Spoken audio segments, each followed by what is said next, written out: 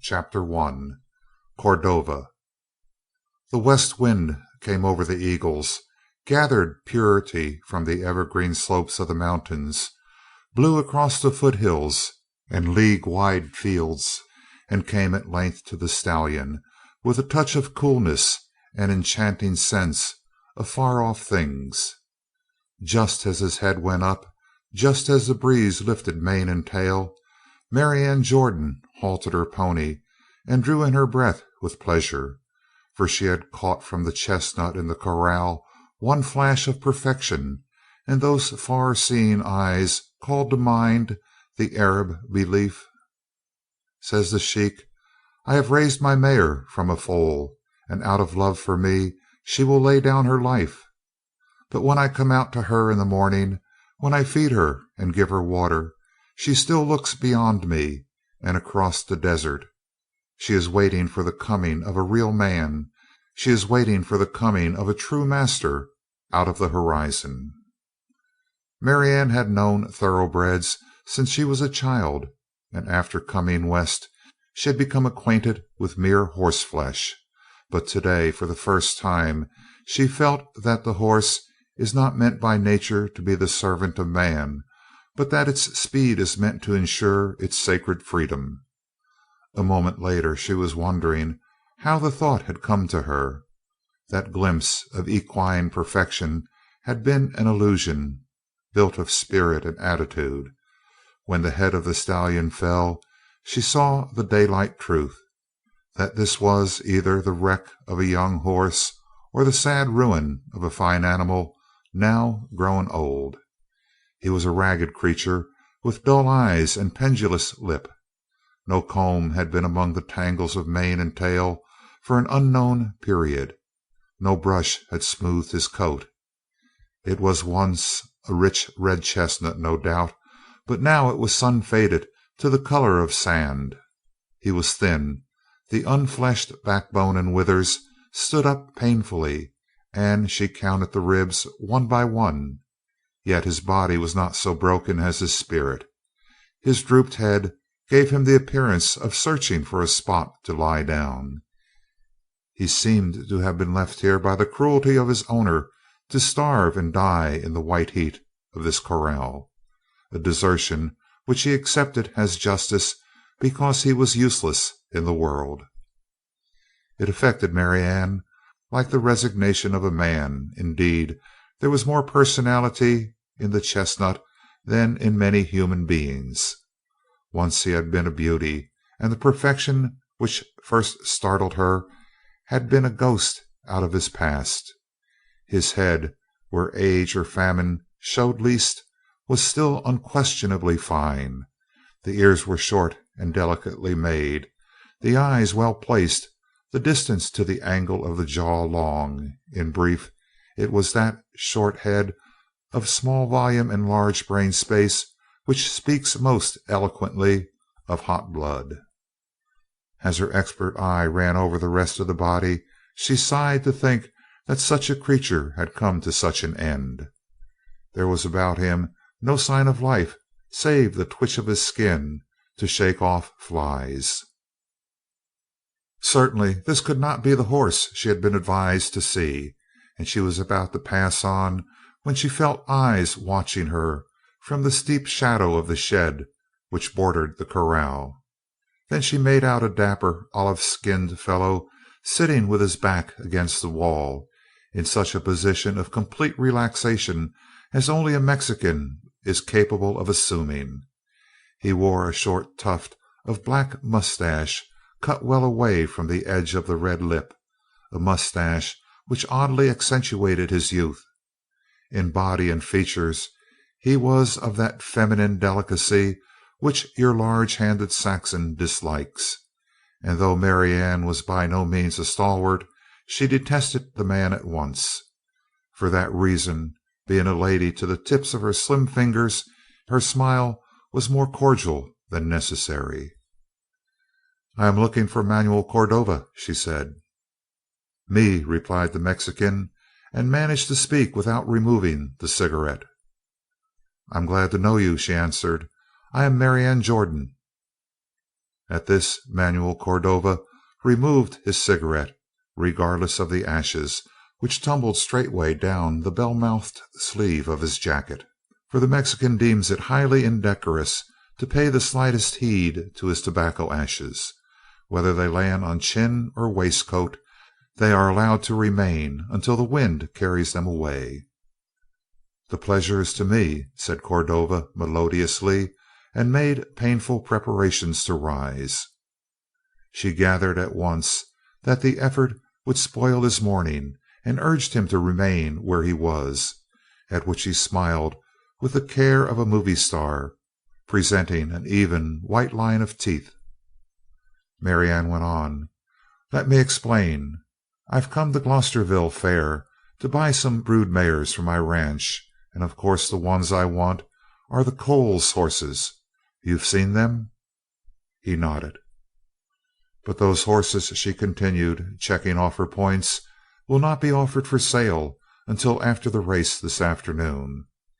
They are all entered, and they are sure to win. There's nothing to touch them, and when they breeze across the finish line I imagine every ranch owner present will want to bid for them. That would put them above my reach, and I can only pray that the miracle will happen. A horse may turn up to beat them. I made inquiries, and I was told that the best prospect was Manuel Cordova's Alcatraz. So I've come with high hopes, Senor Cordova, and I'll appreciate it greatly if you'll let me see your champion." "Look till the heart is content, senorita," replied the Mexican, and he extended a slim, lazy hand towards the drowsing stallion. "But," cried the girl, "I was told a real runner—" She squinted critically at the faded chestnut. She had been told of a 4-year-old, while this gaunt animal looked 15 at least. However, it is one thing to catch a general impression, and another to read points. Marianne took heed now of the long slope of the shoulders, the short back, the well let down hocks. After all, underfeeding would dull the eye and give the ragged, lifeless coat. "He's not much of a horse, eh?" purred Cordova. But the longer she looked, the more she saw.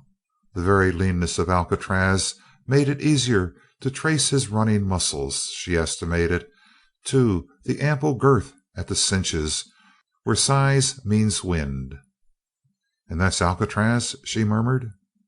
"That is all," said the pleasant Cordova. "May I go into the corral and look him over at close range? I never feel that I know a horse till I get my hands on it." She was about to dismount when she saw that the Mexican was hesitating, and she settled back in the saddle, flushed with displeasure. "No," said Cordova, "that would not be good. You will see." He smiled again, and rising, he sauntered to the fence and turned about with his shoulders resting against the upper bar, his back to the stallion. As he did so, Alcatraz put forward his ears, which, in connection with the dullness of his eyes, gave him a peculiarly foolish look. "You will see a thing, senorita." The Mexican was chuckling. It came without warning. Alcatraz turned with the speed of a whiplash, curling, and drove straight at the place where his master leaned. Marianne's cry of alarm was not needed. Cordova had already started, but even so he barely escaped. The chestnut unbraced legs skidded to the fence, his teeth snapping short inches from the back of his master. His failure maddened Alcatraz. He reminded Marianne of the antics of a cat when in her play with the mouse she tosses her victim a little too far away and wheels to find her prospective meal disappearing down a hole. In exactly similar wise the stallion went around the corral in a whirl of dust, rearing, lashing out with hind legs and striking with fore, catching imaginary things in his teeth and shaking them to pieces.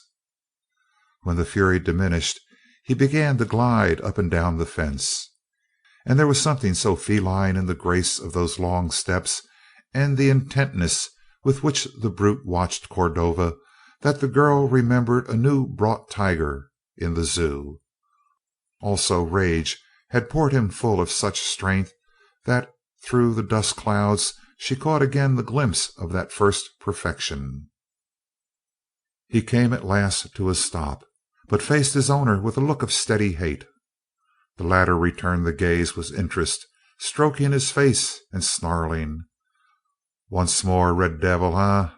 Once more you miss. Bah, but I shall not miss." It was not as one will talk to a dumb beast, for there was no mistaking the vicious earnestness of Cordova, and now the girl made out that he was caressing a long white scar which ran from his temple across the cheekbone. Marianne glanced away embarrassed, as people are when another reveals a dark and hidden portion of his character. "You see," said Cordova, "you would not be happy in the corral with him, eh?" He rolled a cigarette with smiling lips as he spoke, but all the time his black eyes burned at the chestnut. He seemed to Marianne half child and half old man, and both parts of him were evil now that she could guess the whole story. Cordova campaigned through the country, racing his horse at fairs or for side bets. For two reasons he kept the animal systematically undernourished. One was that he was thereby able to get better odds. The other was that on only a weakened Alcatraz would he trust himself. At this she did not wonder, for never had she seen such almost human viciousness of temper in a dumb beast. "As for running, señorita," continued Cordova, "sometimes he does very well, yes, very well. But when he is dull, the spurs are nothing to him."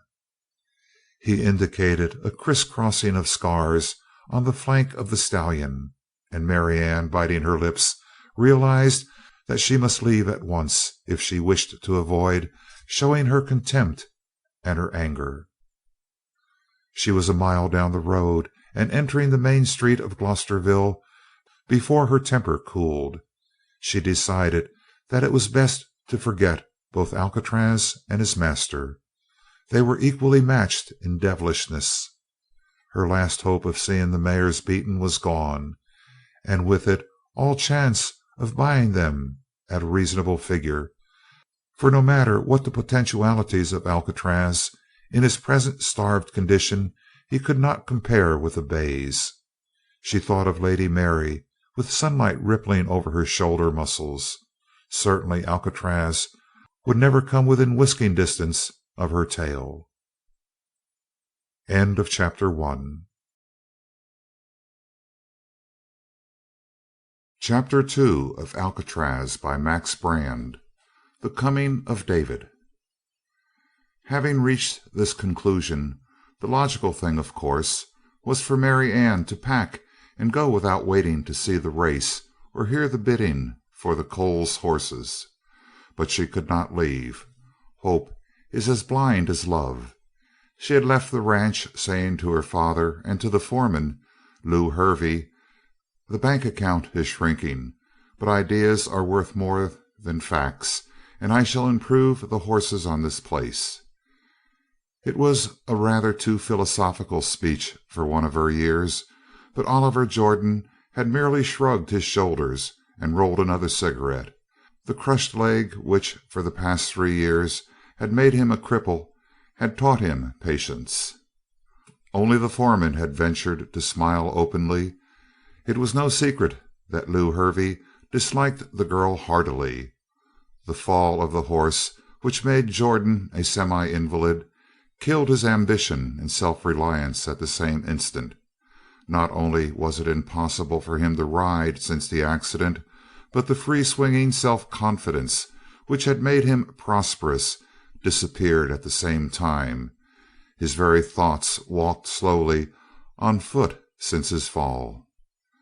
Hervey gathered the reins of the ranch affairs more and more into his own hands, and had grown to an almost independent power when Marianne came home from school. Having studied music and modern languages, who could have suspected in Marianne either the desire or the will to manage a ranch? but to Marianne the necessity for following the course she took was as plain as the palm of an open hand. The big estate, once such a money maker, was now losing. Her father had lost his grip and could not manage his own affairs. But who had ever heard of a hired man being called to run the Jordan business as long as there was a Jordan alive? She, Marianne, was very much alive. She came west and took the ranch in hand. Her father smiled and gave her whatever authority she required. In a week the estate was hers to control. But for all her determination and confidence, she knew that she could not master cattle raising in a few weeks. She was unfemininely willing to take advice. She even hunted for it, and though her father refused to enter into the thing even with suggestions, a little help from Hervey plus her indomitable energy might have made her attempt a success. Hervey, however, was by no means willing to help. In fact, he was profoundly disgruntled. He had found himself, beyond all expectation, in a position almost as absolute and dignified as that of a real owner, with not the slightest interference from Jordan, when, on a sudden, the arrival of this pretty little dark-eyed girl submerged him again in his old role of the hired man. He took what Marianne considered a sneaking revenge. He entered at once upon a career of the most perfect subordination. No fault could be found with his work. He executed every commission with scrupulous care. But when his advice was asked, he became a sphinx. Some folks say one way and some another. Speaking personal, I don't know, Miss Jordan. You just tell me what to do and I'll do it. This attitude irritated her so that she was several times on the verge of discharging him. But how could she turn out such an old employee, and one so painstakingly in the duties assigned to him? Many a day she prayed for a new foreman or night.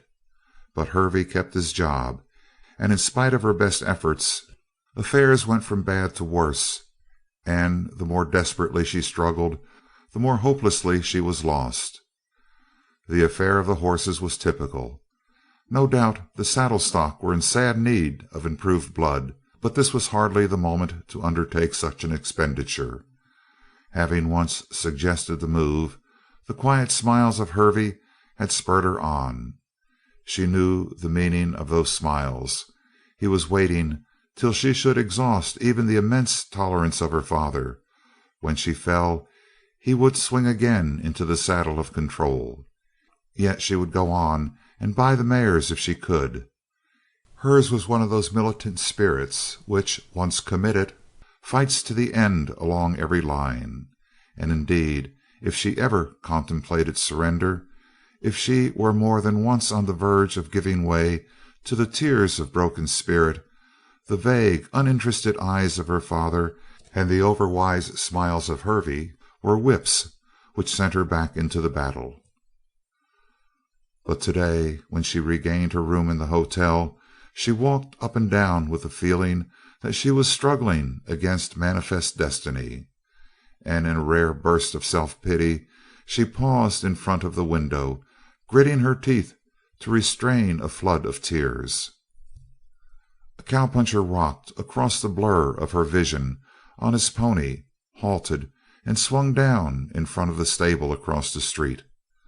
The horse staggered as the weight came out of the stirrup, and that made Marianne watch with a keener interest, for she had seen a great deal of merciless riding since she came west, and it always angered her. The cowpunchers used horseflesh rather than horses, a distinction that made her hot. If a horse were not good enough to be loved, it was not good enough to be ridden. That was one of her maxims. She stepped closer to the window. Certainly the pony had been cruelly handled, for the little gray gelding swayed in rhythm with his panting.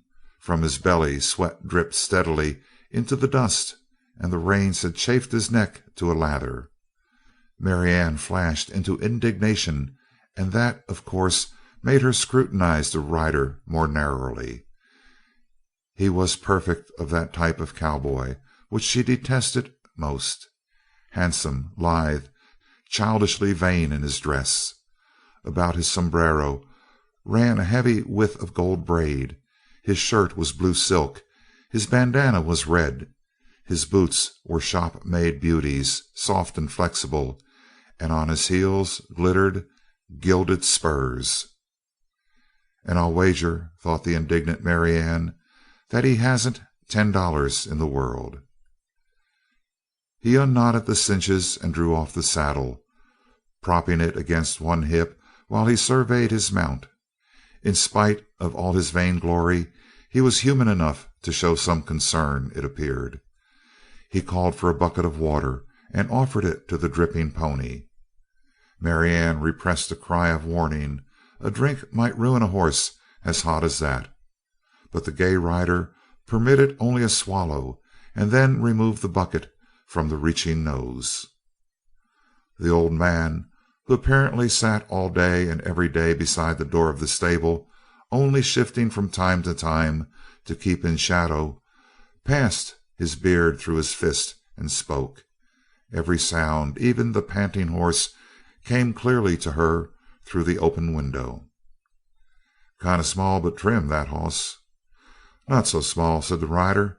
"About 15.2, I guess." "Measured him?" "Never." "I'd say nigher on the 15.1." "Bet my spurs to $10 that he's 15.2, and that's good odds for you." The old man hesitated, but the stable boy was watching him with a grin. "I'll take that bet if—" he began.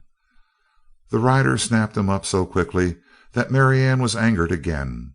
Of course he knew the height of his own horse, and it would be criminal to take the old loafer's money, but that was his determination.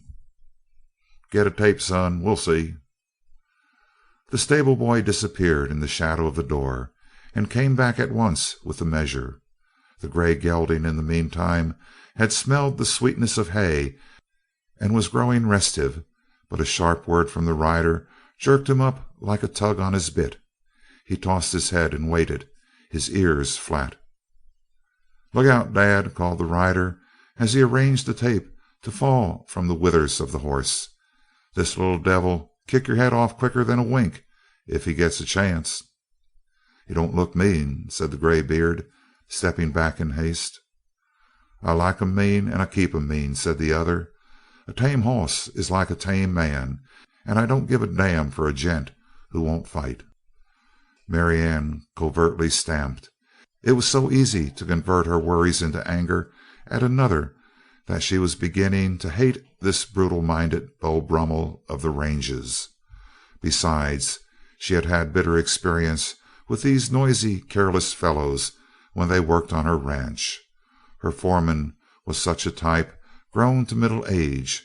Indeed, her anger at the whole species called cowpuncher now focused to a burning point on him of the gilded spurs. The measuring was finished. He stepped back. 15.1 1/4, he announced. "You win, Dad." Marianne wanted to cheer. "You win, confound it, and where'll I get the mates of this pair? You win, and I'm the underdog." "A poor loser, too," thought Marianne. She was beginning to round her conception of the man, and everything she added to the picture made her dislike him the more cordially. He had dropped on one knee in the dust and was busily loosening the spurs, paying no attention to the faint protest of the winner that he "didn't have no use for the darn things no ways." And finally he drowned the protests by breaking into song in a wide ringing baritone and tossing the spurs at the feet of the others. He rose laughing, and Marianne, with a mental rest, rearranged one part of her preconception. Yet this carelessness was only another form of the curse of the West and Westerners, extravagance. He turned now to a tousle-headed 3-year-old boy who was wandering near, drawn by the brilliance of the stranger. "Keep away from those heels, kiddie. Look out now." The yellow-haired boy, however, dazed by this sudden centering of attention on him, stared up at the speaker with his thumb in his mouth, and with great frightened eyes he headed straight for the heels of the gray. "Take the hoss," began the rider to the stable boy, but the stable boy's sudden reaching for the reins made the gray toss its head and lurch back towards the child. Marianne caught her breath as the stranger, with mouth drawn to a thin, grim line, leaped for the youngster.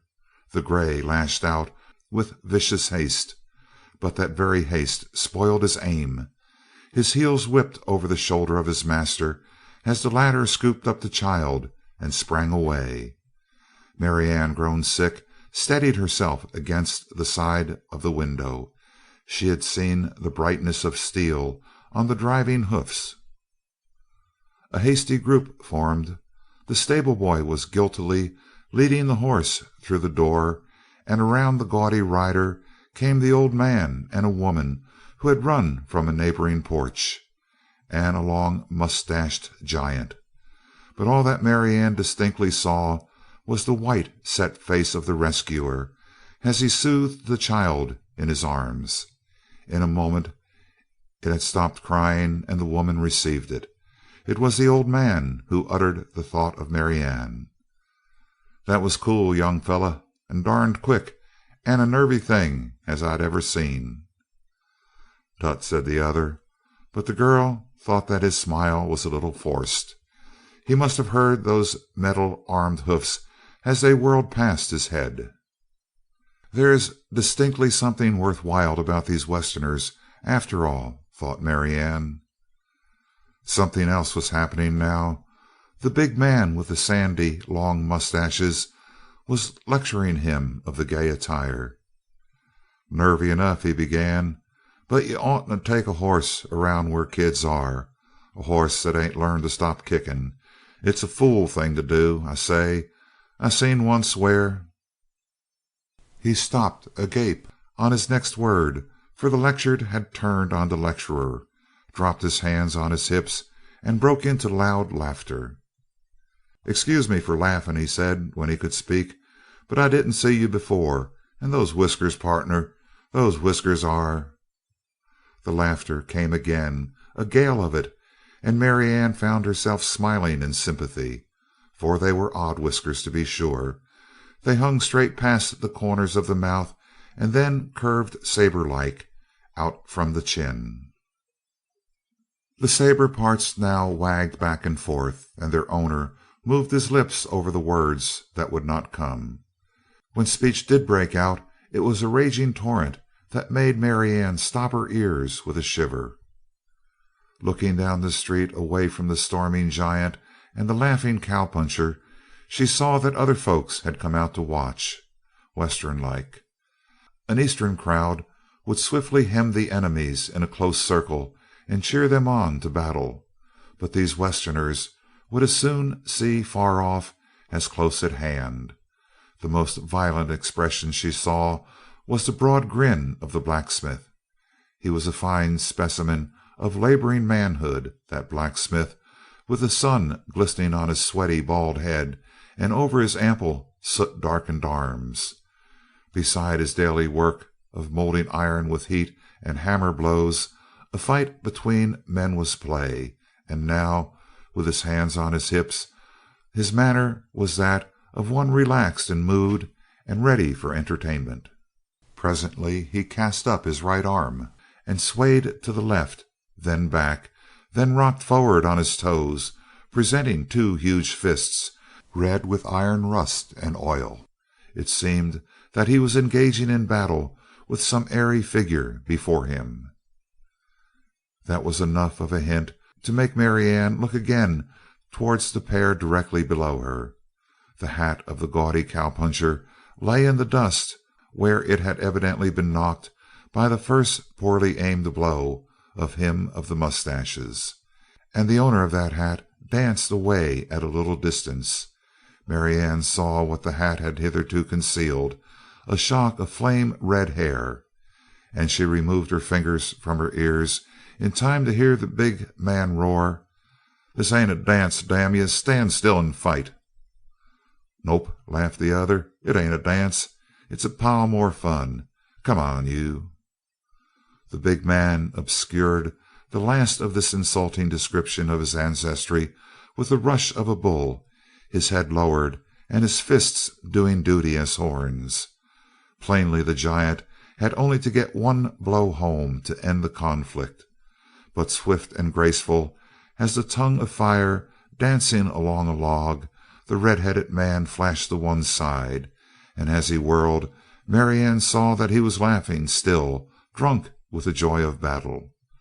Goliath roared past, thrashing the air. David swayed in with darting fists. They closed. They became obscure forms whirling in a fog of dust until Redhead leaped out of the mist. Goliath followed with the cloud boiling away from him, a mountain of a man above his forearm. "It's unfair," shrilled Marianne. "That great brute and—" Redhead darted forward. A blue-clad arm flicked out. She almost heard and felt the jar of that astonishing shock which halted Goliath in his tracks with one foot raised. He wobbled an instant, then his great knees bent, and dropping inert on his face, the dust spurted like steam under the impact. The crowd now washed in from every side to lift him up and revive him with canteens of water. Yet they were quite jovial in the midst of their work of mercy, and Marianne gathered that the fall of Goliath was not altogether unwelcomed to the townsmen. She saw the bulky figure raised to a sitting posture, saw a dull-eyed face, bloody about the mouth, and looked away hastily towards the red-headed victor. He was in the act of picking the torn fragments of his sombrero from the dust. It had probably come in contact with the giant's spurs as they wrestled, for the crown was literally ripped to tatters, and when its owner beat out the dirt and placed the hat on his head, the fiery hair was still visible through the rents.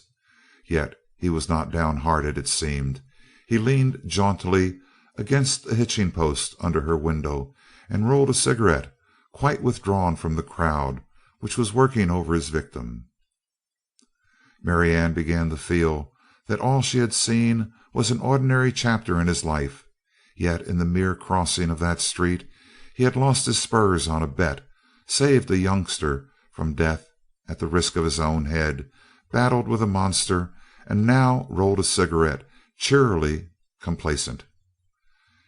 If 50 feet of his life made such a story, what must a year of it be? As though he felt her wonder above him, he raised his head in the act of lighting his cigarette, and Marianne was looking down into bright, whimsical blue eyes. She was utterly unconscious of it at the moment, but at the sight of that happy face and all the dust-dimmed finery of the cavalier, Marianne involuntarily smiled. She knew what she had done the moment he grinned in response, and began to whistle, and whistle he did, keeping the rhythm with the sway of his head. At the end of the trail I'll be weary riding, but Mary will wait with a smile at the door. The spurs and the bit had been chinking and chiding, but the end of the trail. Marianne stepped back from the window with the blood tingling in her face. She was terribly ashamed, for some reason, because she knew the words of that song. "A cowpuncher actually whistling at me," she muttered. "I've never known a red-headed man who wasn't insolent." The whistling died out. A clear, ringing baritone began a new air.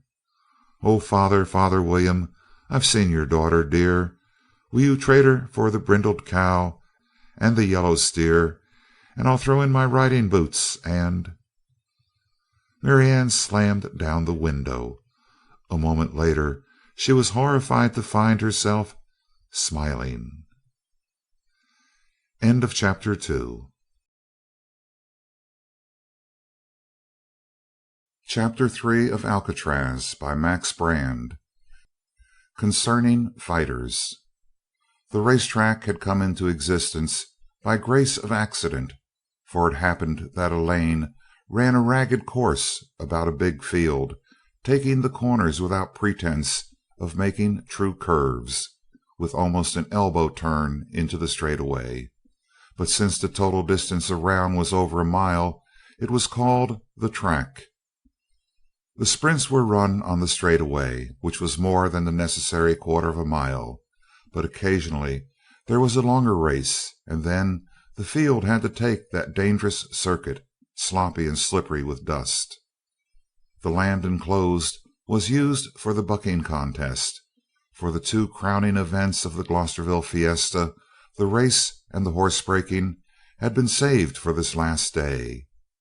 Marianne Jordan gladly would have missed the latter event.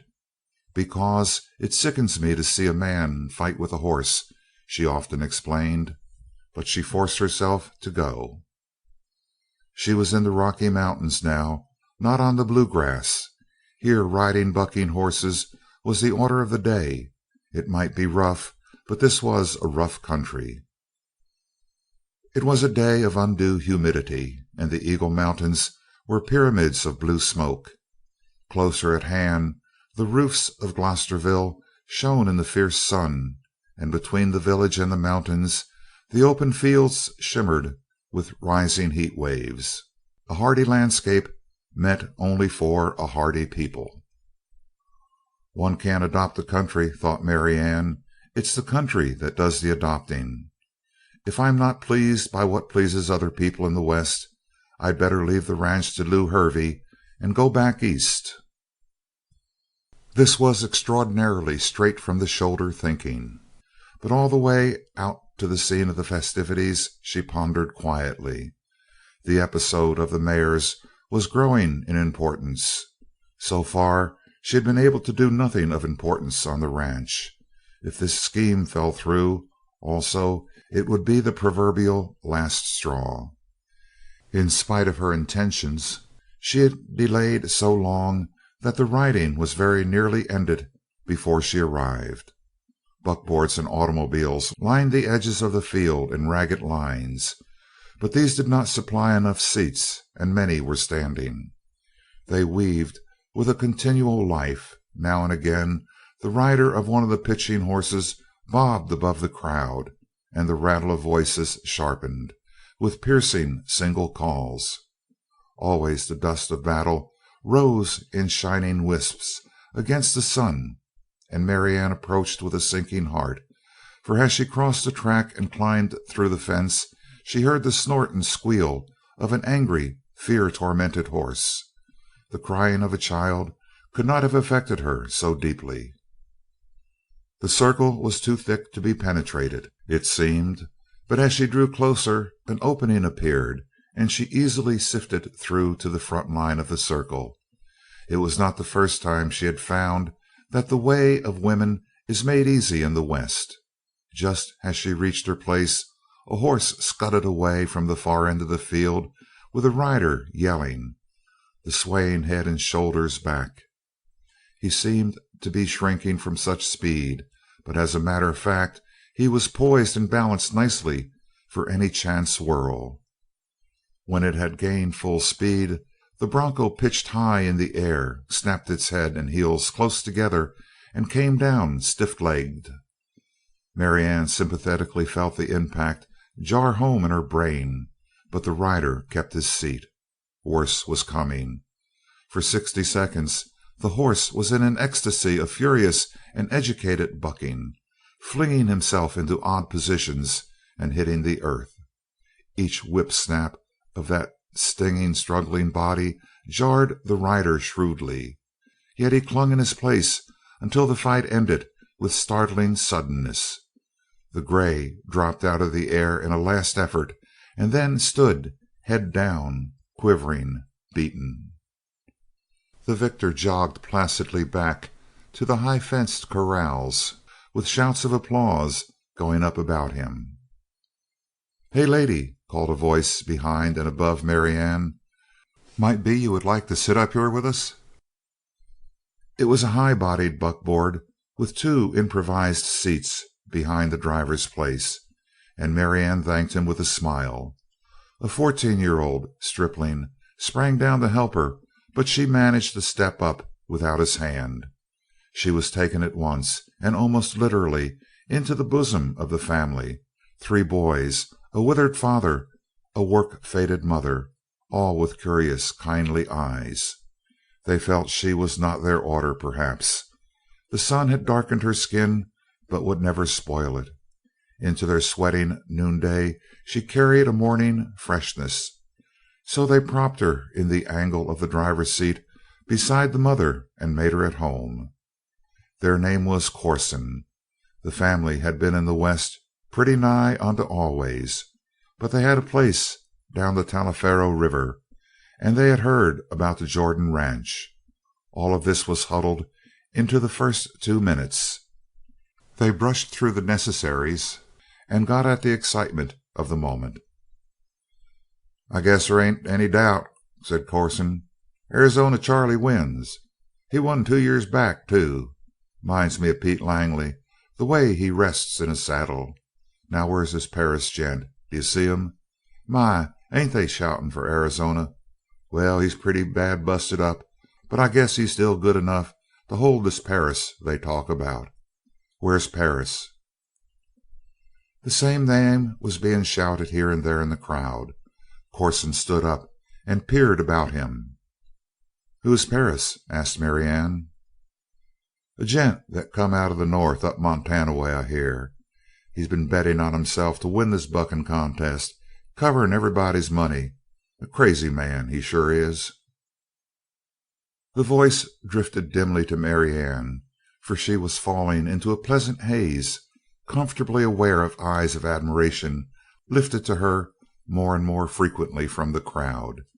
She envied the blue coolness of the mountains, or breathed gingerly because the sting of alkali dust was in the air, or noted with impersonal attention the flash of sun on a horse struggling in the far-off corrals.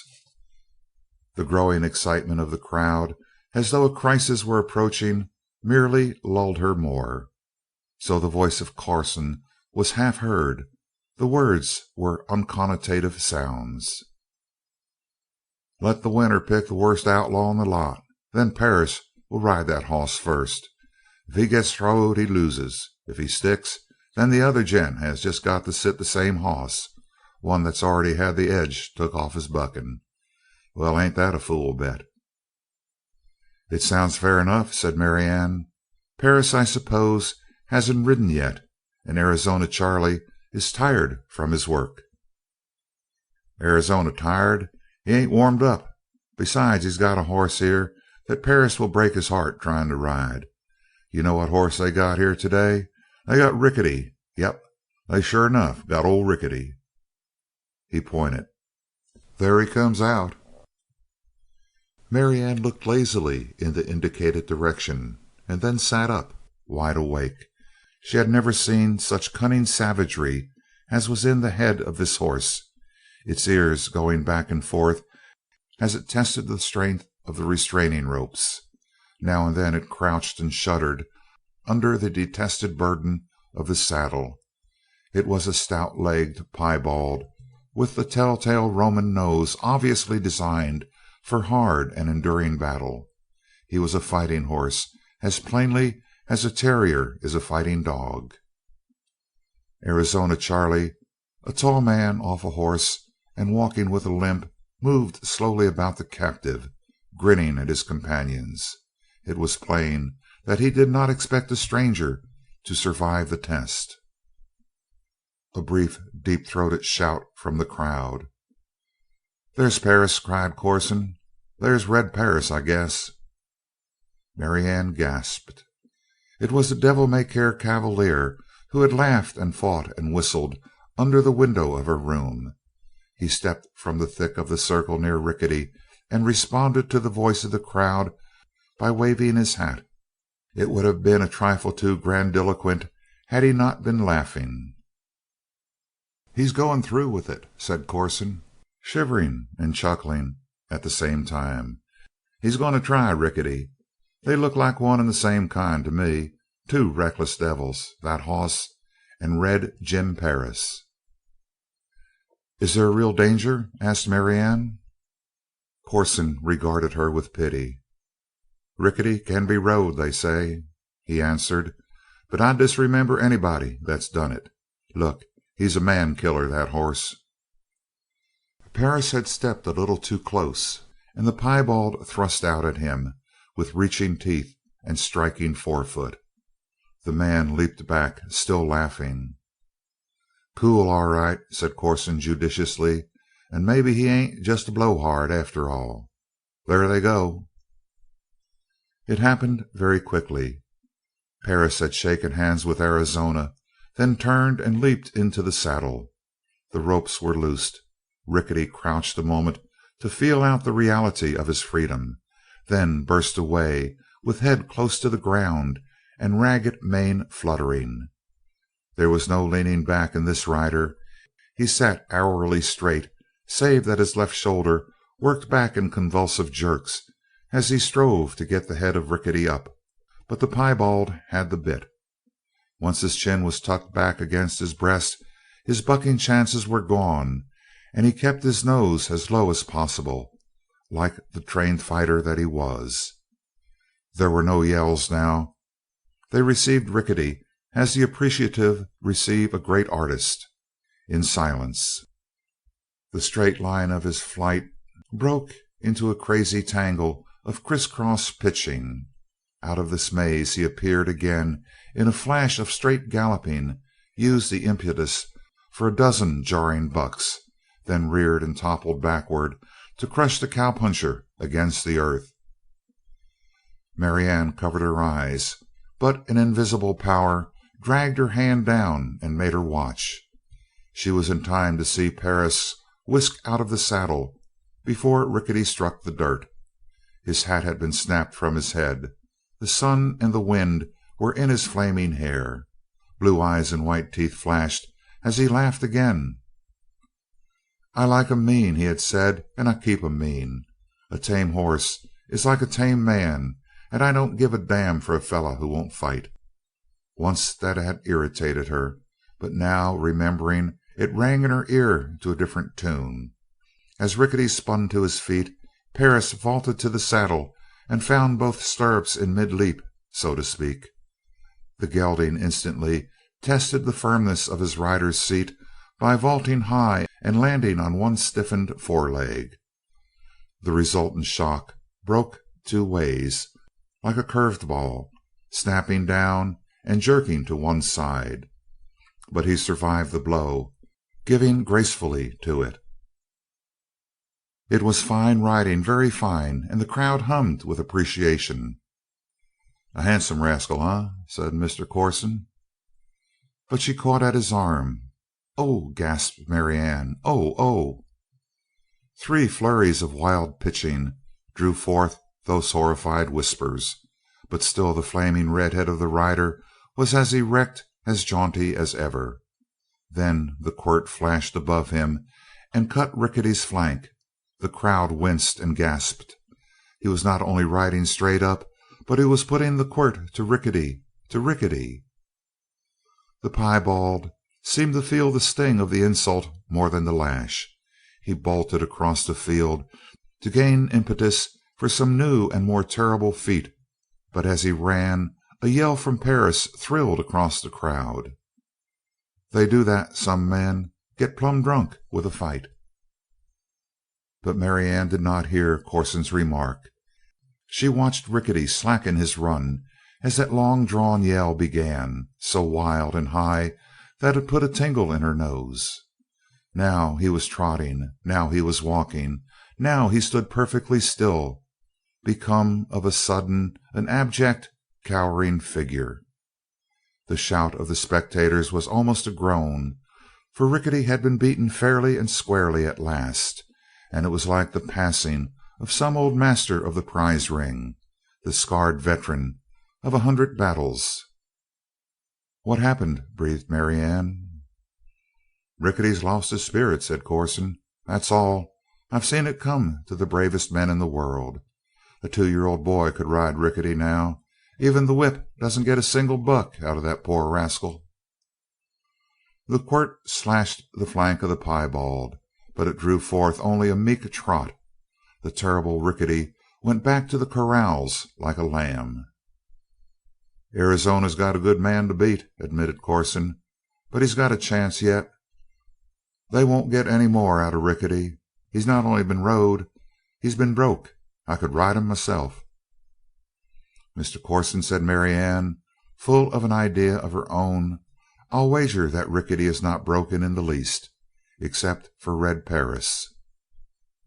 "Meaning Perris just sort of put a charm on him?" suggested Corson, smiling. "Exactly that, you see." In fact, the moment Perris slipped from the saddle, Rickety rocked forward on his forelegs and drove both heels at one of the reckless who came too near. A second later he was fighting with the activity and venom of a cat to get away from the ropes. The crowd chattered its surprise. Plainly the fierce old outlaw had not fought his last. "What did Perris do to the horse?" murmured Marianne.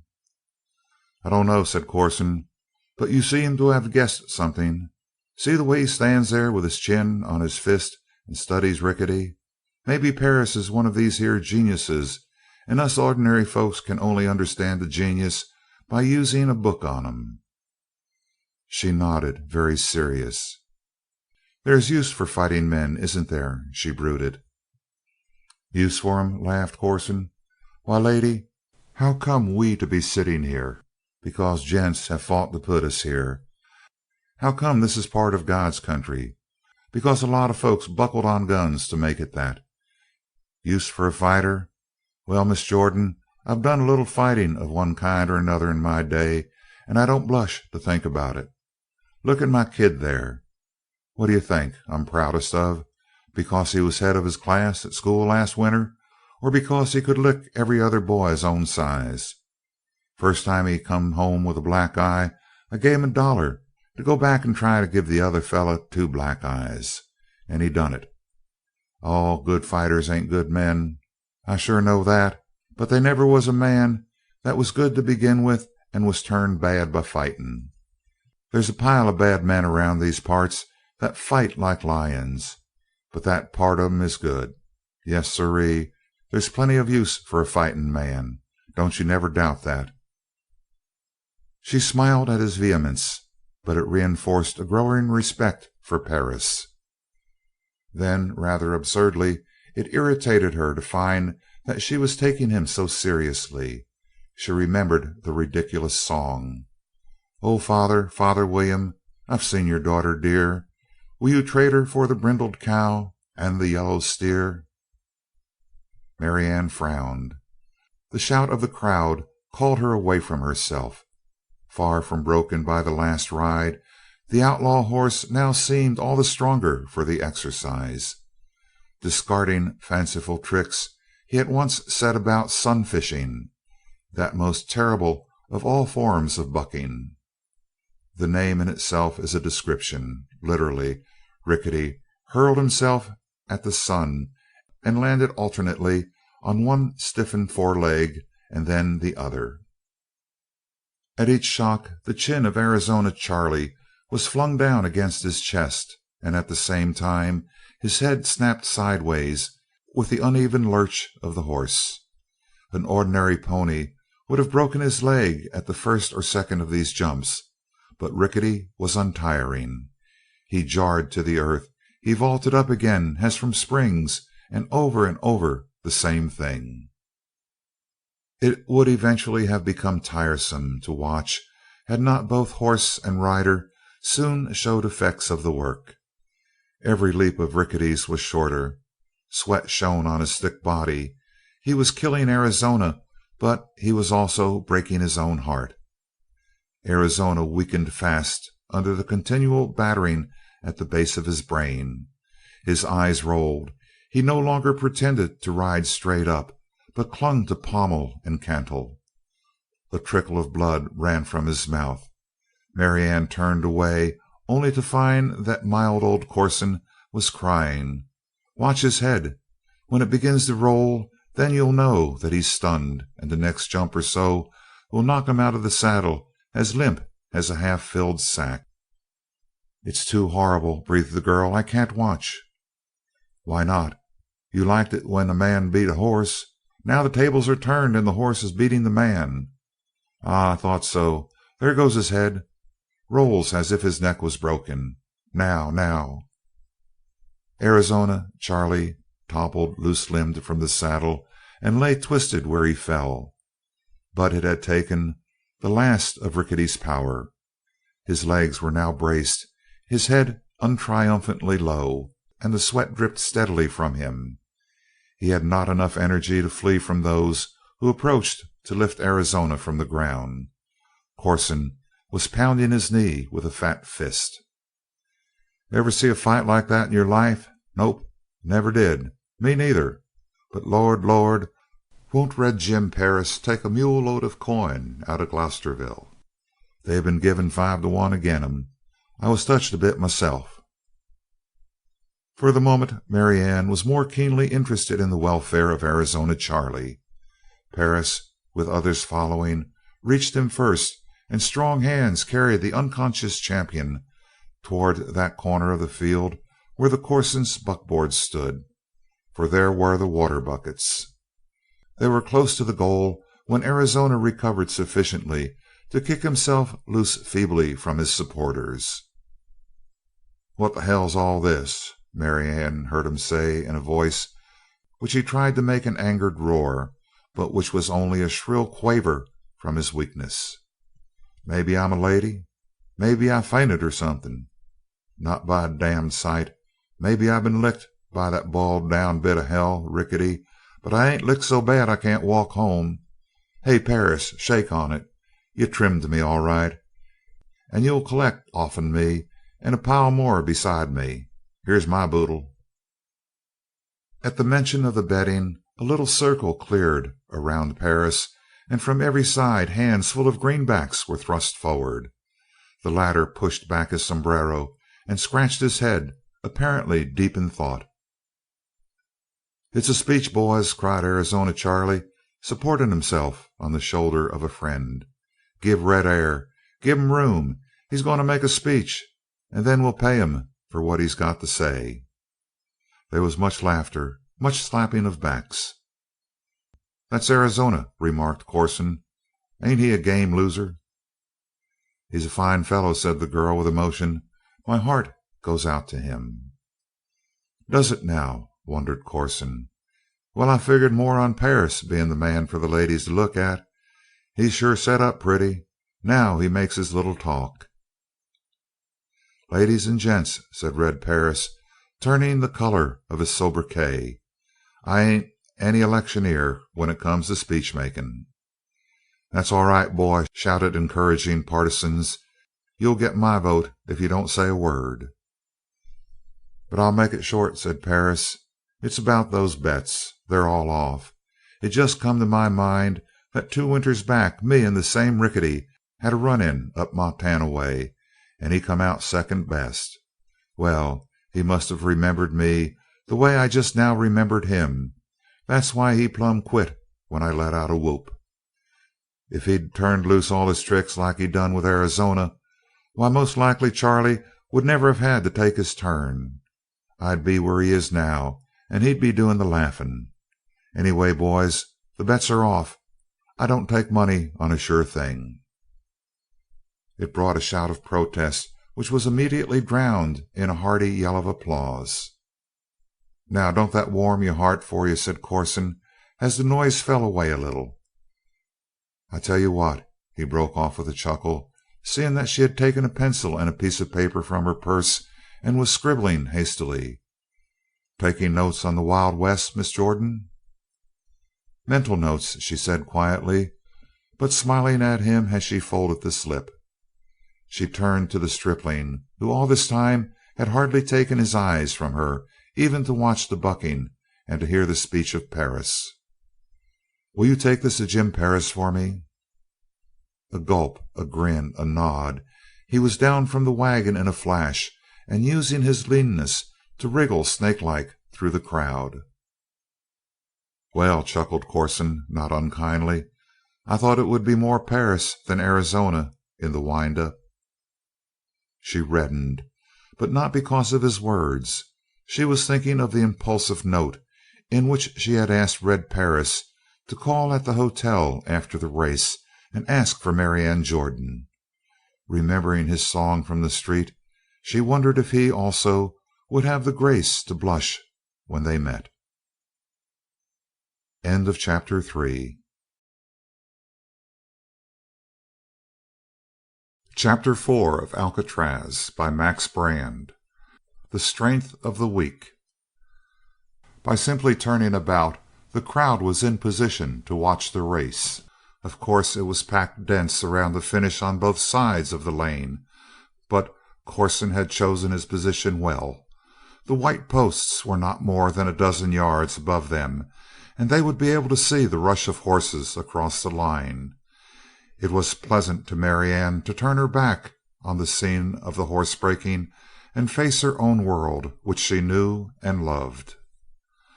The ponies were coming out to be paraded for admiration and to loosen their muscles with a few stretching gallops. Each was ridden by his owner, each bore a range saddle.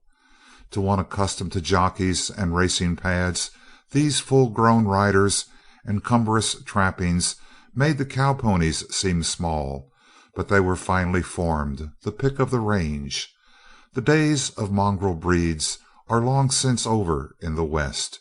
Smaller heads, longer necks, more sloping shoulders told of good blood crossed on the range stock. Still the base stock showed clearly when the Coles mares came onto the track with mincing steps, turning their proud heads from side to side, and everyone coming hard on the bit. Coles had taken no chances, and though he had been forced by the rules of the race to put up the regulation range saddles, he had found the lightest riders possible. Their small figures brought out the legginess of the mares. Beside the compact range horses, their gait was sprawling, but the wise eye of Marianne saw the springing fetlocks kiss the dust and the long telltale muscles. She cried out softly in admiration and pleasure. "You see the Coles mares," she said. "There go the winners, Mr. Corson. The ponies won't be in it after 2 furlongs." Corson regarded her with a touch of irritation. "Now, don't you be too sure, lady," he growled. "Lots of legs, I grant you. Too much for me. Are they purebred?" "No," she answered. "There's enough cold blood to bring the price down. But Coles is a wise business man. After they've won this race in a bunch they'll look, every one, like daughters of Salvator. See that? Oh, the beauties!" One of the range horses was loosed for a 50-yard sprint, and as he shot by, the mares swayed out in pursuit. There was a marked difference between the gaits. The range horse pounded heavily, his head bobbing. The mares stepped out with long rocking gallop. They seemed to be going with half the effort and less than half the speed, and yet, strangely, they very nearly kept up with the sprinter until their riders took them back to the eager, prancing walk. Marianne's eyes sparkled, but the little exhibition told a different story to old Corson. He snorted with pleasure. "Maybe you seen that, Miss Jordan? You seen Jud Hopkins's roan go by them fancy Cole mares? Well, well, it done my heart good. This gent Coles comes out of the East to teach us poor ignorant ranchers what right horseflesh should be. He's going to auction off them half-dozen mares after the race. Well, sir, I wouldn't give $50 a head for 'em, nor neither will nobody else, when they see them mares fade away in the home stretch. Nope, neither will nobody else." In this reference to overwise Easterners there was a direct thrust at the girl, but she accepted it with a smile.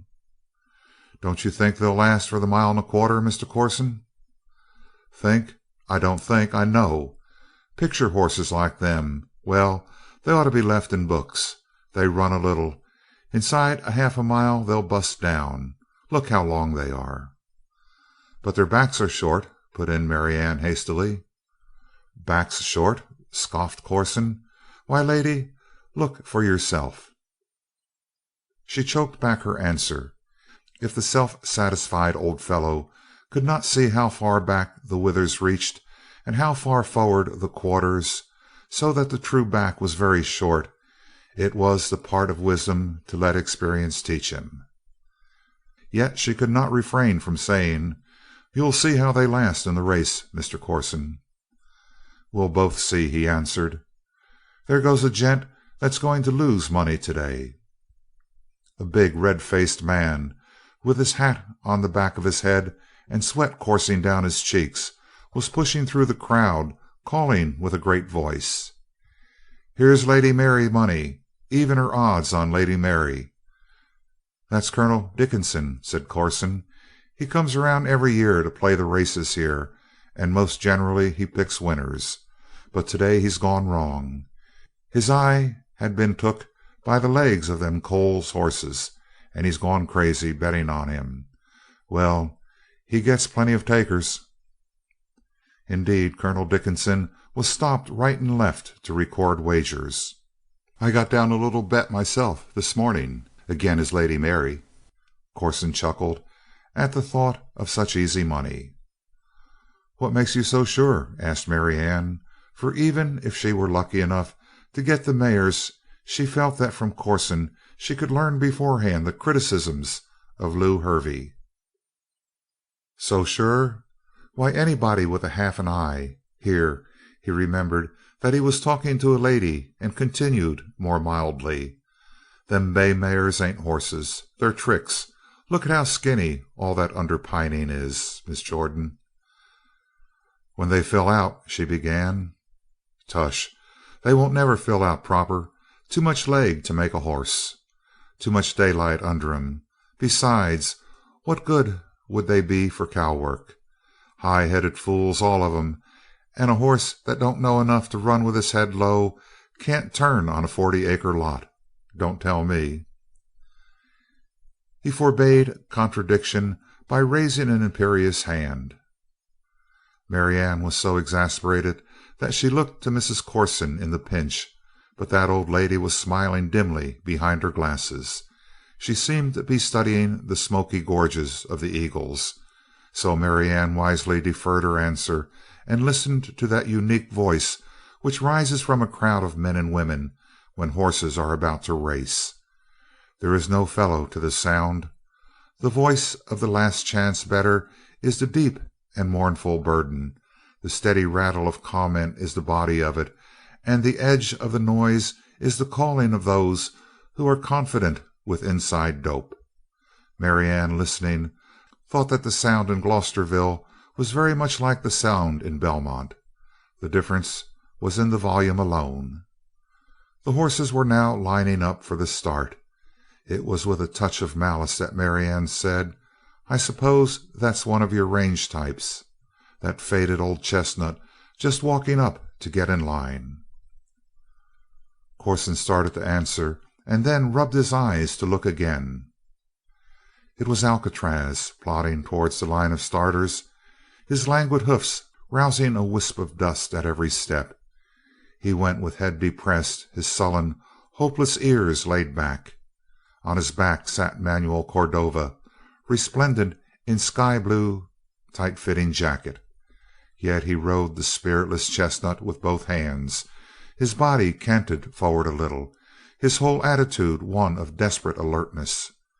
There was something so ludicrous in the contrast between the hair-trigger nervousness of the Mexican and the drowsy unconcern of the stallion that a murmur of laughter rose from the crowd about the starting line and drifted across the field. "I suppose you'll say that long hair is good to keep him warm in winter," went on the girl sarcastically. "As far as legs are concerned, he seems to have about as much as the longest of the mares." Corson shook his head in depreciation. "You can never tell what a fool Mexican will do. Most like he's riding in this race to show off his jacket, not because he has any hope of winning. That horse ain't any type of range." "Perhaps you think it's a thoroughbred?" asked Marianne. Corson sighed, feeling that he was cornered. "Raised on the range all right," he admitted, but you'll find freak horses anywhere, and that chestnut is just a plug." "And yet," ventured Marianne, "it seems to me that the horse has some points." This remark drew a glance of scorn from the whole Corson family. What would they think, she wondered, if they knew that her hopes centered on this very stallion? Silence had spread over the field. The whisper of Corson seemed loud. "Look how still the range horses stand. They know what's ahead, and look at them fool bays prance." The Coles horses were dancing eagerly, twisting from side to side at the post. "Oh," cried Mrs. Corson, "what a vicious brute!" Alcatraz had wakened suddenly and driven both heels at his neighbor. Luckily he missed his mark, but the starter ran across the track and lessoned Cordova with a raised finger. Then he went back. There was a breath of waiting. The gun barked. The answer to it was a spurt of low-running horses with a white cloud of dust behind, and Corson laughed aloud in his glee. Every one of the group in the lead was a range horse. The Coles mares were hanging in the rear, and last of all, obscured by the dust cloud, Alcatraz ran sulkily. "But you wait," said Marianne, sitting tensely erect. "Those ponies, with their short legs, can start fast, but that's all. When the mares begin to run, now, now, now! Oh, you beauties, you dears!" The field doubled the first jagged corner of the track, and the bay mares, running compactly grouped, began to gain on the leaders hand over hand. Looking first at the range horses and then at the mares, it seemed that the former were running with twice the speed of the latter, but the long, rolling gallop of the bays ate up the ground and bore them down on the leaders in a bright hurricane. The cowpunchers, hearing that volleying of hoofbeats, went to spur and quirt to stave off the inevitable, but at 5 furlongs Lady Mary left her sisters and streaked around the tiring range horses into the lead. Marianne cried out in delight. She had forgotten her hope that the mares might not win. All she desired now was that blood might tell and her judgment be vindicated. "They won't last," Corson was growling, his voice feeble in the roar of the excited crowd. "They can't last that pace. They'll come back after a while, and the ponies will walk away to the finish." "Have you noticed," broke in Mrs. Corson, "that the poor old faded chestnut seems to be keeping up fairly well?" For as the bay mares cut around into the lead, Alcatraz was seen at the heels of the range horses, running easily, it seemed, with a great elastic stride. But it's not the same horse," Marianne gasped. To be sure, Alcatraz in motion was transformed, the hollows among his ribs forgotten, and the broken spirit replaced by power, the electric power of the racer. "It looks very much to me as if the Mexican is pulling that horse too," said Marianne. For Cordova rode with legs braced, keeping a tight pull that bent the head of Alcatraz down. He might have served for a statue of fear. "And notice that he makes no effort to break around the range horses or through them. What's the matter with him?" At 7 furlongs the mares were in a group of themselves, lengths in front and drawing away. The heads of the cowponies were going up, sure sign that they were spent, and even Corson was gloomily silent. He was remembering his bet against Lady Mary, and lo, Lady Mary was breezing in front, well within her strength. One glance at her pricking ears told an eloquent story. Near them Marianne saw big Colonel Dickinson capering, and the sight inspired a shrewd suspicion. What if he knew the reputation of Alcatraz, and to secure his bets on Lady Mary had bribed Cordova at the last moment to pull his horse? Certainly it seemed that that was what the Mexican was doing. "There's a lady!" the Colonel was shouting. "Go it, girl! Go it, beauty! Lady Mary! Lady Mary!" Marianne raised her field glasses and studied the rush of horses through the fog of dust. "It's just as I thought," she cried without lowering the glasses. "The scoundrel is pulling Alcatraz. He rides as if he were afraid of something, afraid that the horse might break away. Look, Mr. Corson." "I dunno," said Corson. "It sure does look sort of queer." "Why, he's purposely keeping that horse in a pocket. He has him on the rail. Oh, the villain!" It was a cry of shrill rage. "He's sawing on the bit, and the chestnut has his ears back. I can see the glint of his eyes, as if he wants to run simply because he is being held. But there! He's got the bit in his teeth. His head goes out. Mr. Corson, is it too late for Alcatraz to win the race?" She dropped the glasses. There was no need of them now. Rounding into the long home stretch, Cordova made a last frightened effort to regain control and then gave up, his eyes rolling with fear. Alcatraz had got his head. He ran his own race from that point. He leaped away from the cowponies in the first 3 strides and set sail for the leaders. Because of his ragged appearance, his name had been picked up by the crowd and sent drifting about the field. Now they called on him loudly, for every rancher and every ranch hand in Glosterville was summoning Alcatraz to vindicate the range stock against the long-legged mares which had been imported from the East for the sole purpose of shaming the native products. The cry shook in a wailing chorus across the field, "Alcatraz!" and again "Alcatraz!" with tingling cowboy yells in between. And mightily the chestnut answered those calls, bolting down the stretch.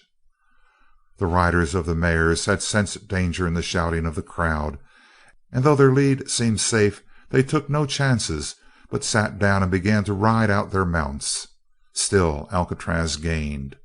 From the stretching head, across the withers, the straight driving croup, the tail whipped out behind, was one even line. His ears were not flagging back like the ears of a horse merely giving his utmost speed. They were dressed flat by a consuming fury, and the same uncanny rage gleamed in his eyes and trembled in his expanding nostrils. It was like a human effort, and for that reason terrible in a brute beast. Marianne saw Colonel Dickinson with the fingers of one hand buried in his plump breast. The other had reared his hat aloft, frozen in place in the midst of the last flourish, and never in her life had she seen such mingled incredulity and terror. She looked back again. There were 3 sections to the race now. The range ponies were hopelessly out of it. The Coles horses ran well in the lead. Between, coming with tremendous bounds, was Alcatraz. He got no help from his rider. The light jockey on Lady Mary was aiding his mount by throwing his weight with the swing of her gallop, but Manuel Cordova was a leaden burden. The most casual glance showed the man to be in a blue funk. He rode as one astride a thunderbolt, and Alcatraz had both to plan his race and run it. A furlong from the finish, he caught the rearmost of the mares and cut around them, the dust spurting sideways. The crowd gasped, for as he passed the bays it was impossible to judge his speed accurately, and after the breath of astonishment the cheers broke in a wave. There was a confusion of emotion in Marianne. A victory for the chestnut would be a coup for her pocketbook when it came to buying the Coles horses, but it would be a distinct blow to her pride as a horsewoman. Moreover, there was that in the stallion which roused instinctive aversion. Hatred for Cordova sustained him, for there was no muscle in the lean shoulders or the starved quarters to drive him on at this terrific pace. In the corner of her vision she saw old Corson, agape, pale with excitement, swiftly beating out the rhythm of Alcatraz's swinging legs, and then she looked to Lady Mary. Every stride carried the bay back to the relentless stallion. Her head had not yet gone up. She was still stretched out in the true racing form, but there was a roll in her gallop. Plainly, Lady Mary was a very, very tired horse. She shot into the final furlong with whip and spur lifting her on. Every stroke brought a quivering response, All that was in her strong heart was going into this race. And still the chestnut gained. At the 16th her flying tail was reached by his nose, and still he ate up the distance. Yet, spent as the mare was, the chestnut was much farther gone. If there was a roll in her weary gallop, there was a stagger in his gait. Still he was literally flinging himself towards the finish. No help from his rider, certainly, but every rancher in the crowd was shouting hoarsely and swinging himself towards the finish, as though that effort of will and body might mysteriously be transmitted to the struggling horse and give him new strength. 50 yards from the end his nose was at Lady Mary's shoulder, and Marianne saw the head of the mare jerk up. She was through, but the stallion was through also. He had staggered in his stride drunkenly. She saw him shake his head, saw him fling forward again, and the snaky head crept once more to the neck of the mare, to her ears, and on and on. 500 voices bellowed his name to lift him to the finish. Alcatraz! Then they were over the line, and the riders were pulling up. It was not hard to stop Alcatraz. He went by Marianne at a reeling trot, his legs shambling weakly, and his head drooping, a weary rag of horse flesh, with his ears still gloomily flattened to his neck. But who had won? The uproar was so terrific that Marianne could not distinguish the name of the victor, as the judges called it, waving their arms to command silence. Then she saw Colonel Dickinson walking with fallen head. The fat man was sagging in his step.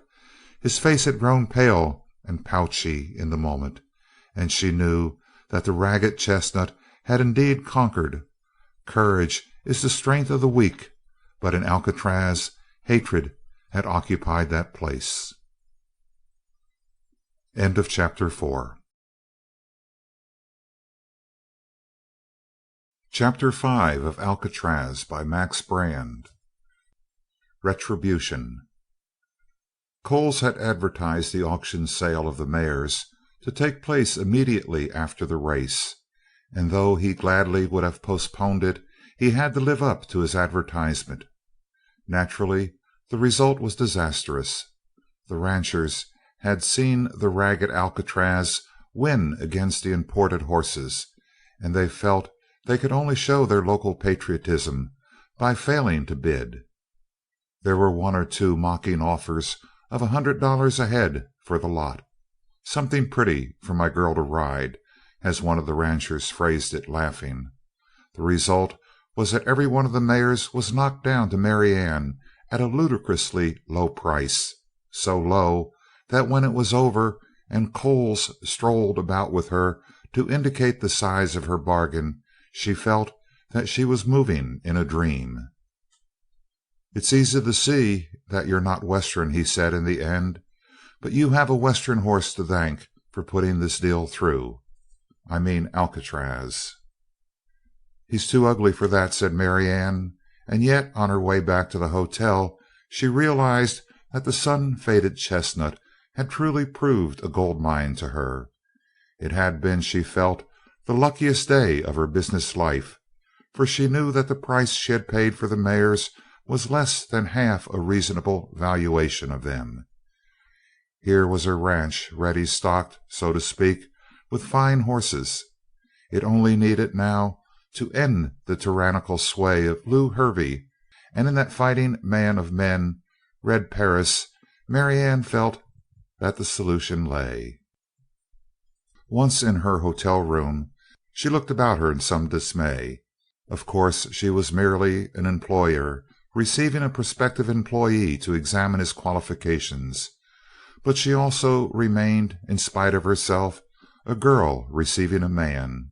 She was glad that no one was there to watch with quizzical eye as she rearranged the furniture. She was doubly glad that he could not watch her at the mirror. She gave herself the most critical examination since she left the East, and on the whole she approved of the changes. The stirring life in the open had darkened the olive of her skin, she found, but also had made it more translucent. The curve of her cheek was pleasantly filled, her throat rounder, and her head better poised. And above all, excitement gave her the vital color. She paused at this point to wonder why a stray cowpuncher should make her flush, but immediately decided that he had nothing to do with it. It was the purchase of the mares that kept alive the little thrill of happiness. But Marianne was essentially honest, and when her heart jumped as she heard a swift, light step come down the hall and pause at her door, she admitted at once that horses had nothing to do with the matter. She wished ardently that she had made the discovery sooner. As it was, before she composed herself, he had knocked, been bidden in, and stood before her. She knew, inwardly dismayed, that her eyes were wide, her color high, and her whole expression one of childish expectancy. It comforted her greatly to find that he was hardly more at ease than she. He made futile efforts to rub some dust from his shirt. "I wanted to get fixed up," he said, "but the note said to come right after the race, Miss Jordan." In fact, he made a harum-scarum figure. The fight with him of the mustaches had produced rents invisible at a distance, but distinct at close hand, and the dust and the sweat had faded the blue of his shirt and the red of his bandana. But the red flame of that hair and the keen blue of that eye, they, to be sure, were not faded.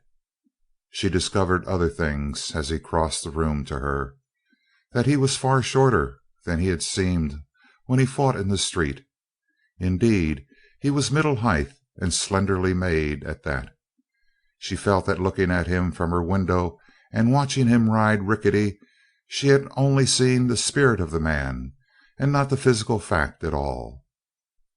He shook hands. She was glad to see that he neither peered at her slyly, as a vain man is apt to do when he meets a girl who has sought him out, nor met her sullenly, as is the habit of the bashful Westerner.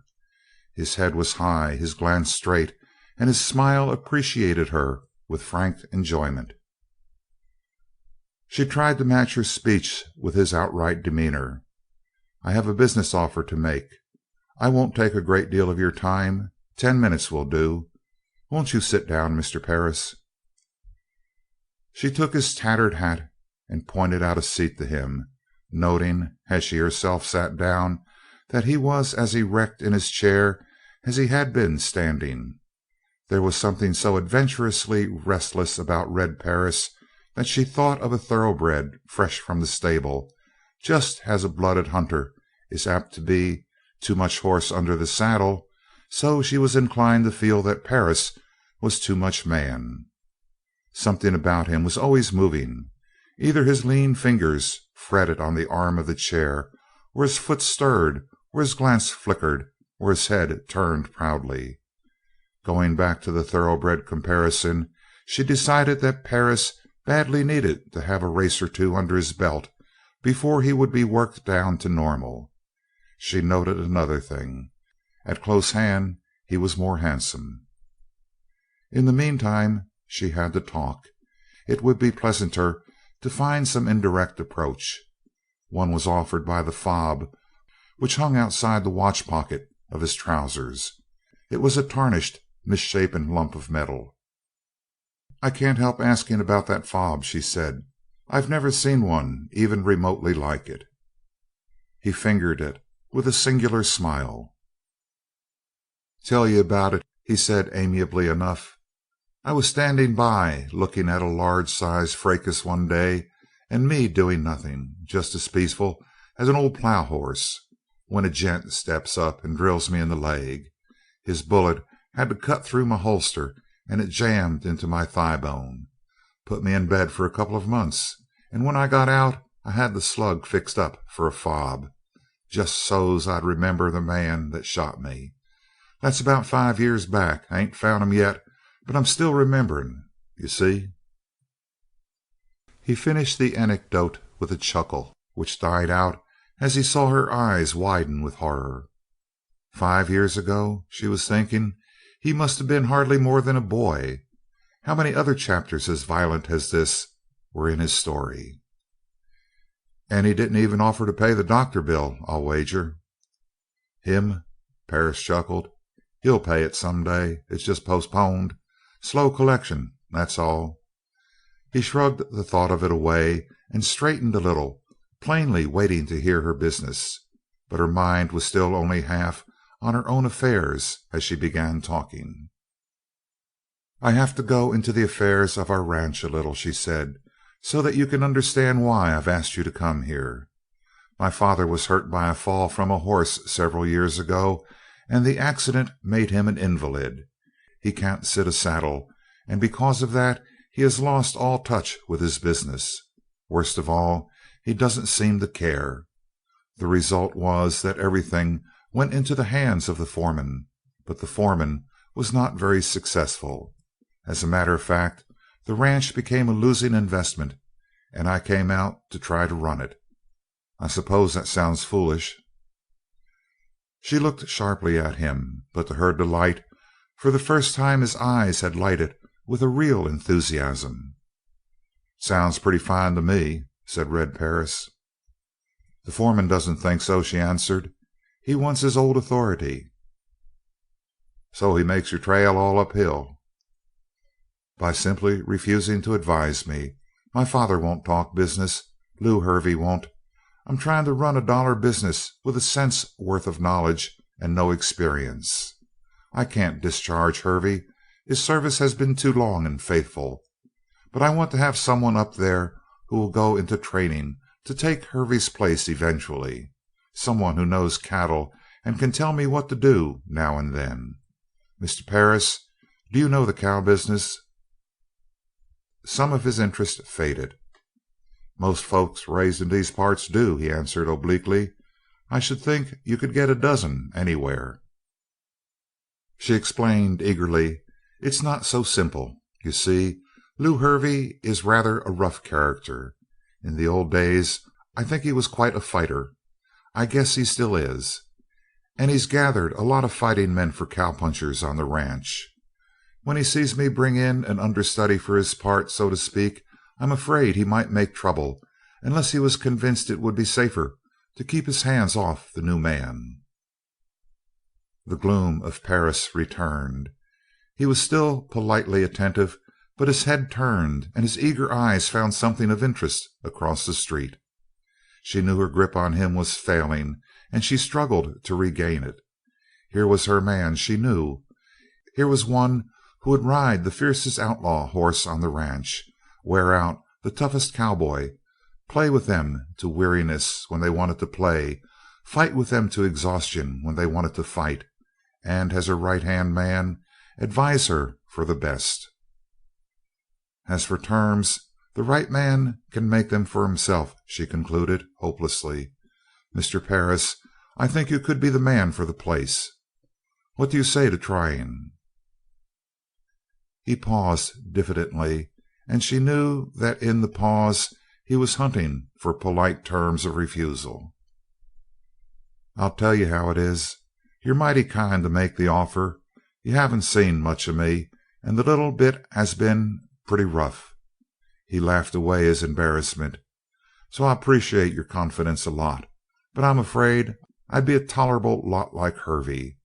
He hurried on lest she should take offense. "You see, I don't like orders."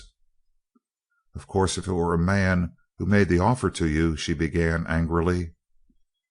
He raised his hand.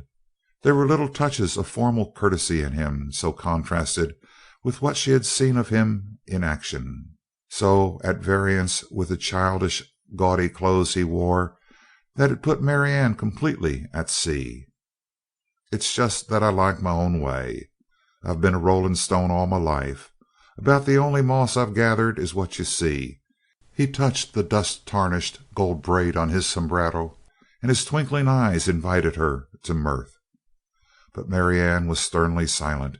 She knew that her color was gone and that her beauty had in large part gone with it, a reflection that did not at all help her mood or her looks. "I get my fun out of playing a free hand," he was concluding. "I don't like partners. Not that I'm proud of it, but so you can see where I stand. If I don't like a bunkie, you can figure why I don't want a boss." She nodded stiffly, and at the unamiable gesture she saw him shrug his shoulders very slightly. His eyes wandered again, as though he were seeking for a means to end the interview. Marianne rose. "I see your viewpoint, Mr. Perris," she said coldly, "and I'm sorry you can't accept my offer." He came to his feet at the same moment, but he lingered a moment, turning his hat thoughtfully, so that she hoped for an instant that he was on the verge of reconsidering. After all, she should have used more persuasion. She was firmly convinced that at heart men are very close to children. Then his head went up and he shook away the mood which had come over him. "Sometime I'll come to it," he admitted, "but not yet a while. I take it mighty kind of you to have thought that I could fill the bill, and I'm wishing you all sorts of luck, Miss Jordan." "Thank you," said Marianne, and hated herself for her unbending stiffness. At the door he turned again. "I sure hope it's easy for you to forget songs," he said. "Songs?" echoed Marianne, and then turned crimson with the memory. "You see," explained Red Jim Perris, "it's a bad habit I've picked up, of doing the first fool thing that comes into my head. Good bye, Miss Jordan." He was gone. She felt, confusedly, that there were many things she should have said, and at the same time there was a strange surety that sometimes she would see him again and say them. She walked absently to the window which opened on the vacant lot to the rear of the hotel. Red Perris vanished from her mind, for below she saw Cordova in the act of tethering Alcatraz to the rack which stood in the middle of the lot. Saddle and bridle had been removed. The stallion wore only a stout halter. The Mexican kept on the far side of the rack and whipped his knot together hastily. It was not till he sprang back from his work that she saw the snaky length of an 8-foot blacksnake uncoil from his hand. He passed the lash slowly through his fingers while surveying the stallion with great complacence. The ears of Alcatraz flattened back, a sufficient proof that he knew what was coming. He maintained his weary attitude, but it now seemed one of despair. As for Marianne, she refused to admit the ugly suspicion which began to occur to her. But Cordova left her only a moment for doubt. The black streak curled around his head, and through the open window she heard the crack of the lash end. Alcatraz did not stir under the blow. Once more the black snake whirled, and Cordova leaned back to give the stroke the full stretch of arm and body. Yet Alcatraz did not so much as lift an ear. Only when the lash hung in mid-air did he stir. The rope which tethered him hung slack, and this enabled the stallion to give impetus to his backward leap. All the weight of his body, all the strain of his leg muscles snapped the rope taut. It vibrated to invisibility for an instant, then parted with a sound as loud as the fall of the whip. The straining body of Alcatraz, so released, toppled sideways. He rolled like a dog in the dust, and when, with the agility of a dog, he gained his feet, Cordova was fleeing toward the hotel with a horror-stricken face. Even then she could not understand his terror, not until she saw that Alcatraz had wheeled and was bolting in hot pursuit. He came like the devil horse that the Mexican called him, with his ears flattened and his mouth gaping. He came with such velocity that Cordova, running as only consummate terror can make a man run, seemed to be racing on a treadmill, literally standing still. The picket fence which set off the backyard of the hotel gave the man an instant of delay, a terribly vital instant, indeed, that seemed to Marianne to contain long, long minutes. But here he was over and running again. In her dread she wondered why he was not shrieking for aid. but the face of Cordova was rigid, a nightmare mask. 20 steps now to the hotel, and surely there was still hope. No, for Alcatraz sailed across the pickets with a bound that cut in two the distance still dividing him from his master. It all happened, perhaps, within the space of 3 breaths. Now Marianne leaned out of the window and screamed her warning, for the fated chestnut was on the very heels of the Mexican. He raised his contorted face at her cry, then threw up both his arms to her in a gesture she could never forget. "Shoot!" yelled Cordova. "Amigo, amigo, shoot quick!" Then Alcatraz struck him. Half the bones in his body must have been broken by the impact. It spun him over and over in the dust. Yet as the impetus of the chestnut carried him far past, Cordova struggled to his feet and attempted to flee again. Alas, it was only a step. His left leg crumpled under him. He toppled sideways, still wriggling and twisting, onward through the dirt, and then Alcatraz struck him again. This time it was no blind rush.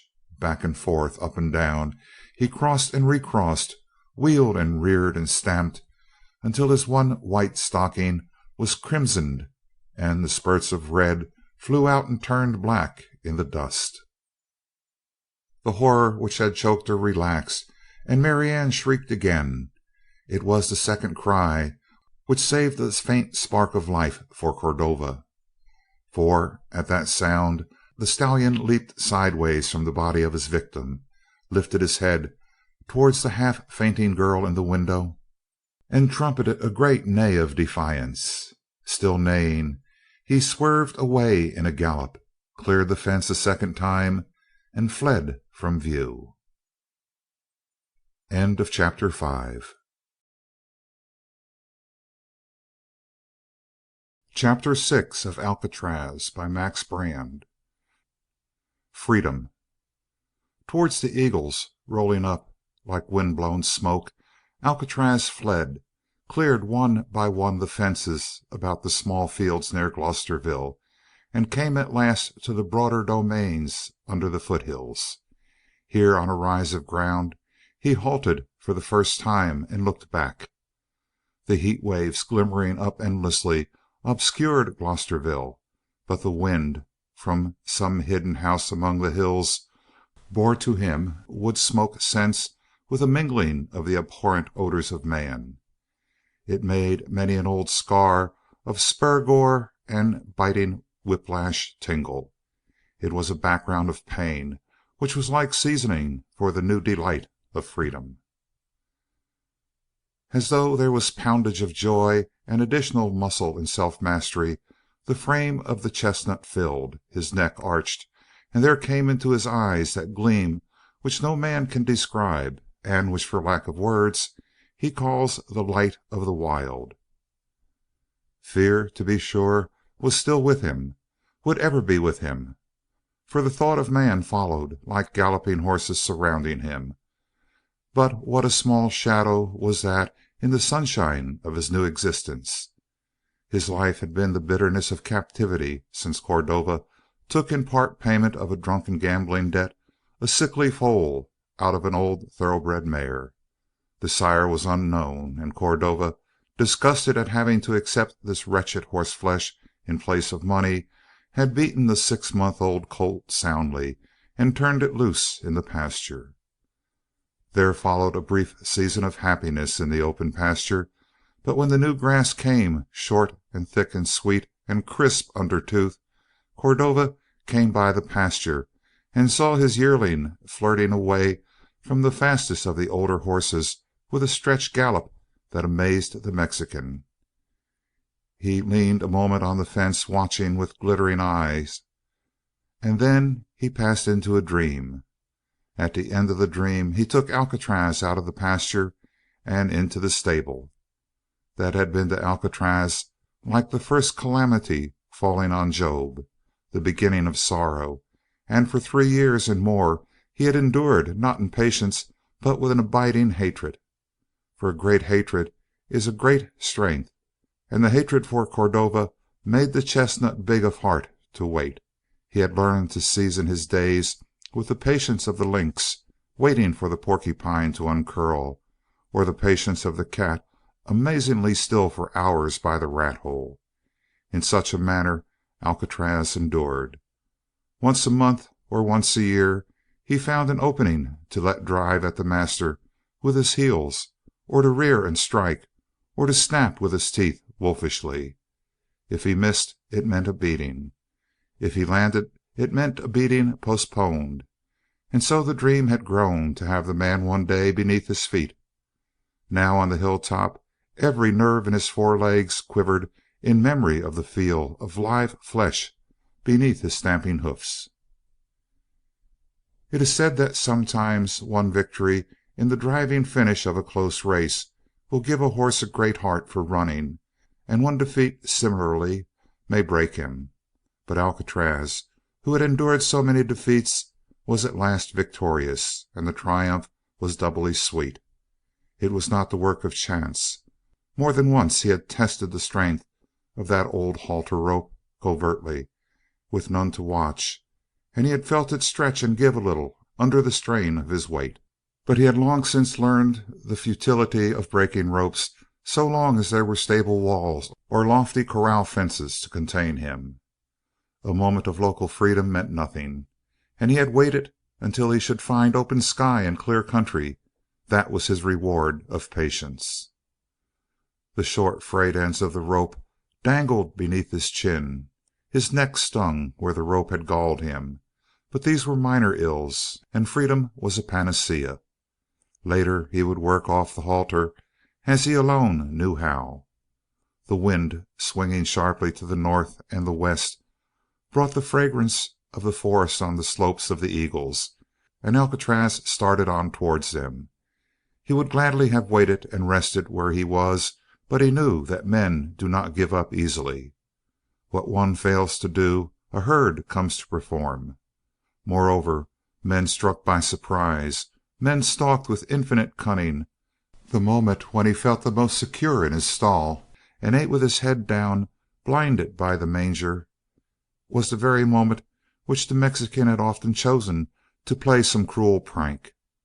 The lip of Alcatraz twitched back from his teeth as he remembered. This lesson was written into his mind with the letters of pain. In the moment of greatest peace, beware of man. That day he journeyed towards the mountains. That night he chose the tallest hill he could find and rested there, trusting to the wide prospect to give him warning. And no matter how soundly he slept, the horrid odor of man approaching would bring him to his feet. No man came near, but there were other smells in the night. Once the air near the ground was rank with fox. He knew that smell, but he did not know the fainter scent of wildcat. Neither could he tell that the dainty-footed killer had slipped up within half a dozen yards of his back and crouched a long moment, yearning towards the mountain of warm meat, but knowing that it was beyond its power to make the kill. A thousand futile alarms disturbed Alcatraz, for freedom gave the nights new meaning for him. Sometimes he wakened with a start and felt that the stars were the lighted lanterns of a million men searching for him. Sometimes he lay with his head strained high, listening to the strange silence of the mountains and the night, which had a pulse in it and something whispering forever in the distance. Hunted men have heard it, and to Alcatraz it was equally filled with charm and terror. What made it he could not tell. Neither can men understand. Perhaps it is the calling of the wild animals just beyond earshot. The overtone of the mountains troubled and frightened Alcatraz on his first night. Eventually he was to come to love it. He was up in the first gray of the dawn hunting for food, and he found it in the form of bunch grass. He had been so entirely a stable-raised horse that this fodder was new to him. His nose assured him over and over again that this was nourishment, but his eyes scorned the dusty patches 8 or 10 inches across and half of that in height, with a few taller spears headed out for seed. When he tried it, he found it delicious, and as a matter of fact, it is probably the finest grass in the world. He ate slowly, for he punctuated his cropping of the grass with glances towards the mountains. The eagles were growing out of the night, turning from purple gray to purple blue, to daintiest lavender mist in the hollows and rosy lights on the peaks. And last the full morning came over the sky at a step, and the day wind rose and fluffed his mane. He regarded these changes with a kindly eye, much as one who has never seen a sunrise before. And just as he had always made the corral into which he was put his private possession and dangerous grounds for any other creature, so now he took in the down sweep of the upper range and the big knees of the mountains pushing out above the foothills, and the hills themselves modeled softly down towards the plain, and it seemed to Alcatraz that this was one great corral, his private property. The horizon was his fence, advancing and receding to attend him. All between was his proper range. He took his station on a taller hilltop and gave voice to his lordliness in a neigh that rang and re-rang down a hollow. Then he canted his head and listened. A bull bellowed an answer fainter than the whistle of a bird from the distance, and just on the verge of earshot trembled another sound. Alcatraz did not know it, but it made him shudder. Before long he was to recognize the call of the lofer wolf, that gray ghost which runs murdering through the mountains. Small though the sounds were, they convinced Alcatraz that his claim to dominion would be mightily disputed. But what is worth having at all if it is not worth fighting for? He journeyed down the hillside, stepping from grass knot to grass knot. All the time he kept his sensitive nostrils alert for the ground smell of water, and raised his head from moment to moment to catch the upper air scents in case there might be danger.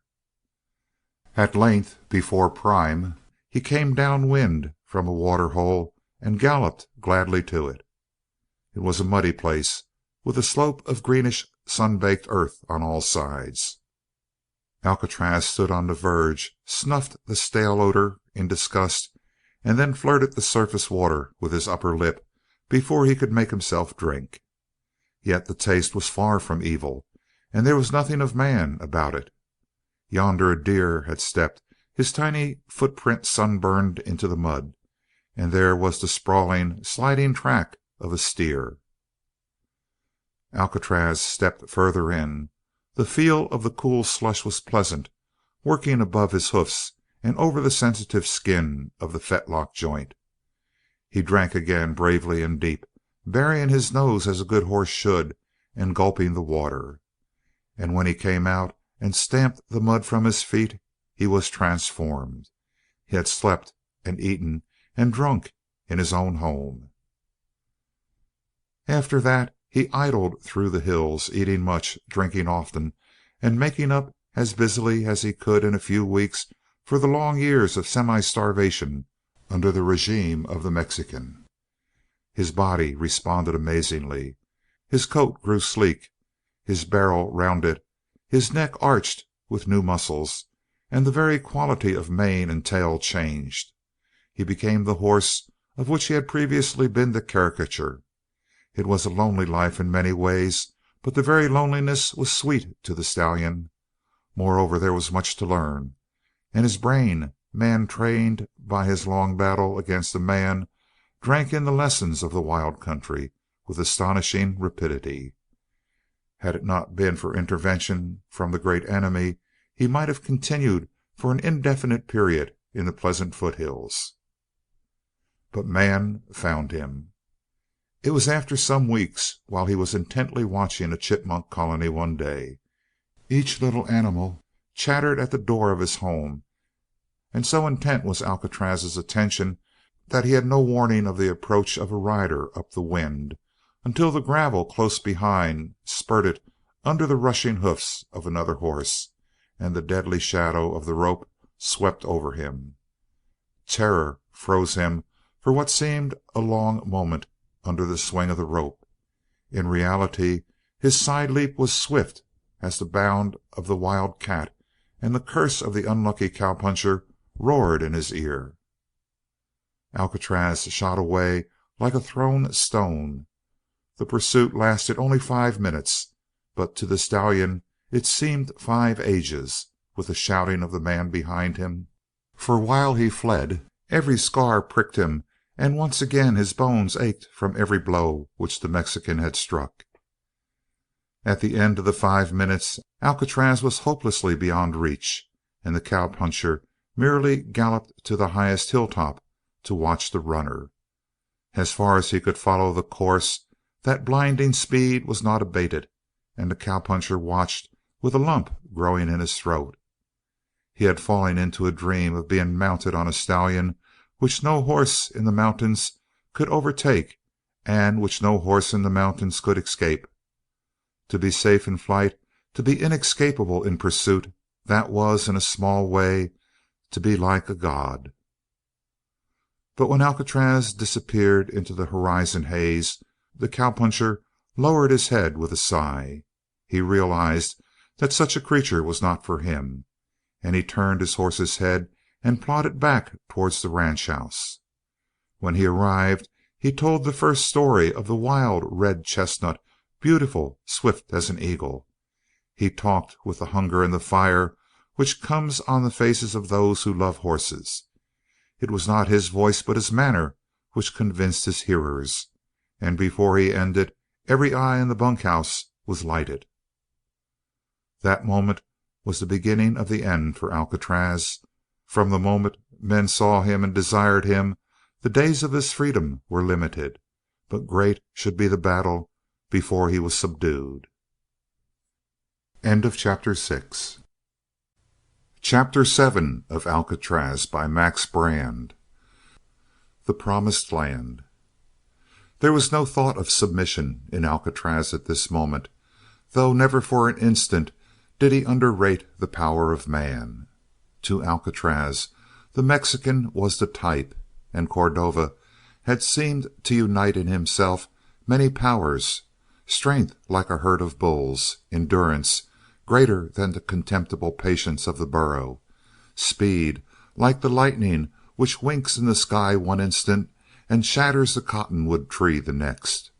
Such as he were men, creatures who conquer for the sake of conquest and who torment for the love of pain.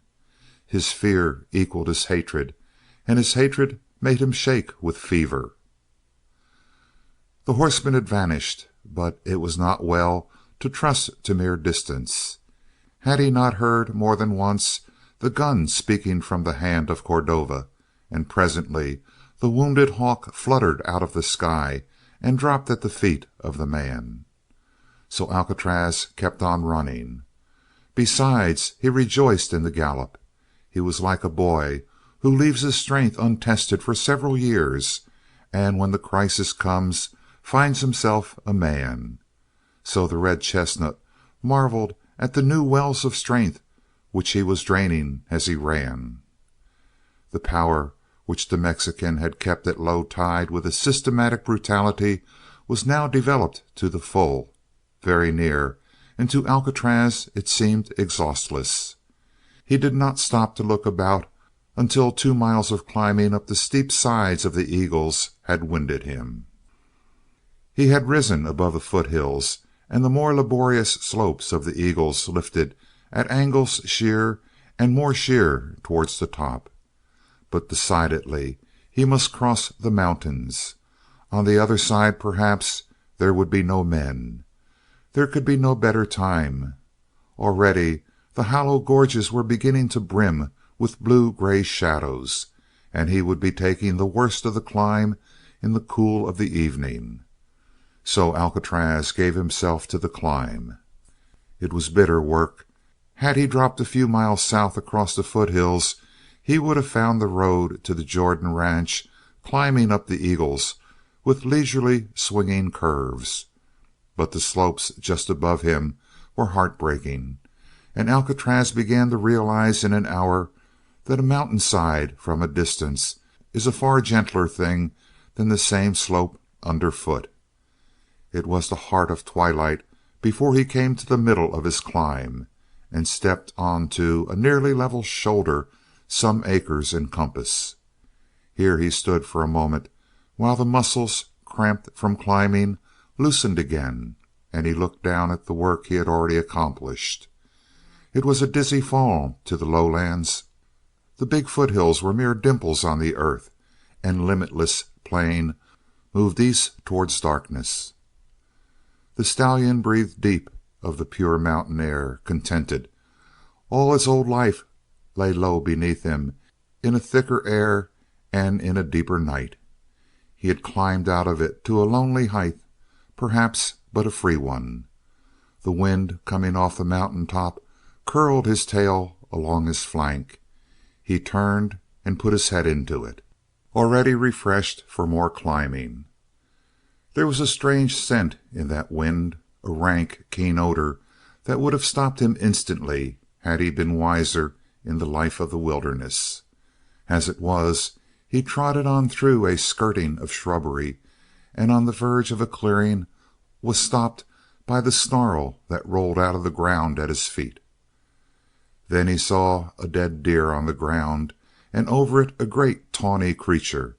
One paw lay on the flank of its prey.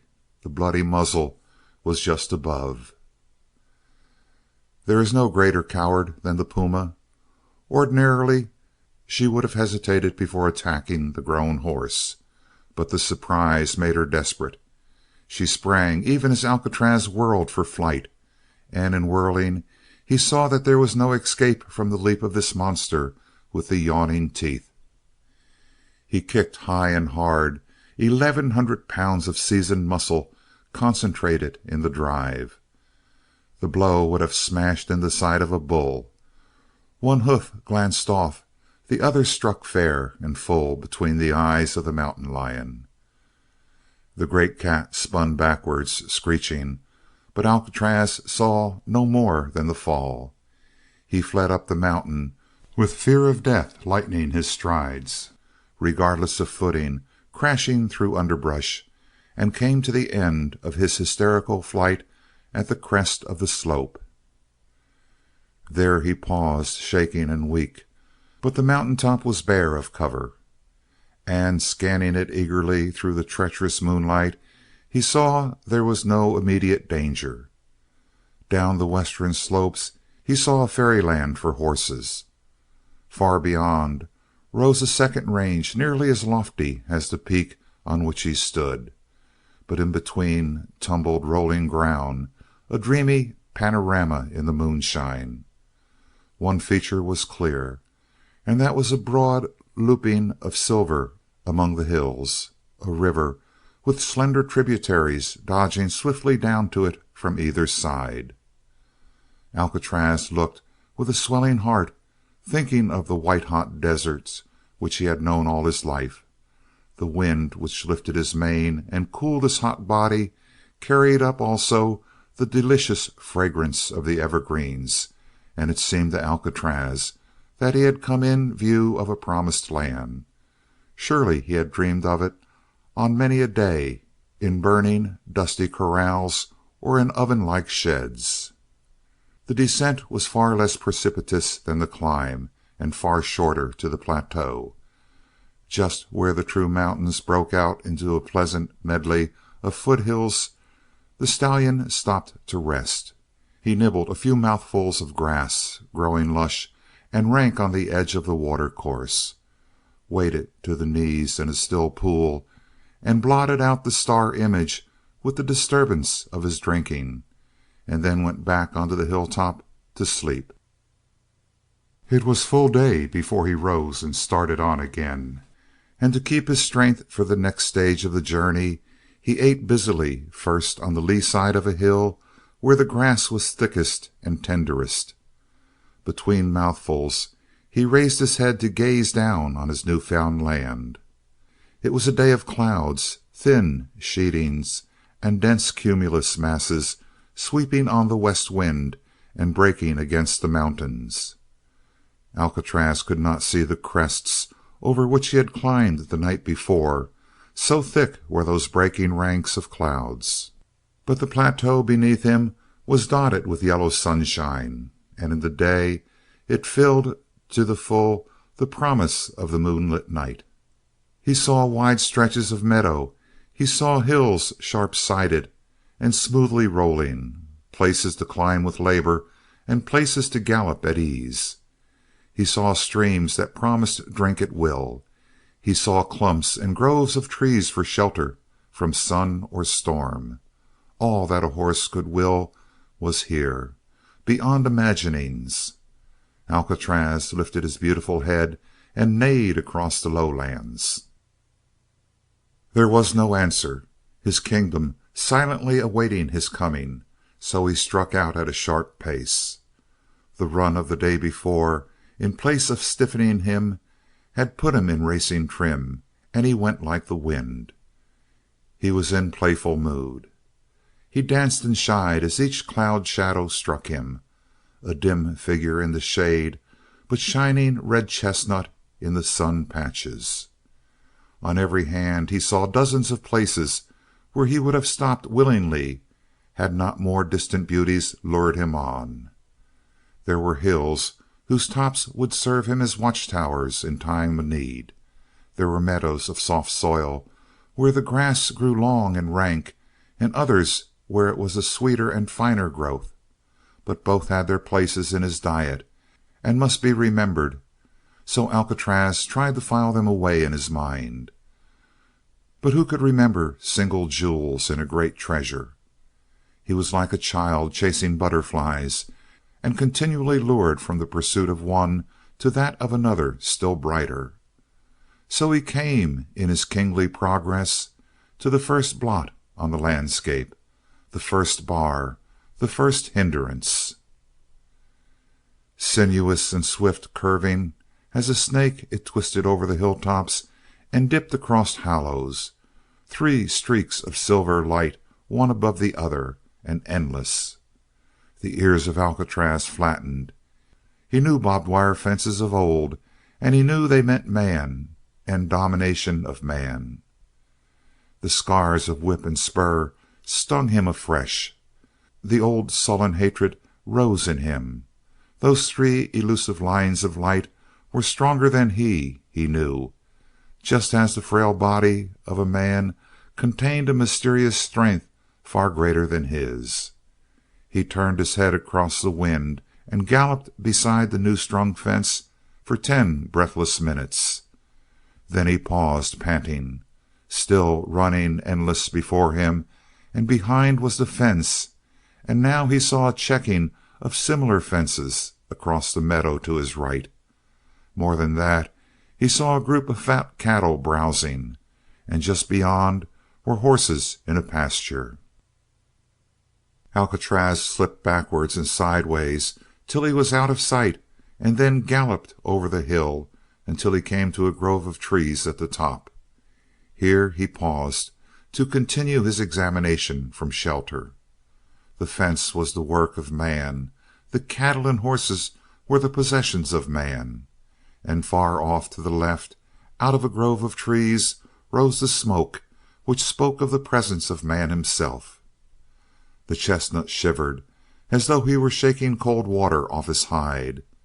Then unreasoning fury gripped him, for here was his paradise, his promised land, preempted by the great enemy. He stayed for a long moment gazing, and then turned reluctantly and fled like one pursued, back by the way he had come. He got beyond the fence in the course of half an hour, but still he kept on. He began to feel that as long as he galloped on land which was pleasant to him, it would be pleasant to man also. So he kept steadily on his way, leaping the brooks. Into the river he cast himself and swam to the farther shore. There was an instant change beyond that bank. The valley opened like a fan. The handle of it was the green, well-watered plateau into which he had first descended, but now it spread in raw-colored desert, cut up by ragged hills here and there, and extending on either side to mountains purple blue with distance. With the water dripping from his belly, Alcatraz twinked a farewell glance to the green country behind him and set his face towards the desert. It was not so hard to leave the pleasant meadows. Now he knew they were man-owned. There was a taint in their beauty. And here on the sands of the desert, with only dusty bunch grass to eat and muddy water holes to drink from, he was at least free from the horror of the enemy. He kept on fairly steadily, nibbling in the bunch grass as he went, now trotting a little, now cantering lightly across the stretch barren of forage. So he came, just after noonday, downwind from the scent of horses. His own kind, yet he was worried, for he connected horses inevitably with the thought of man. Nevertheless, he decided to explore, and coming warily over a rise of ground, he saw in the hollow beyond a whole troop of horses without a man in sight. He was too wise to jump to conclusions, but he slipped back from his watch post and ran in a long semicircle about the herd. But having made out that there was no cowpuncher nearby, he came back to his original place of vantage and resumed his observations. A beautiful black stallion wandered upwind from the rest, and another younger horse was on the other side of the herd. Between was a raggedly assembled group of mares old and young, with leggy yearlings, deer-footed colts, and more than one time-worn stallion. It was a motley assembly. The colors ranged from piebald to gray, and there was a great diversity in stature. Presently the black stallion neighed softly, whereat the rest of the herd bunched closely together, the mares with the foals on the side, and all heads turning towards the black, who now galloped to a hilltop, surveyed the horizon, and presently dropped his head to graze again. This was a signal to the others. They spread out again carelessly, but Alcatraz was beginning to put two and two together in his thoughts. The two stallions were obviously guards, but what should they be guarding against in the broad light of day, except that terrible destroyer who hunts as well at noon as at midnight? Man. Inspiration came to Alcatraz. The difference of color and stature, the unkempt manes and tails, the wild eyes were all telling a single story now. These were not the servants to man, and since they were not his servants, they must be enemies, for that was the law of the world. The great enemy dominated, and where he could not dominate, he killed. And the herd feared the same power which Alcatraz feared. Instantly they became to him brothers and sisters, and he stepped boldly into view. The result was startling. From the hilltop the black stallion whinnied shrill and short, and in a twinkling the whole group was in motion, scurrying north. Alcatraz looked in wonder and saw the black fall in behind the rest and range across the rear, biting the flanks of older horses who found it difficult to keep the hot pace. With this accomplished, and when the herd was stolidly compacted before his driving, the black skirted around the whole group, and with a magnificent spurt of running placed himself in the lead. He kept his place easily, a strong galloping gray mare at his hip, and from time to time tossed his head to the side to take stock of his followers. And so they dipped out of sight beyond the next swell of ground. Alcatraz recovered from his amazement to start in pursuit.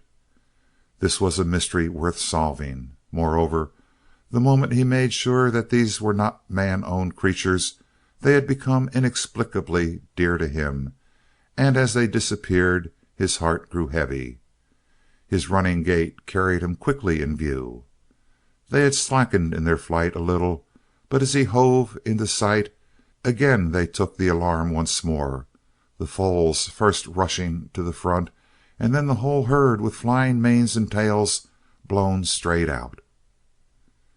It was a goodly sight to Alcatraz. Moreover, his heart leaped strangely, as it always did when he saw horses in full gallop.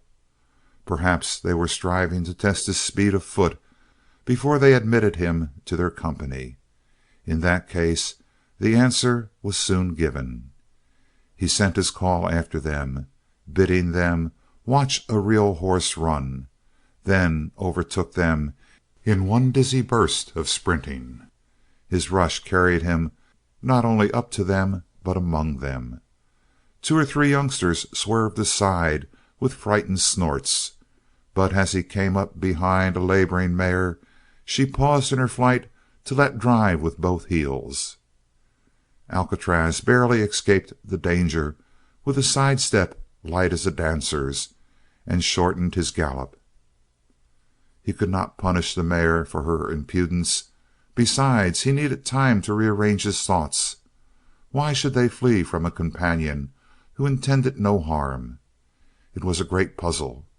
In the meantime, keeping easily at the heels of the wild horses, he noticed that they were holding their pace better than any cowponies he had ever seen running.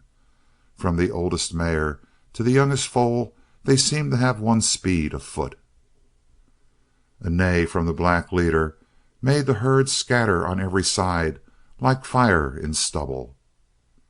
Alcatraz halted to catch the meaning of this new maneuver, and saw the black approaching at a high-stepping trot, as one determined to explore a danger, but ready to instantly flee if it seemed a serious threat.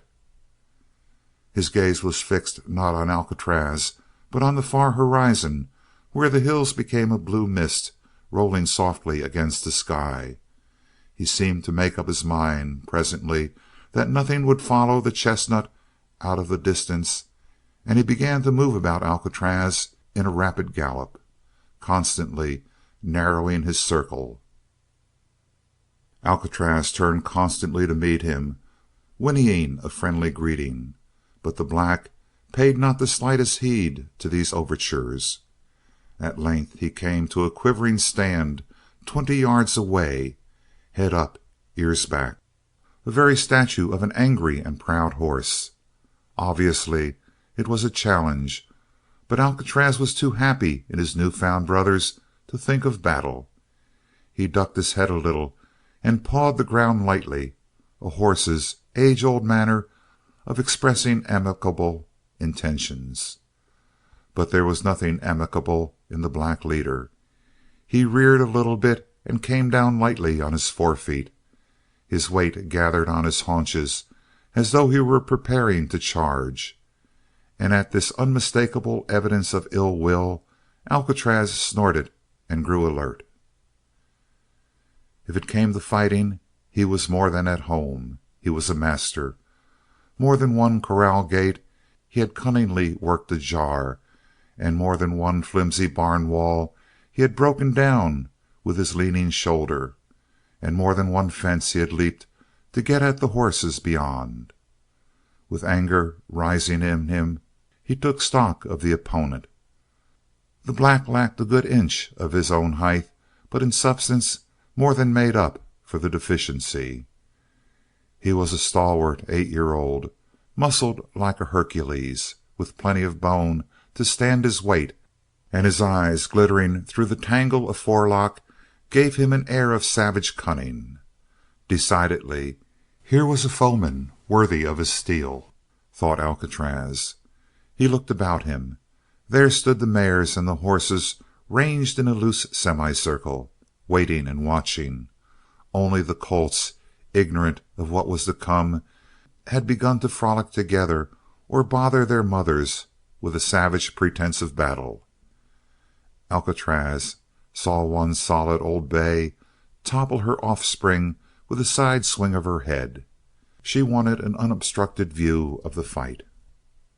His interest in this byplay nearly proved his undoing, for while his head was turned he heard a rushing of hoofs, and barely had time to throw himself to one side as the black flashed by him. Alcatraz turned and reared to beat the insolent stranger into the earth, but he found that the leader was truly different from the sluggish horses of men.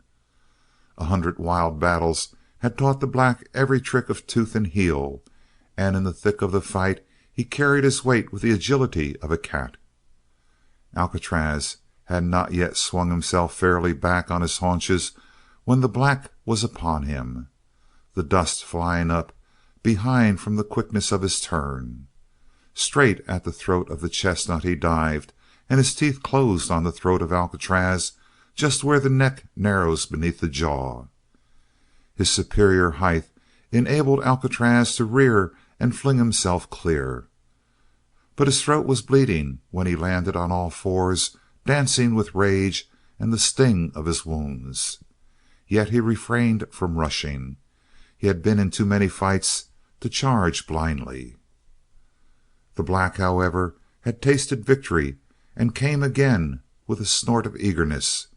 It was the thing for which Alcatraz had been waiting, and he played a trick which he had learned long before from a cunning old gelding who, on a day, had given him a bitter fight. He pitched back as though he were about to rear to meet the charge, but when his forefeet were barely clear of the ground, he rocked down again, whirled, and lashed out with his heels. Had they landed fairly, the battle would have ended in that instant, but the black was cat-footed indeed, and he swerved in time to save his head. Even so, one flashing heel had caught his shoulder and ripped it open like a knife, and they both sprang away, ready for the next clash. The gray mare, who had run so gallantly at the hip of the leader, now approached and stood close by with pricking ears. Alcatraz bared his teeth as he glanced aside at her. No doubt, if he were knocked sprawling, she would rush in to help her lord and master finish the enemy. That gave Alcatraz a second problem: to fight the stallion without turning his back on the treacherous mare. Before he could plan his next move, the black was at him again. This time they reared together, met with a clash of teeth and rapid beat of hoofs, and parted on equal terms. Alcatraz eyed his enemy with a fierce respect. His head was dull and ringing with the blows. His shoulder had been slightly cut by a glancing forehoof. Decidedly, he could not meet the brawn of this hardened old warrior on such terms. He had used up one trick, he must find another, and still another, and when the black rushed again, Alcatraz slipped away from the contact and raced off at his matchless gallop. The other pursued a short distance and stopped, sounding his defiance in his triumph. As well follow the wind as the chestnut stranger. Besides, the blood was pouring from a gash in his shoulder, and that foreleg was growing weak. It was well that the battle had ended at this point. But it was not ended. Flight was not in the mind of Alcatraz as he swept away. He ran in dodging circles about the enemy, swerving in and then veering sharply out as the black reared to meet the expected charge. Whatever else was accomplished, he had gained the initiative, and that, plus his lightness of foot, might bring matters to a decisive issue in his favor. Twice he made his rush, twice the black turned and met him with that shower of crushing blows with the forehoofs, but the third time a feint at one side and a charge at the other took the leader unawares. Fair and true the shoulder of Alcatraz struck him on the side, and the impact flung the black heavily to the earth. The shock had staggered even Alcatraz, but he was at the other like a savage terrier. Thrice he stamped across that struggling body until the black lay motionless with his coat crimson from 20 slashes.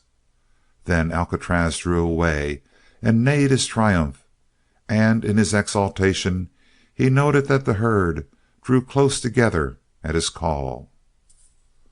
Why, he could not imagine, and he had no time to ponder on it, for the black was now struggling to his feet. But there was no fight left in him. He stood dazed with fallen head, and to the challenge of the chestnut he replied by not so much as the pricking of his flagging ears. The gray mare went to him, touched noses with her overlord, and then backed away, shaking her head. Presently she trotted past Alcatraz, flung up her heels within an inch of his head, and then galloped on towards the herd, looking back at the conqueror. O vanity of the weaker sex! O frailty! She had seen her master crushed, and within the minute she was flirting with the conqueror. The herd started off as the gray joined them, and Alcatraz followed, the black leader remaining unmoving, and the blood dripped steadily down his legs. End of chapter 7. Chapter 8 of Alcatraz by Max Brand. Murder. After they had seen him in battle, it seemed to Alcatraz that there might be some reason for the flight of the herd, and yet now their running was only half-hearted. He could have raced in circles around them. There was one change in their arrangement. The gray mare was second as before, but before her in place of the black ran the bay stallion who had stood downwind from the rest when Alcatraz first saw them. He, perhaps, might challenge the stranger as the former leader had done. At any rate, he should have the opportunity, for the fighting blood of Alcatraz was up, and he would battle with every horse in the herd until he was accepted among them as an equal. He had a peculiar desire also to be up there beside the gray mare. Their meeting had been, indeed, only in the passing, and yet there was about her, how should one say, a certain something. The moment he had made up his mind, Alcatraz flung himself about the herd and advanced with high head and bounding gallop on the new leader. But the latter had seen his former master fall, and apparently had no appetite for battle.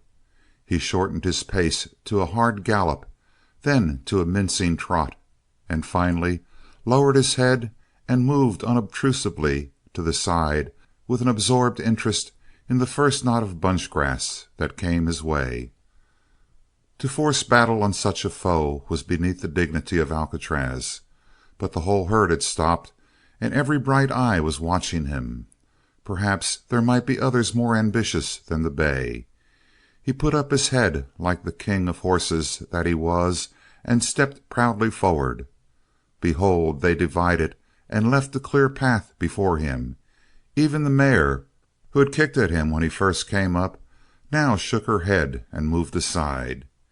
He reached the rear of the herd unopposed, and turned to find that every head was still turned towards him with a bright attention that was certainly not altogether fear. This was very strange, and while he thought it over, Alcatraz dropped his head and nibbled the nearest cluster of grass. At that, as a signal, every head in the herd went down. It scattered carelessly here and there. Alcatraz watched them, bewildered. This was what he had noted when the black leader was among them. Then he understood and was filled with warm content. Truly they had accepted him, not only as a member, but as a master. To prove it, he trotted to the nearest hilltop and neighed as he had heard the black neigh. At once they bunched, looking warily towards him. He lowered his head to nibble the grass, and again they scattered to eat. It was true. It was true beyond shadow of doubt that from this moment he was a king with obedient subjects, until perhaps some younger, mightier stallion challenged and beat him down. Happily for Alcatraz, such forethought was beyond his reach of mind, and now he only knew the happiness of power. He noticed a long-bodied colt, incredibly dainty of foot, wandering nervously near him with pricking ears and sniffing nose. Alcatraz extended his lordly head and sniffed the velvet muzzle, whereat the youngster snorted and darted away, shaking his head and kicking up his heels as though he had just bearded the lion, and was delighted at the success of his impertinence. The mother had come anxiously close during this adventure, but now she regarded Alcatraz with a friendly glance and went about her serious business of eating for two. The gray mare was drifting near likewise, as though by inadvertence, nibbling the headed grasstops as she came, but Alcatraz shrewdly guessed that her approach was not altogether unplanned. He was not displeased. His quiet happiness grew as the cloud shadows rushed across him and the sun warmed him. It was a pleasant world, a pleasant, pleasant world. His people wandered in the hollow. They looked to him for warning of danger. They looked at him for guidance in a crisis, and he accepted the burden cheerfully. Fear, it seemed, had made him one of them. All his life he had dreaded only one thing, man. But these creatures of the wild had many a fear of the Lobo, the mountain lion, the drought, the high-flying buzzard who would claim them dying, and added, above all this, man.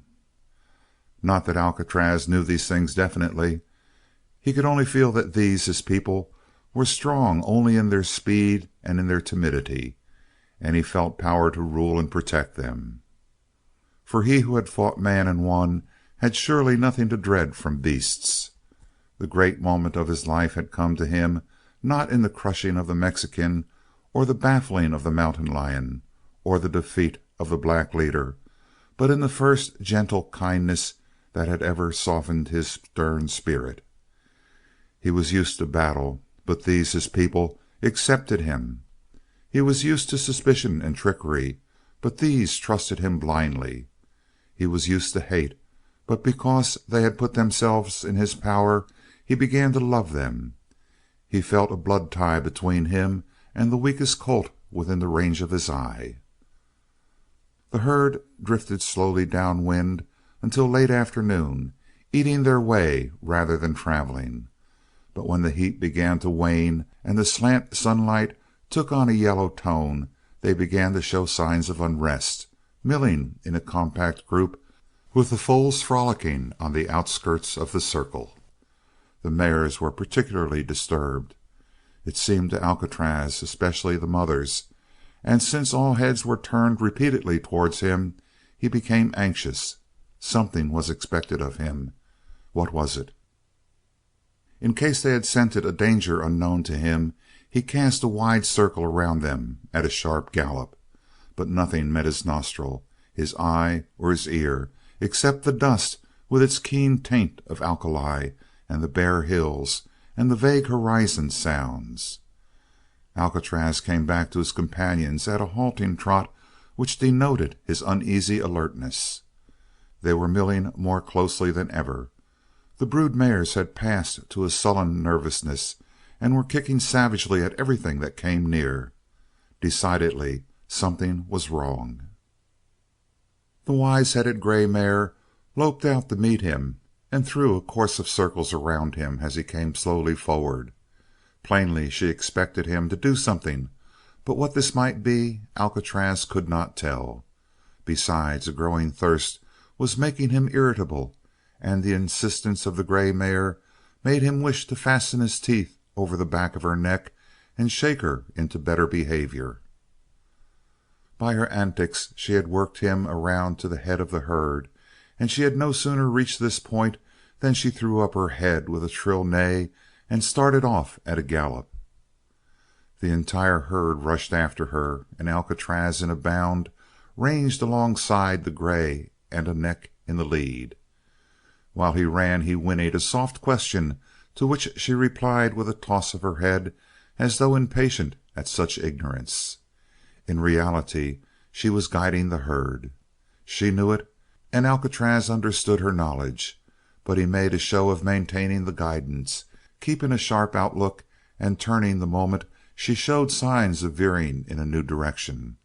Sometimes, of course, he misread her intentions and swerved across her head, and on each of these occasions she reached out and nipped him shrewdly. Alcatraz was too taken up in his wonder at the actions of the herd to resent this insolence. For half an hour they kept up the steady pace, and then Alcatraz literally ran into the reason. It was a beautiful little lake, bedded in hard gravel and maintained by a dribble of water from a brook on the north shore. Alcatraz snorted in disgust at his folly. What had disturbed them was exactly what had disturbed him: thirst. He controlled his own desire for water, however, and followed an instinct that made him draw back and wait until all the rest, the oldest stallion and the youngest colt, had waded in and plunged their noses deep in the water. Then he went to the lake edge, a little apart from the rest, and drank with his reflection glistening beneath him. It was a time of utter peace for the chestnut. While he drank he watched the line of images broken by the small waves in the lake, and listened to the foals which had only tasted the water and now were splashing it about with their upper lips. For his own part he did not drink too much, since much water in the belly makes a leaden burden, and Alcatraz felt that as leader he must always be ready for running. A scrawny colt, escaping from the heels of a yearling, floundered against him. Alcatraz gave way to the little fellow and warned the yearling back with a savage baring of his teeth and a shake of his head. The foal, with head cocked upon one side, regarded its protector with impish curiosity, and was in the act of nibbling at the flowing mane of the stallion when Alcatraz heard a sharp humming as of a wasp, then the sound of a blow, and the foal leaped straight into the air with head flung back. Before it hit the water, a report as of a hammer falling on an anvil burst across the level pond, and then the colt struck heavily on its side, dead. The bullet had been aimed for the tall leader, and only the lifting of the foal's head had saved Alcatraz. He recognized the report of a rifle and whirled from the water edge, signaling his company with a short neigh of fear. The archenemy was upon them. A volley poured in. Alcatraz, as he gained the shore, saw an old stallion double up with a scream of pain, and no sound is so terrible as the shriek of a tortured horse. No sound is so terrible even to horses. It threw the leader into an hysteria of panic. Others of the herd were falling or staggering in the lake. The remnant rushed up the slope and over the sheltering crest of the hill beyond. Every nerve in the body of Alcatraz urged him to leap away with arrowy speed, passing even the gray mare, she who now shot off across the hills far in the van. Behind him raced weaker and slower horses, the older stallions and the mares with their foals. Instinct proved greater than fear. He swept around the rear of his diminished company to round up the laggards, but they were already laboring to the full of their power as 5 horsemen streamed across the crest with their rifles carried at the ready. They were a hardy crew, these cowpunchers of the Jordan ranch, but to the sternest of them this was ugly work. To draw a bead on a horse was like gathering the life of a man into the sight of the rifle, yet they knew that a band of wild-running mustangs is a perpetual menace. Already the black leader had recruited his herd with more than one stray from the Jordan outfit, and it was for the black first of all that they looked. There was no sign of him, and in his place ranged a picture horse, a beautiful red chestnut with a gallop that made one's head swim. Lew Hervey, who had kept his men in cunning ambush near the lake, had chosen the new leader for a target, but shot the colt instead, and it was Lew Hervey again who swung over the crest of the hill and got the next chance at Alcatraz. The foreman of the Jordan ranch pitched his rifle to his shoulder just as the leader, sweeping back to round up the rearmost of his company, presented a broadside target. It was a sure hit. In the certainty of his skill, Lew Hervey allowed his hand to swing and followed for a strike or two the rhythm of that racing body. The sunshine of the late afternoon flashed on the flanks and on the frightened eyes of the stallion. Mane and tail fluttered straight out with his speed. And then he fired, and jerked up his gun to await the crashing fall of the horse. But Alcatraz did not drop. The moment of lingering on the part of the foreman saved him, for through the sights of his rifle Hervey had seen such grace and beauty in horseflesh that his nerve was unsteadied. Alcatraz knew the stinging hum of a bullet past his head, and the foreman knew a miracle. He could not believe his failure. "Leave the chestnut to me," he shouted, as his men drove their ponies over the hill, and pulling his own horse to a stand, he jerked the rifle butt hard against his shoulder and fired again. The only result was the flirt of the tail of the chestnut as he darted about a hillside and disappeared. Hervey made no attempt to follow, but sat his saddle agape, and staring, thinking ghostly thoughts. This was the beginning of the legend that Alcatraz bore a charmed life, for the mountains were rich with Indian folklore which had drifted far from its source and had come by hook and crook into the lives of the miners and cowpunchers. Into such a background many a wild tale fitted, and the tale of Alcatraz was to be one of the wildest. At any rate, the stallion owed his life on this day to the superstition of Lew Hervey, which kept him anchored on his horse until the target was gone. A dozen times his men could have dropped the chestnut, who persisted with a frantic courage in running behind the rearmost of his companions, urging them to greater efforts. But since Hervey had selected this as his own prize, his men dared not shoot. It was a strange and beautiful thing to see that king of horses sweep back and around the slowest of his mustangs, shake his head at the barking guns, and then circle forward again as though he would show the laggard what running should be. The cowpunchers could have shot him as he veered back. They could have salted him with lead as he flashed broadside, but the orders of their chief restrained them. Lew Hervey's lightest word had a weight with them. However, before and behind the leader of the herd, their guns did deadly work. Brood mares, stallions, young and old, even the foals were dropped. It was horrible work to the hardest of them, but this horseflesh was useless. Too many times they had seen mustangs taken and ridden, and when they were not hopeless outlaws, they became broken-spirited and useless, as though their strength lay in their freedom. With that gone, they were valueless, even as slaves of men.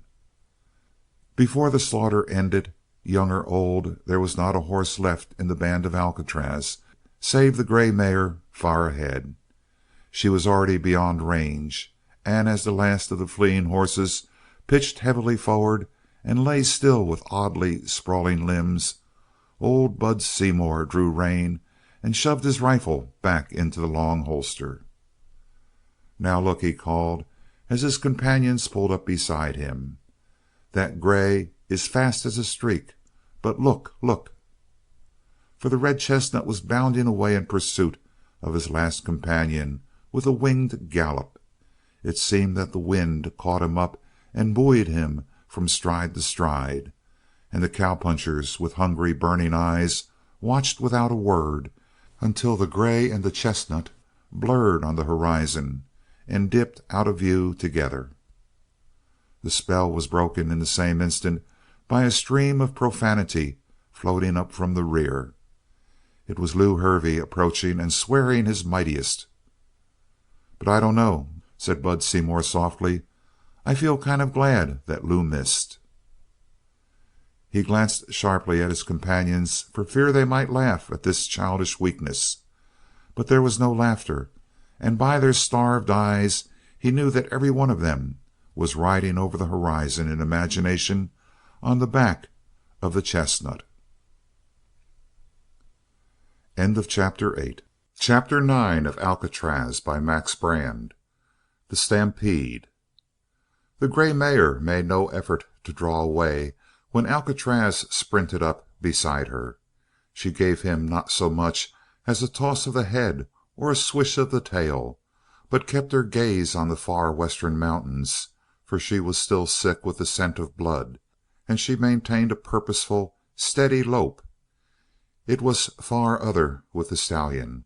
He kept at her side with his gliding canter, but he was not thinking of the peace and the shelter from man which they might find in the blue valleys of yonder mountains.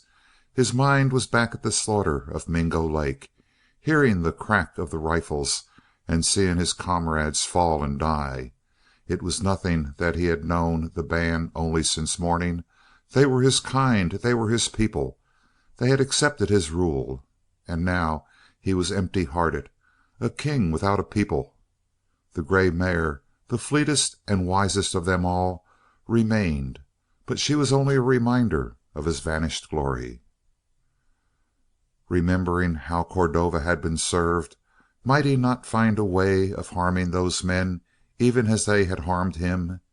He slackened to a trot and finally halted. His companion kept on until he neighed.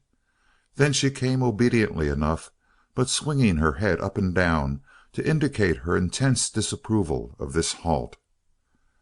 When Alcatraz actually started back towards the place where the cowpunchers had dropped the pursuit, she threw herself across his way, striving to turn him with bared teeth and flirting heels. He merely kept a weaving course to avoid her, his head high and his ears back, which was a manner the mare had never seen in him before. She could only tell that she was less than nothing to him. Once she strove to draw back by running a little distance west and then turning and calling him, but her whinny made him not so much as shake his head. At length she surrendered and sullenly took up his trail. He roved swiftly across the hollows. He sneaked up to every commanding rise, as though he feared the guns of men might be just beyond the crest, and these tactics continued until they came in view of a small row of black figures riding against the sunset. The gray halted at once, rearing and snorting, for the sight brought again that hateful smell of blood, but her leader moved quietly after the cowpunchers. He was taking the man trail. It was arduous work, frisking from one point of vantage to another, never knowing when the great enemy might turn. They could make death speak from the distance of half a mile. Under shelter of the hills they might even double back to close range. They might be luring him by the pretense that he was unseen. In such maneuvers the mare was a dangerous encumbrance, for though she had fallen into the spirit of the thing at once, and never uttered even the faintest whinny, yet it would be far easier for the men to hear and see two than to detect one. Alcatraz strove to drive her back, sometimes whirling with teeth bared and rushing at her, sometimes half rearing as though to strike. But on such occasions she merely stopped and regarded him with eyes of mild amazement. She knew perfectly that he would never touch her with tooth or hoof. She also knew that this was dangerous folly, this badgering of terrible man. But since Alcatraz was not wise enough to follow her, she must even follow him, in spite of his folly. She stayed half a dozen lengths in the rear, trembling with excitement, for now they passed the verge of the desert, and now they entered a man-made road bordered with shining fences of men. What retreat was there if men closed in from the front and rear? Yet she went on with dainty and uneasy steps. As for Alcatraz, he pressed up boldly close to the riders, for now the twilight grew thick and it was hard to make out the glimmering forms before him. Twice he paused, twice he went on. There was no real purpose in this following. He dared not come too close, and yet he hoped to harm them. He continued, wrung by a confusion of dreads and desires. He was beset with signs of man even in the darkness. Over the well-watered fields of the ranch he heard the lowing of cattle, and now and again the chorus of sheep in a nearby pasture land was reawakened when the bell of the leader tinkled. They were all hateful sounds to Alcatraz, and every step he made seemed to consign him the more definitely to the power of the great enemy. In spite of his boldness, he lost sight of the riders among the deeper shadows of the ranch buildings, and he stopped again to consider. The gray mare came beside him and begged him back with a call softer than a whisper, but he merely raised his head the higher and stared at the huge outlines of the sheds and barns. To Alcatraz every one of them was a fortress filled with danger that might leap up at him. Yet he must not turn back after having come all this distance, surely. He went on. The road opened into an unfenced semicircle with corrals on every side, and from one of these enclosures a horse neighed, and there was a brief sound of many trampling feet. Some of his own kind were playing there. Alcatraz forgot his hatred a little, forgot man. He went straight to the corral and put his head over the top bar.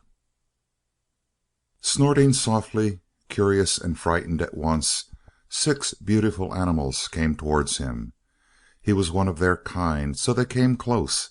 The scent of the wildness was already on him, and they shrank away. Surely some sinister genius had directed Alcatraz to one of the most valuable points of attack on all the ranch, for these were the 6 brood mares for whose purchase Marianne Jordan had cleaned out her bank account. The stallion did not know, of course. He did not even recognize them as his competitors in the race. All he felt was that there was something charmingly remembered, something half familiar about them. The boldest came near, and he touched noses, whereat she whirled with a little squeal and lashed out at him. But her heels were carefully aimed wide of the mark, and Alcatraz merely tossed his nose. Plainly she was a flirt. He pressed a little closer to the fence and urged friendliness with a conversational whinny. They were not averse, coming towards him with eyes that glimmered in the darkness, retreating often and coming on again until he had touched noses with them all. It was extremely pleasant to Alcatraz, and hardly less so because the gray mare came and shouldered him rudely. Then a voice spoke from the barn which opened off the corral. "What's all that damned nonsense with the mares yonder?" Alcatraz crouched for flight. Another voice answered, "They'll mill around every night for a while till they get used to the new place. That's the way with them crazy hot bloods. No horse sense." The voices departed. The shrinking of the stallion had made the mares wince away and turn, but they came back now and resumed the conversation where it had been broken off. He was careful to introduce himself to each one. He was greatly tempted to jump the fence and talk to them at closer hand, but he knew that it was a great folly to risk his neck in a group of mares before he had made out whether or not they were amiable. If they were cross-tempered, he might be kicked to death before he could escape. The investigations brought entirely favorable returns. They were very young, these Coles horses, and hence their curiosity was far stronger than their timidity. Before long every one of the 6 necks was stretched across the top rail, and when Alcatraz turned his back on them, they whinnied uneasily to call him back. If that were the case, why did they not jump? He went back and showed them how simple it was if they really wanted to escape and come out with him into the wind and under the free stars of the mountains. Such a fence was nothing to that powerful jumper. He walked calmly to it, reared, and sailed over. That sent the mares scampering wildly here and there about the corral, and though they came back again after a time, they seemed to have learned nothing. When he jumped out again, not one of them followed. Alcatraz stood off and eyed them in disgust. When he was a yearling, he felt he had known more than those big, stupid, beautiful creatures. but plainly they wanted to get out with him. A wild horse is to the tame what the adventurous traveler is to the quiet man who builds a home, and from the gray mare and Alcatraz the six were learning many things. The scent of the open desert was on them. The sweat of hard running had dried on their hides. Their heads were recklessly proud, and this tall stallion jumped the fence as though there had never been men who made laws which well-trained horses must not transgress. Plainly he wanted them to come out. They were very willing to go for a romp, but they knew nothing about jumping as yet, and all they could do was to show their eagerness to be out for a run by milling up and down the fence. If that were the case, there were other ways of opening corrals, and Alcatraz knew them all. He tried the fence with his shoulder, leaning all his weight.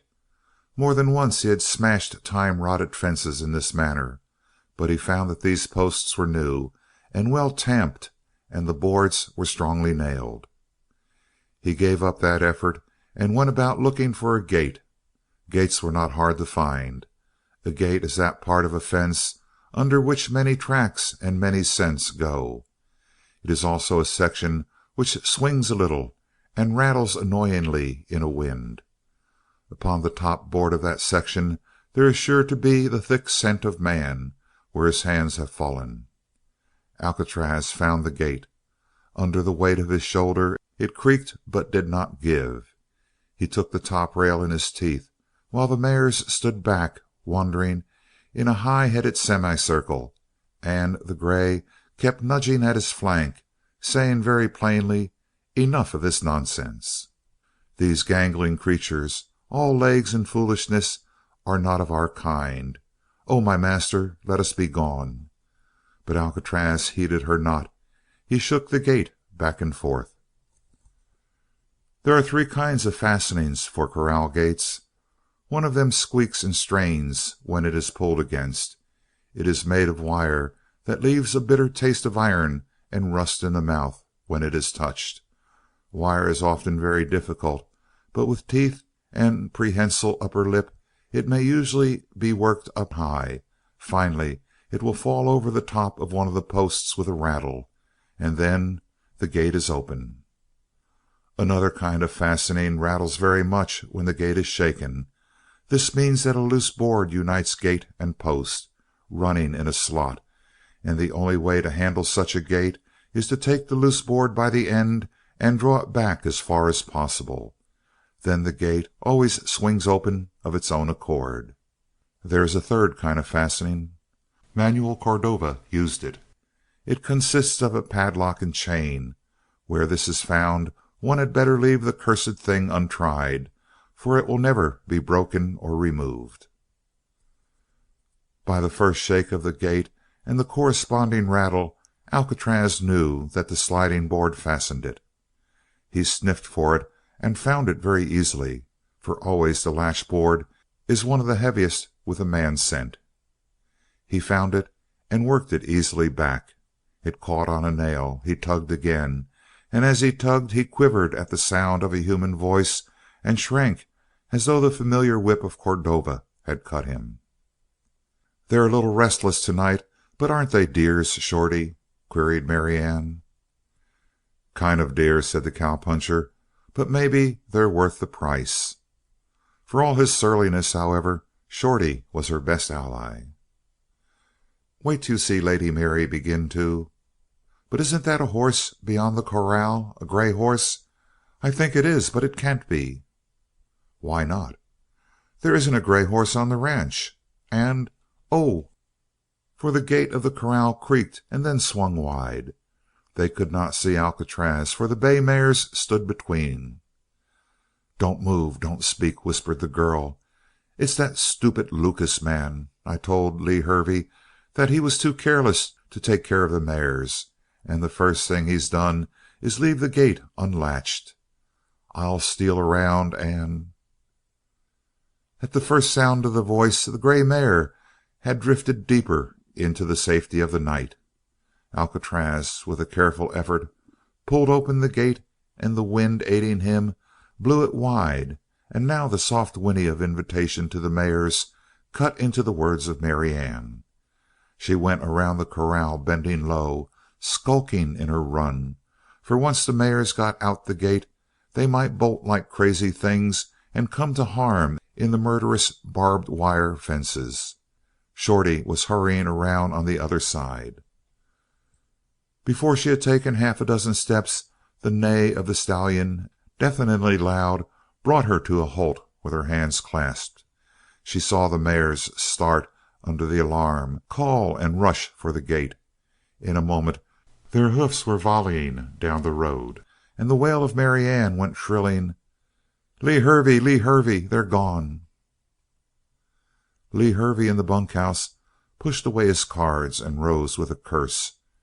"That's what comes of working for a woman," he growled. "No peace, no rest, work day and night.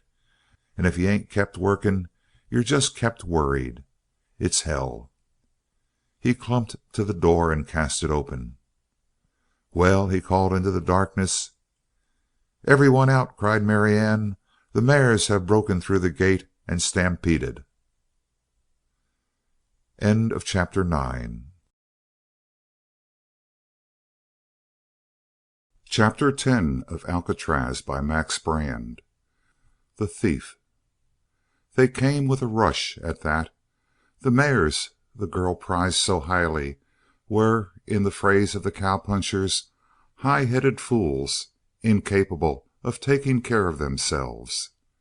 Running wild through the night, as likely as not they would cut themselves to pieces on the first barbed wire fence that blocked their way.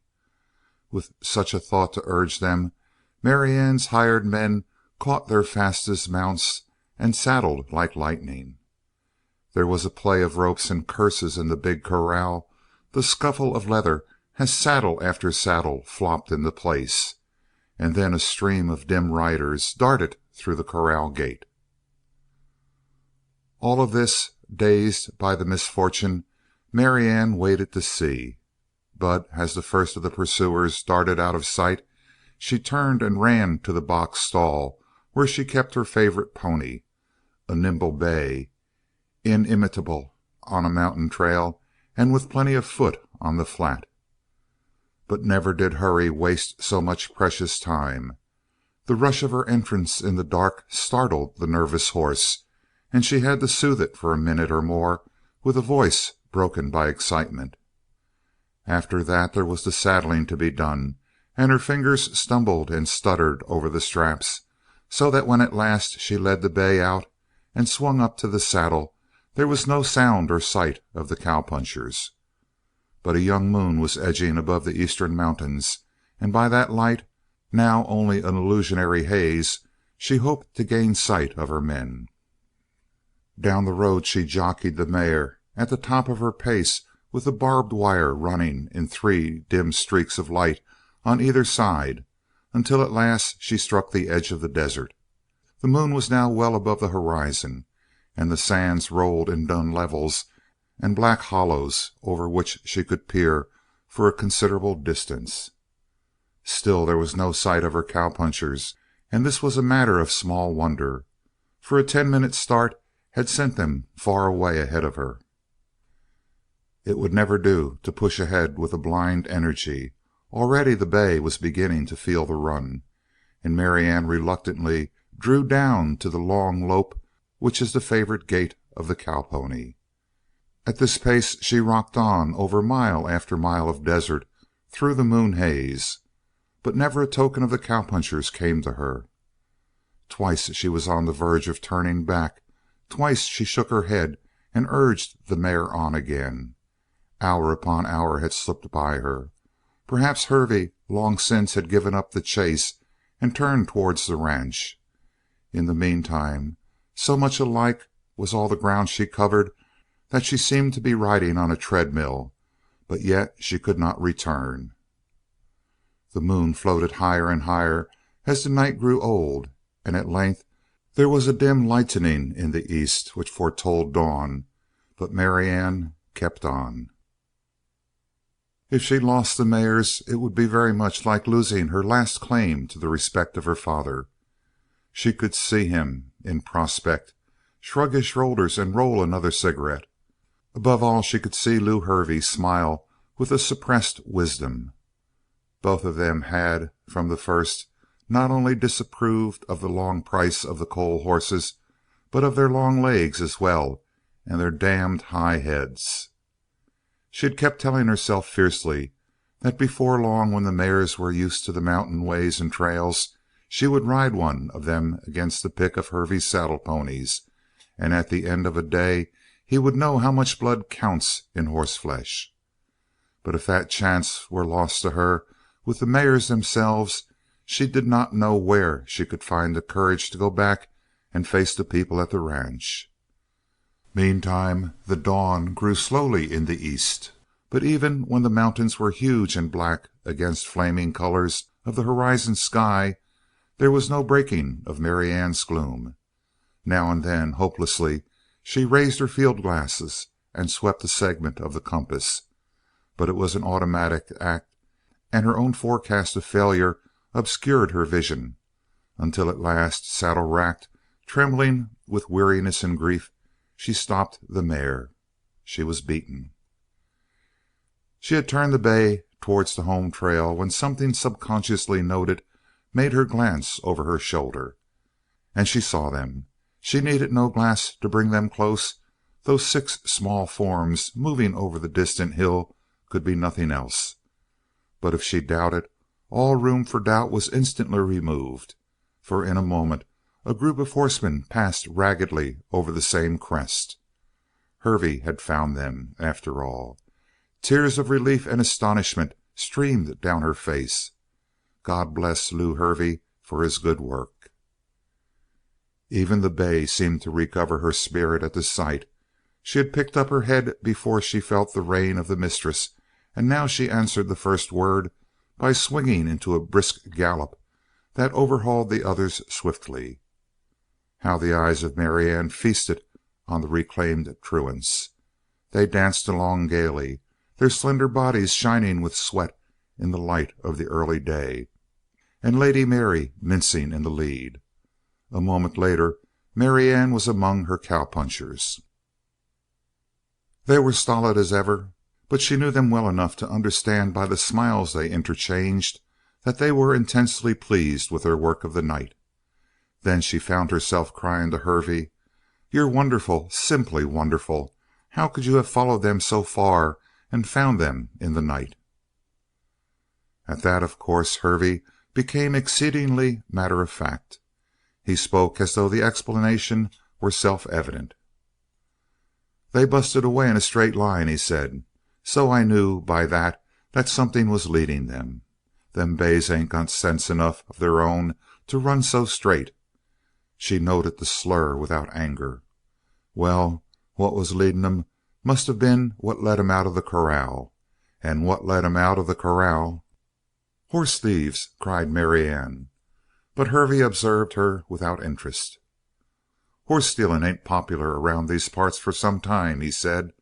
"Rustle a cow now and then, but they don't aim no higher. Not since we strung Josh Sinclair to the cottonwood. Nope, they was stole, but not by a man."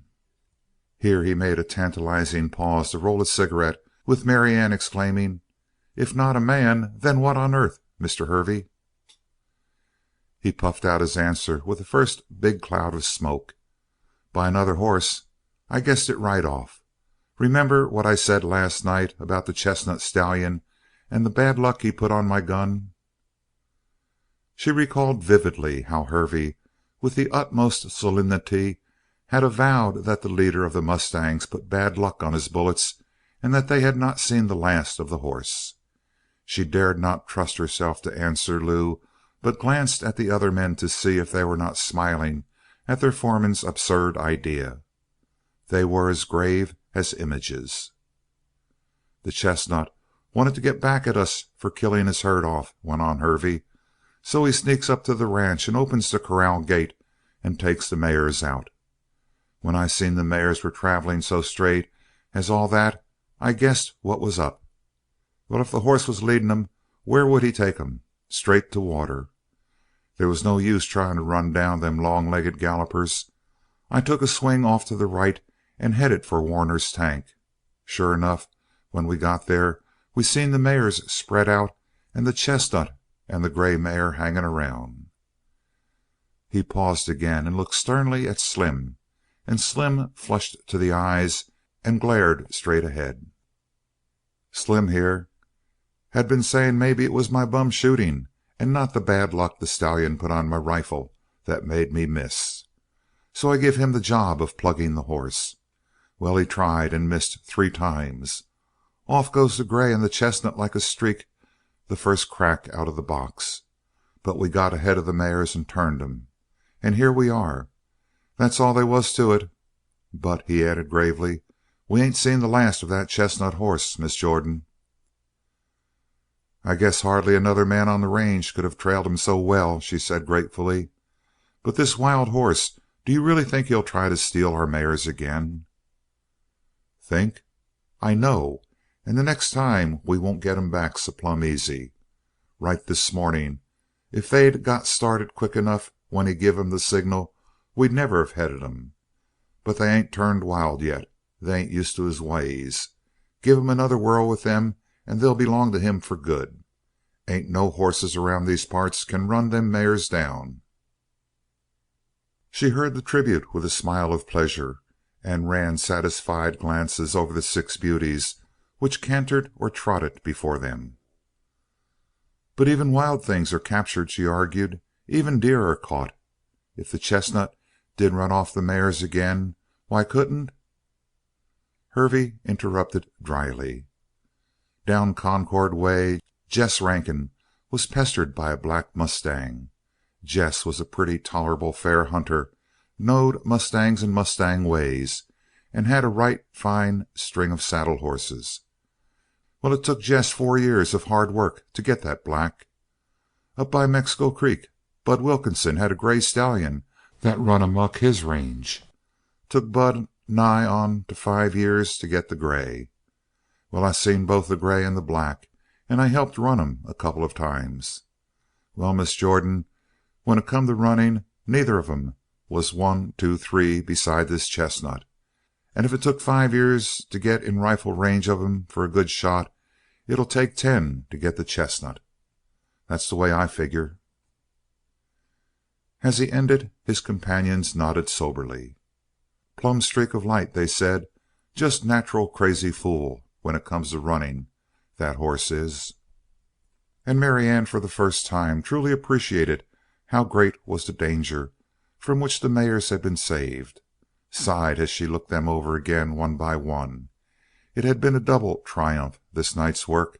Not only were the mares retaken, but they had proved their speed and staying powers conclusively in the long run over the desert.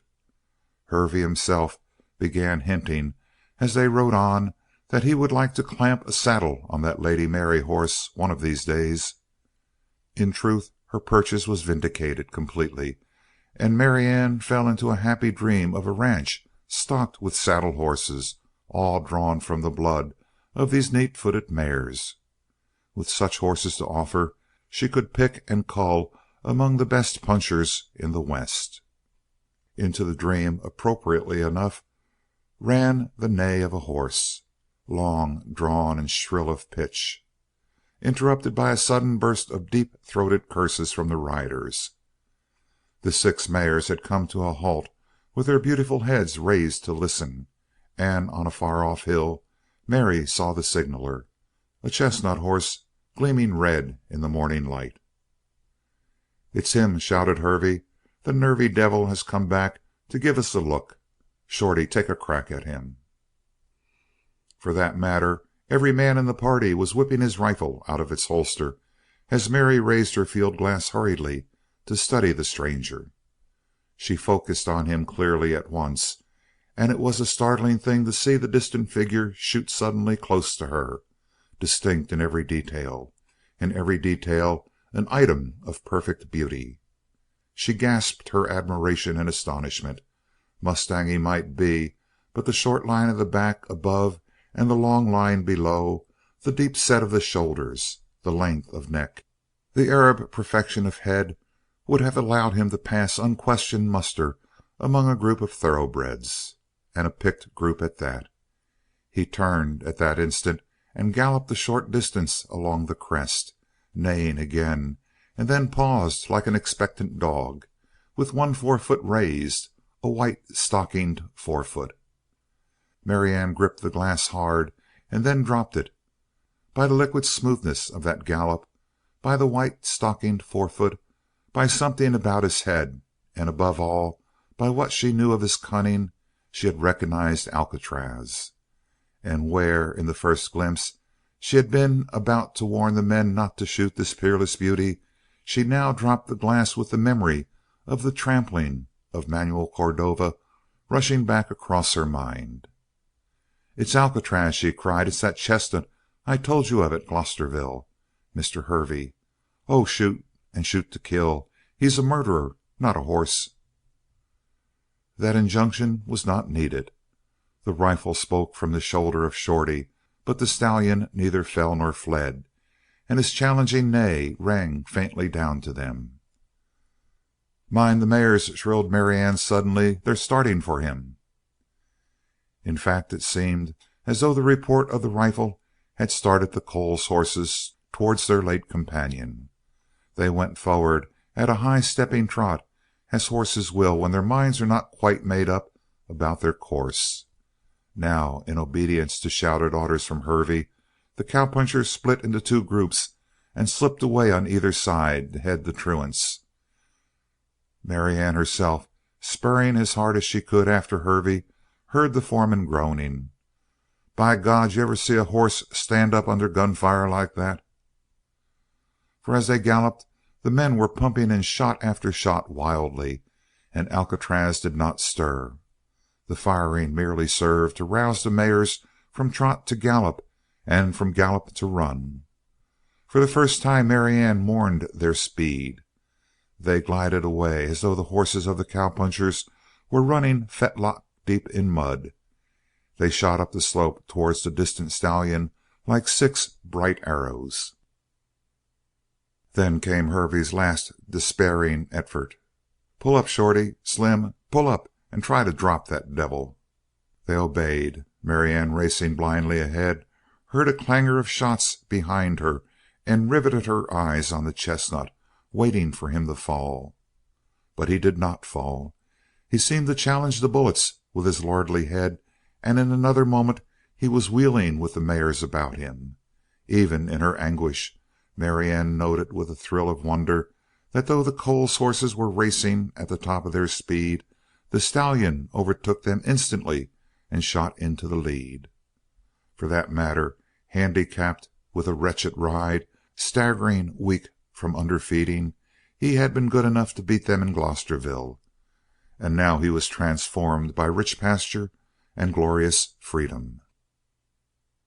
The whole group disappeared, and when she reached the crest and turn, she saw them streaking far off, hopelessly beyond pursuit, and in the rear labored a gray mare, sadly outrun. Then, as she drew rein, with the mare heaving and swaying from exhaustion beneath her, she remembered the words of Lew Hervey, "It'll take 10 years to get the chestnut." Marianne dropped her face in her hands and burst into tears. It was only a momentary surrender. When she turned back to join the down-headed men on the home trail, for it was worse than useless to follow Alcatraz on such jaded horses, Marianne had rallied to continue the fight. 10 years to capture Alcatraz and the mares he led. She swept the forms of the cowpunchers with one of those all-embracing glances of which few great men and all excited women are capable. Yes, old age would capture Alcatraz before such men as these. For this trail there was needed a spirit as much superior to other men in tireless endurance and in speed as Alcatraz was superior to other horses. There was needed a man who stood among his fellows as Alcatraz had stood on the hill crest, defiant, lordly, and free. And as the thought drove home in her, Marianne uttered a little cry of triumph. All in a breath she had it. Red Perris was the man. But would he come? Yes, for the sake of such a battle as this, he would journey to the end of the world and give his services for nothing. End of chapter 10. Chapter 11 of Alcatraz by Max Brand. The Failure.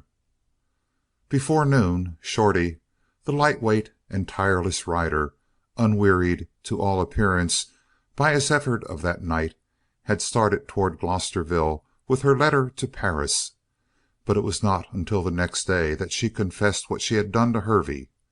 Certainly he had done more than his share in his effort to get back the Coles horses, and she had no wish to needlessly hurt his feelings by letting him know that the business was to be taken out of his hands and given into those of a more efficient worker. But Hervey surprised her by the complacence with which he heard the tidings. "Never in my life hung out a shingle as a horse catcher," he assured her. "He's welcome to the job. Me and the boys won't envy him none.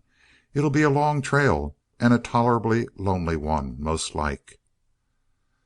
After that she settled down to wait with as great a feeling of security as though the mares were already safely back in the corral. If he came, the death warrant on Alcatraz was as good as signed. But when the third day of waiting ended without bringing Shorty and Perris, as it should have done, the if began to assume greater proportions, and by late afternoon of the fourth day she had made up her mind that Perris was gone from Glosterville, and that Shorty was on a wild goose chase after him. So great was her gloom that even her father, usually blind to all emotions around him, delayed a moment after he had been helped into his buckboard and stared thoughtfully down at her. The habit had grown on Oliver Jordan of late. When the westering sun lost most of its heat, and threw slant shadows and a yellow light over the mountains, Oliver would have a pair of ancient grays, patient as burros and hardly faster, hitched to a buckboard, and then drive off into the evening, and perhaps long after the dinner hour. Only foul weather kept him from these lonely jaunts on which he never took a companion. To Marianne they were a never-ending source of wonder and sorrow, for she saw her father slowly withdrawing himself from the life about him, and dwelling in a gentle, uninterrupted melancholy. She met his stare on this evening with eyes clouded with tears. Truly he had aged woefully in the past years. The accident which robbed him of his physical freedom seemed at the same time to destroy all spirit of youth. Whether walking or sitting he was bowed. His eyes were dull. Beside his mouth and between his eyes deep lines gave a sad dignity to his expression. And though, as his cowpunchers swore, his hand was as swift to draw a gun as ever, and his eye as steady on a target, he had gradually lost interest in even his revolvers. Indeed, what real interest remained to him in the world? Marianne was unable to tell. He lived and moved as one in a dream, surrounded by a world of dreams. His eyes were dull from looking into the dim distance of strange thoughts, and the smile which was rarely away from his lips was rather whimsically enduring than a sign of mirth.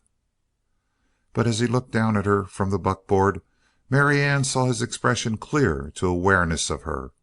He even reached out and rested his hand on her head so that her face was tilted up to him. "Honey," he said, "you're eating your heart out about something. How come?" "Red Perris is overdue," she said. "But I don't want to bother you with my troubles, Dad." "Red Perris? Who's he?" "Don't you remember? I told you how he rode Rickety, and now I've sent for him to come and hunt Alcatraz, because once that man-killing horse is dead, it will be easy to get the mares back. And every day counts. Every day the mares are getting wilder." "What mares?" Then he nodded. "I remember. And they ain't nothing but that worrying you, Marianne?" His expression of concern vanished. His glance wandered far east, where the shades were already brimming the valleys. "I'll be getting on then, honey." All at once, for pity at thought of him driving into the lonely silences, she caught his hand. It was still lean, hard of palm, sinewy, with strength of which most extreme age, indeed, would never entirely rob it. And the touch of those strong fingers called back to her mind the picture of Oliver Jordan as he had been, a kingly man among men. Tears came into the eyes of Marianne. "But where are you going?" she asked him gently. "And why do you never let me go with you, dear?" "You?" he chuckled. "Waste of time driving out nowheres with an old codger like me. I didn't give you all that schooling to have you throw your life away doing things like that. Don't you bother about me, Marianne. I'm just going to drift over yonder around Jackson Peak. You see?" "But who is there, and what is there?" He merely rubbed his knuckles across his forehead and then shook his head. "I don't know. Nothing much. It's tolerable quiet, though, and you get the smell of the pines the minute the trail starts climbing. Sort of a lazy place to go, but then I've turned into a lazy man, honey. Just sitting and thinking is about all I'm good for, or most like just the sitting without the thinking. Why, Marianne, where'd you get them tears?" She choked them back. I wish, she began. "That's right," he nodded. "Keep right on wishing things. That's what I've been doing lately, and wishing things is better than doing them. The way kids are, that's the best way to be. So long, Marianne." She stepped back, trying valiantly to smile, and he raised a cautioning finger, chuckling. "Look here, now, don't you go bothering your head about me. Just save your worrying for this Perris gent." He clucked to the grays, and their sudden start threw him violently against the back of the seat. The promise of that start, however, was by no means borne out by the pace into which they immediately fell, which was a dog trot executed with trailing hoofs that raised little wisps of dust at every stride. She saw the lines slacken and hang loosely to every swing of the buckboard. Had she not, 10 years before, trembled at the sight of this same team dashing into the road, high-headed, eyes of fire, and the reins humming with the strength of Oliver Jordan's pull? The buckboard jolted slowly down the road and swung out of sight, but Marianne Jordan remained for long moments staring after her father. Every time they passed through one of these interviews, and today's talk had been longer than most, she always felt that she had been pushed a little farther away from him.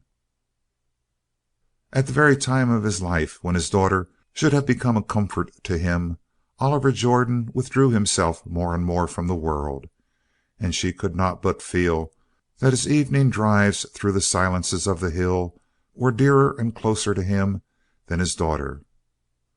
The buckboard reappeared, lurching up a farther knoll, and then rolled out of sight to be seen no more. And Marianne felt again what she had often felt before, seeing her father drive away in this fashion, that some day Oliver Jordan would never come back from the hills. A moment later, half a dozen of the cowpunchers came into view, with the unmistakable form of Lew Hervey in the lead. He was a big-looking man in the saddle, and he showed himself to the greatest advantage by riding rigidly erect with his head thrown a little back, so that the loose brim of his sombrero was continually in play about his face. For all her dislike of him, she could not but admit that he was the beau ideal of the fine horseman. The dominant leader showed in every line, and it was no wonder that the cowpunchers feared and respected him. Besides, there were many tales of his prowess with rifle and revolver to make him stand out in bolder relief. She saw the riders disappear in the direction of the corrals, and then turned back towards the house. Unquestionably, it was to avoid sight of his men returning from their day's work that Oliver Jordan usually drove off at this time of the day. It brought home to him too keenly the many times when he himself had ridden back by the side of Lew Hervey from a day of galloping in the wind. It crushed him with a sense of that impotence into which his life had fallen. Indeed, unless some vital change came, her father must soon mourn himself into a grave. For the first time Marianne clearly perceived this. Oliver Jordan was wasting for grief over his lost freedom, just as some youthful lover might decline because of the death of his mistress. The shock of this perception brought Marianne to a halt. When she looked up, Shorty and Red Perris were not 100 yards away, swinging along at a steady lope. All sad thoughts were whisked from her mind as a gust whirls dead leaves away and shows the green grass beneath, newly growing. How it lifted her heart to see him, but she looked down with a cold falling of gloom at her blue gingham dress. This was not as she wished to appear. She could be in her riding costume, with that rather mannish blouse and loosely tied cravat, spurs on her boots and quirt in her hand, as became the mistress and ruling force of a big ranch. Then she received sudden and convincing proof that mere outward appearances meant nothing in the life of Red Jim Perris. He took off his hat and swung it in greeting. There was a white flash of his teeth as he laughed, a red flash of his amazing hair in the sunset light. Then he was pulling up and swinging down to the ground. He came to meet her with his hat dangling in one hand and the other extended. Typically Western, she thought, that in their second meeting he should act like an old friend. Delightfully Western, too. Under his straight glancing eyes, his open smile of pleasure, new confidence came into Marianne, new self-reliance. The grip of his hand sent strength up her arm and into her heart. "I'd given you up," she admitted. "Mighty sorry it took so long," said Perris. "You see, I was right in the middle of a little poker game that hung on uncommon long. But when it finished up, me and Shorty come as fast as we could. Huh, Shorty?" "Huh," grunted Shorty. Marianne looked to her messenger for the first time. He sat his saddle loosely, one hand falling heavily on the pommel, and his head bent. He did not raise it to meet her glance, but rolled his eyes up in a gloomy scowl which flitted over her face and then came to a rest on the face of Red Jim Perris. A frown of weariness puckered the brow of Shorty. Purple, bruised places of sleeplessness surrounded his eyes, and every line of age or worry or labor was graven more deeply on his face. "Huh," grunted Shorty again, mumbling his words very much like a drunkard. "I've killed my Mamie horse, that's all." And with this gloomy retort he urged the mare to a downhearted trot. In fact, the staunch little brown mare staggered on tired legs, and her sides heaved like bellows. The gray horse of Red Jim Perris was in hardly better condition. "I wanted you quickly," said Marianne, a little horrified, "but I didn't ask you to kill your horses coming." "Kill him?" said Perris, and he cast a sharp glance of disapproval at her. "Not much. That horse of mine is a pile fagged. I aim to get her that way, but she'll be fit as a fiddle in the morning. I'll ride her till she's through, and never a step more. I know the minute she's through working on muscle and starts working on her nerve, and when that time comes, I stop. I've put up in the middle of nowheres to let her get back her wind." "Kill her? Nope, lady, and the only reason Shorty's horse was so used up was because he plumb insisted on keeping up with us." And Marianne nodded. Ordinarily, such a speech would have drawn argument from her. Indeed, her own submissiveness startled her as she found herself gently inviting the fire eater to come into the house and learn in detail the work which lay before him. End of chapter 11. Chapter 12 of Alcatraz by Max Brand. From the hip. Shorty rode for the bunkhouse instead of the corrals, and tumbling out of the saddle he staggered through the door. Inside, The cowpunchers sat about enjoying a before-dinner smoke and the coolness which the evening wash had brought to their wind-parched skins. Shorty reeled through the midst of them to his bunk and collapsed upon it. Not a man stirred, not an eye followed him. No matter what curiosity was burning in their vitals, etiquette demanded that they ask no questions. If in no other wise, the Indian has left his stamp on the country in the manners of the Western riders. In the meantime, Shorty lay on his back, with his arms flung out crosswise, his eyes closed, his breath expelled with a moan and drawn in with a rattle. "Slim," he called at length. Slim raised his little freckled face, which was supported by a neck of uncanny length, and he blinked unconcernedly at his bunkie. He and Shorty were inseparable companions. "Take the saddle off my horse and put her up," groaned Shorty. "I'm dead beat." "Maybe you been chasing Perris on foot," observed Lew Hervey. Direct questions were still not in order, but often a man could be taunted into speech. "Damn Perris and damn him black," retorted Shorty, opening his eyes with a snap and letting a glance blaze into space. "Of all the leather-skinned, mule-muscled, wrong-headed gents I ever seen, he's the outlastingest."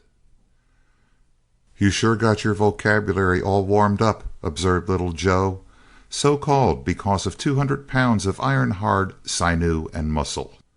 Slim was wandering towards the door to execute his mission, but he kept his head cocked towards his prostrated friend to learn as much as possible before he left. "Which I disremember," went on Little Joe thoughtfully, "of you ever putting so many words together without cussing. Perris must have given you some Bible study down to Glosterville."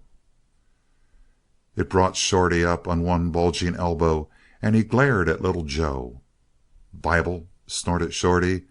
"His idea of a Bible is 52 cards and a joker. He does his praying with one foot on a footrail." "He'll sure fit in fine here," drawled Little Joe.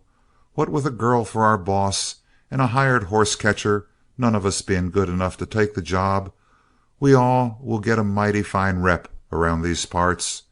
You done yourself proud bringing him up here, Shorty." "Laugh, damn you," said Shorty, heated to such a point that he half forgot his exhaustion. "You ain't been through what I been through. You ain't man enough to have lasted." The imputation sobered Little Joe, and he shrugged his massive shoulders significantly. Shorty's laugh was shrill with contempt. "Oh, you're big enough," he sneered, "but what does beef count agin a lightning flash?" He grew reminiscent. "I seen him bluff down the Wyoming Kid yesterday." A religious silence spread in the bunkhouse. The cowpunchers sat as stiff as though in Sunday store clothes. Shorty took advantage of this favoring hush. "I find him sitting in a game of poker, and I give him the girl's letter. He shakes it open, saying, 'See that 10 and raise you 10 more.' I look over his shoulder as he flips up his cards. He's got a measly pair of deuces. Then he reads the letter and hands it back to me. 'Is it as bad as all that?' he says. 'See that other 5 and raise you 20. You're too strong for me, Red,' says the gent that was bucking him, and lays down to that pair of deuces." I read the letter. "Dear Mr. Perris, I know you don't like to hire out, but this is a job where you won't have a boss. The chestnut horse that nearly killed Manuel Cordova, Alcatraz, has come to my ranch and stolen half a dozen valuable mares. Will you come up and try to get rid of him for me? The job seems too big for my men. Name your own terms. Cordially yours, Marianne Jordan." I hands him back the letter while he rakes in his winnings. "I wouldn't go as far as she does about the men she's got," I says, "but the horse is sure a fast-thinking, fast-moving devil." "Well," says he, "it sort of sounds good to me. Soon as this game busts up we'll start. There's only 4 of us. Won't you take a hand?" Well, that game run on 40 hours. Every time I got busted he'd stake me again like a millionaire. But finally we was both flat. "All right," says he. "I've got a purse light enough to travel now. Let's start." "With no sleep?" says I. "Have it your own way," says he. "We'll have a snooze and then start." We didn't have the price of another room. He took me up to his room and makes me take the bed while he curls up on the floor. The next minute he's snoring while I'm still arguing about not wanting to take the bed. Minutes later I was asleep, but didn't seem my eyes were more'n closed when he gives me a shake. "5 o'clock," says he, "and time to start." We'd gone to bed about 12, but I wasn't going to let him put anything over on me. He bums a breakfast off the hotel, stalls him on his bill, and then we hit the road, him singing every step of the way and me near dead for sleep. I got so mad I couldn't talk. The damn singing sure was riding up my nerves. I tried to take it out on a squirrel that run across the road, but I missed him. "Tell you what, partner," says Perris, "for a quick shot, shooting from the hip is the only stuff." "Shooting from the hip at squirrels?" says I. "I've read about that sort of stuff in a book, but it never was done out of print." "Just a matter of practice," says he. Says I. "I'm here to see and do my talking afterwards." Just then another squirrel pops across the trail, dodging like a yearling, trying to get back to the herd. Quick as a wink, out comes Red's gun. It just does a flip out of the holster and bang, the dust jumped right under the squirrel's belly. Bang goes the gat again, and Mr. Squirrel's tail is chomped plumb in two, and then he ducks down his hole by the side of the trail, and we hear him squealing and chattering cuss words at us. I never seen such shooting in my life, but Perris puts up his gun and gets red as a girl when two gents ask her for the same dance. "I'm plumb out of practice," he says. "Anyways, I guess I been talking too much. You'll have to excuse me, Shorty." And he meant it. He wasn't talking guff. Didn't seem possible anybody could shoot as fast and as straight as that. But Perris was all cut up because he missed, and he didn't do no more singing for about half an hour, and I needed that time for a lot of thinking. Made up my mind that if anybody wanted to make trouble for Perris, they could count me out of the party. And he kept on singing when he started again all the way to the ranch, and me wondering when I was going to go to sleep and fall off. I tried to make talk, seeing a queer looking fob he wore for his watch pocket, and asked him where he got it. "Tell you about it," says he. "Comes from me being plumb peaceable. I remember some of the things I heard about Red Perris in Glosterville and didn't say nothing. I just swallowed hard and took a squint at a cloud. 4 or 5 years back," he says, "when there was more liquor and ambition floating around these parts, I was up in a little crossroads saloon in Utah, near Gunterville. Saloon was pretty jammed with folks, all strangers to me. I wasn't packing a gun. Never do when I'm in a crowd, if I can help it. Well, I got into a little game of stud, and things were running pretty easy for me when a big gent across the table that had been losing hard and drinking hard ups and says he allows I sure have the cards talking. It sort of riled me. I tell him pretty liberal what I think of him and all like him. I go back into the past and give him a nice little description about all his ancestors. I aim to wind up with an invite to step outside and have it out with fists, but he don't wait. Right in the middle of my sermon he outs with a gat and blazes away at me. The slug drills me in the thigh and I go down. Well, this is the slug, and I been wearing it to remind me that I particular want to meet up with that same gent before he gets too old for a gunfight." Here Shorty pauses and sighed, shaking his bullet head, and a deep murmur of appreciation passed around the room. Shorty sank back again on the bunk and turned his broad back on the crowd. "Don't nobody wake me for chuck," he warned them. "I've just finished cramming a month into 4 days, and I've got a night off coming." Instantly his snoring began, but it was some moments before anyone spoke. Then it was Little Joe in his solemn bass voice. "Sounds man-sized," he declared. wears a bullet for a watch fob, busts horses for fun, sleeps 1 day a week, and don't work under a boss. Hervey, you'll have to put on kid gloves when you talk to that Perris, huh? Hey, where you going?" "He's going out to think it over," chuckled another. "He needs air, and I don't blame him. Just as soon be a foreman over a wildcat as over a gent like Perris. There goes the gong." End of chapter 12. Chapter 13 of Alcatraz by Max Brand. The Bargain.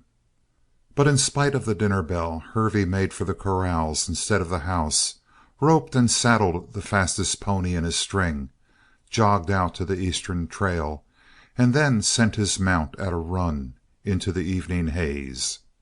After a time he drew back to a more moderate gait, but still the narrow firs shot smoothly and swiftly past him for well over half an hour, until the twilight settled into darkness and the treetops moved past the horseman against a sky alive with the brighter stars of the mountains.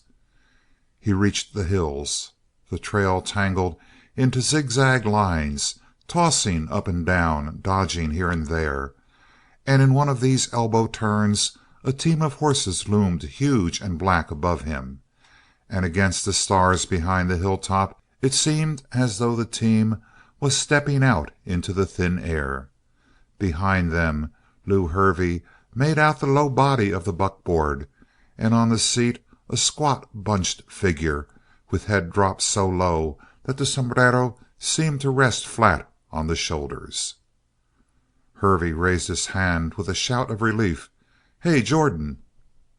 The brakes crashed home, but the impetus of the downgrade bore the wagon to the bottom of the little slope before it came to a stop, and Hervey was choked by the cloud of dust. He fanned a clear path for his voice. "It's me, Hervey," and he came close to the wagon. "Well, Lew?" queried the uninterested voice of the master. Hervey leaned a little from the saddle and peered anxiously at the big boss. He counted on creating a panic with his news, but a man past hope might very well be a man past fear. Hopeless Oliver Jordan certainly had been since his accident. Hopeless and blind. That blindness had enabled Hervey to reap tidy sums out of his management of the ranch, and now that the coming of the sharp-eyed girl had cut off his sources of revenue, he was ready to fight hard, put himself back in the saddle as unquestioned master of the Valley of the Eagles. But he could only work on Jordan through fear, and what capacity for that emotion remained in the rancher. He struck at once. "Jordan, have you got a gun with you?" "Gun? Nope. What do I need a gun for?" "Take this, then. It's my old gat. You know it pretty near as well as I do." A nerveless hand accepted the heavy weapon and allowed it to sink idly upon his knee. "How come?" drawled Jordan, and the heart of Lew Hervey sank. This was certainly not the voice of a man liable to panic. "You and me got a bad time coming, Jordan, when we get to the ranch. He's there, and he's a devil for a fight." "Who?" "Him. You remember that fight you got into in that saloon up in Wyoming? The night you and me was at the Crossroads Saloon and you got off your feed with Red Eye." The figure on the seat of the buckboard grew taller.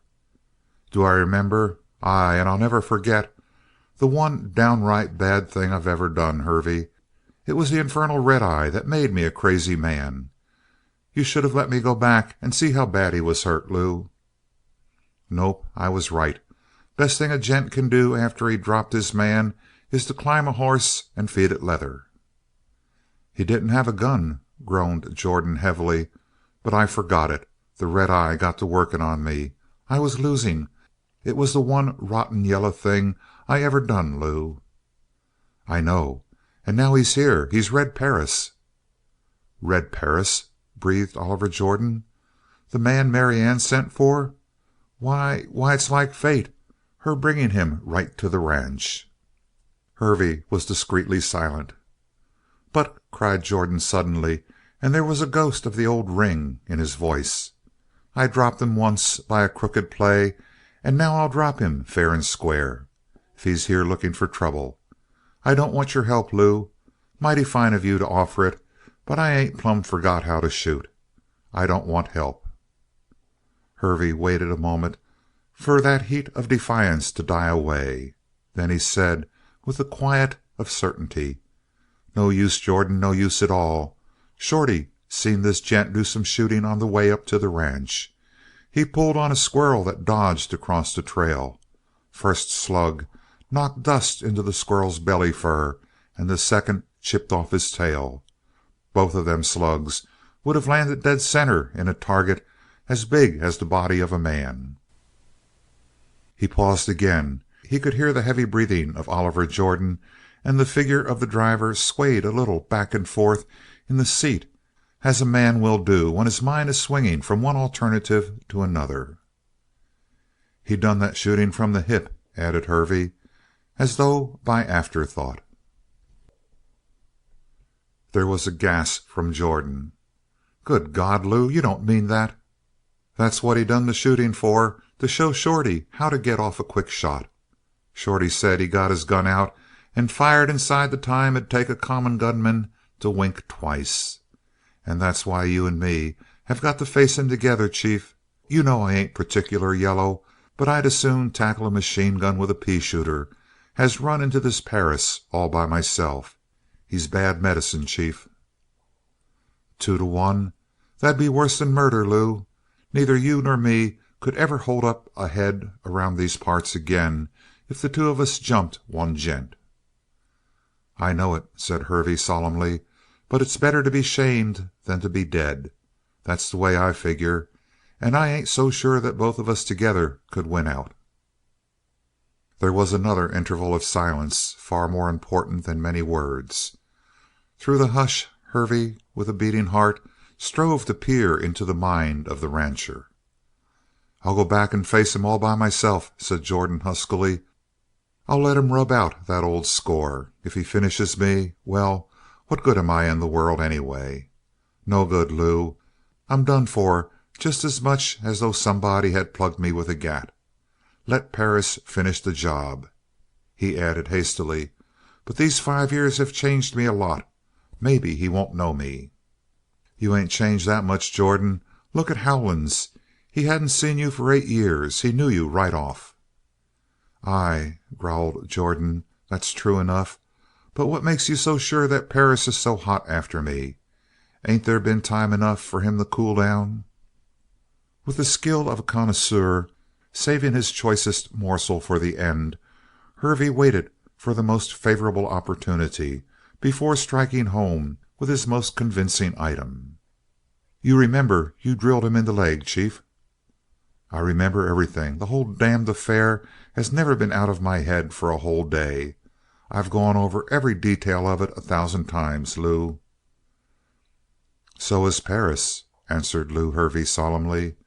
"That slug of yours, when the doctor cut it out of his leg, he had it fixed up, and now he wears it for a fob so he won't forget the gent that shot him down that night when he wasn't armed." "Most likely that's why he's practiced so much with a gun," muttered Jordan. "He's been getting ready for me." "Most like," said the gloomy Hervey, but his voice well nigh trembled with gratification. The head of Jordan bowed again, but this time, as Hervey shrewdly guessed, it was in thought, not in despair. "Why," chuckled Jordan at last, "what we wasting all this fool time about? You just slip back to the ranch and fire Perris." In the favoring dark, Hervey threw back his head and made a grimace of joy. Exactly as he had prefigured this talk was going. Every card was being played into his hand as though his wishes were subconsciously entering and ruling the mind of the chief. "I can't do it," he answered firmly. "You can't? Ain't you foreman?" "No," said Hervey, and a trace of bitterness came into his voice. "I used to be, but you know as well as me that I'm only a straw boss now. Miss Marianne is running things, big and small. Besides, she's picked up Perris and she won't let him go easy, I tell you." What do you mean by that, Hervey?" "I seen her face when she met him. I was standing outside the bunkhouse, and she sure was tolerable pleased to see him." A tremendous oath burst from Jordan. "You mean she's sweet on this Perris?" But he added, "Why should that rile me? Maybe he's all right." "He's one of them flashy dressers," said Lew Hervey. "Silk shirts and swell bandanas, and he wears shop-made boots and keep 'em all shined up. Besides, it's dead easy for him to talk to a girl. He's the kind that get on with 'em pretty well." The innuendo brought a huge roar from Oliver Jordan. "By God, Lew, do you think that's what it means? I thought she talked pretty strong about this Perris." "Maybe I've said too much," said Hervey. "Not a word too much," said Jordan heartily, and reaching through the night he found the hand of Hervey and wrung it heartily. "I know how square you are, Lew. I know how you've stood by me. I'd stake my last dollar on you." Hervey blessed again the mercy of the darkness which concealed the crimson that spread hotly over his face. There was enough truth in what the rancher said to make the untruths the more painful. Before the accident Hervey had, indeed, been all that anyone could ask in a manager. But when too much authority came into his hands, owing to the crippling of his chief, the temptation proved too strong for resistance. It was all so easy. A few score of cows, run off here and there, were never noted, and his share in the profit was 50-50. Indeed, as the hand of Jordan crushed over his own, he came perilously near to making a clean breast of everything, but the memory of his fat and growing bank account gagged the confession. "If that's the way things are standing," Jordan was saying, "we've got to get rid of this skunk Perris. Good looking, as I remember him, and Marianne is so darn lonely on the ranch that she might begin to take him serious, and Hervey, I'll give you a written note. That'll be authority. I'll give you a note to Marianne telling her that I've got to go across the mountains, and that I want you to have the running of the place till I get back. I guess that'll give you a free hand, Lew. You fire that Perris, and when he's gone, send me word over to the hotel in Lawrence. That's where I'll go." Hervey appeared dubious with great skill. "I'll take the note, Jordan," he said, putting all the despair he could summon into his tone. "But it sure goes hard, the idea of losing my place up here. I've been in the valley so long, you see, that it's like a home to me." "And who the devil said anything about you leaving? Ain't I just now about to give you a note to run the ranch while I'm gone?" "Sure you are, and I'll take it and fire Perris. But when you come back, that's the end of me." "What?" "You know how your daughter is. She'll plumb hate me when I come back with orders to run things. She'll think I asked for 'em." "I'll tell her different." "Were you ever able to convince her once she made up her mind?" Growled Jordan. "And she'll never rest till things are so hot for me that I've got to get out. Not that I'd grudge it, Jordan. I'd give up more than this job for your sake.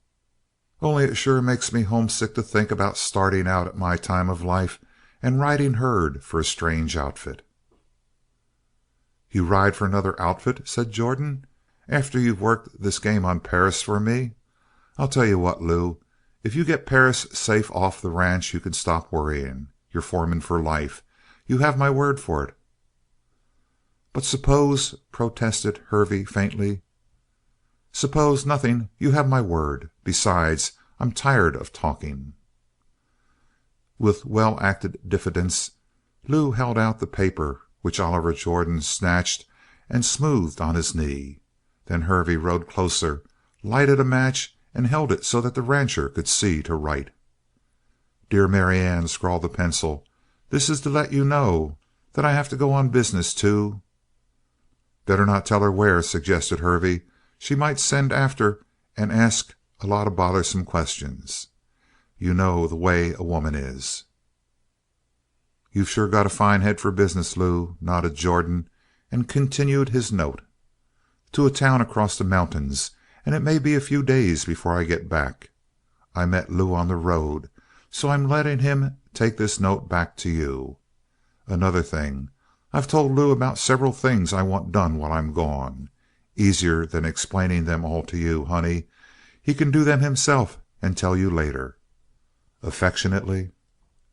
As he scrawled the signature, Hervey suggested softly, "Suppose you put down at the bottom, 'This will serve as authority to Lew Hervey to act in my name while I'm away.'" "Sure," nodded Jordan, as he scribbled the dictated words. "Marianne is a stickler for form. She'll want something like that to convince her." He shoved the paper into the trembling hand of Lew Hervey and sighed with weariness.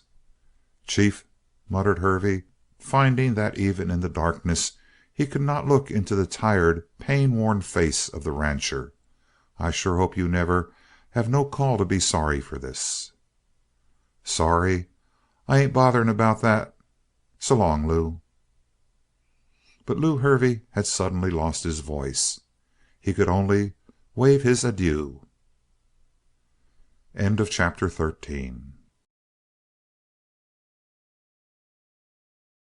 Chapter 14 of Alcatraz by Max Brand. Strategy. Never had Red Perris passed a night of such pleasant dreams, for never indeed had he been so exquisitely flattered as during the preceding evening, when Marianne Jordan kept him after dinner in the ranch house, while the other hired men, as was their custom, loitered to smoke their after-dinner cigarettes in the moist coolness of the patio. For the building was on the Spanish-Mexican style. The walls were heavy enough to defy the most biting cold of winter and the most searching sun in summer, and they marched in a wide circle around an interior court which was bordered with a clumsy arcade of 'dobe pillars. By daylight the defects in construction were rather too apparent, but at night the effect was imposing, almost grand. But while the cowhands smoked in the patio, the noise of their laughter and their heavy voices penetrated no louder than the dim humming of bees to the ear of Red Jim Perris, sitting tete-a-tete with Marianne in an inner room. And he did not envy the sprawling freedom of those outside.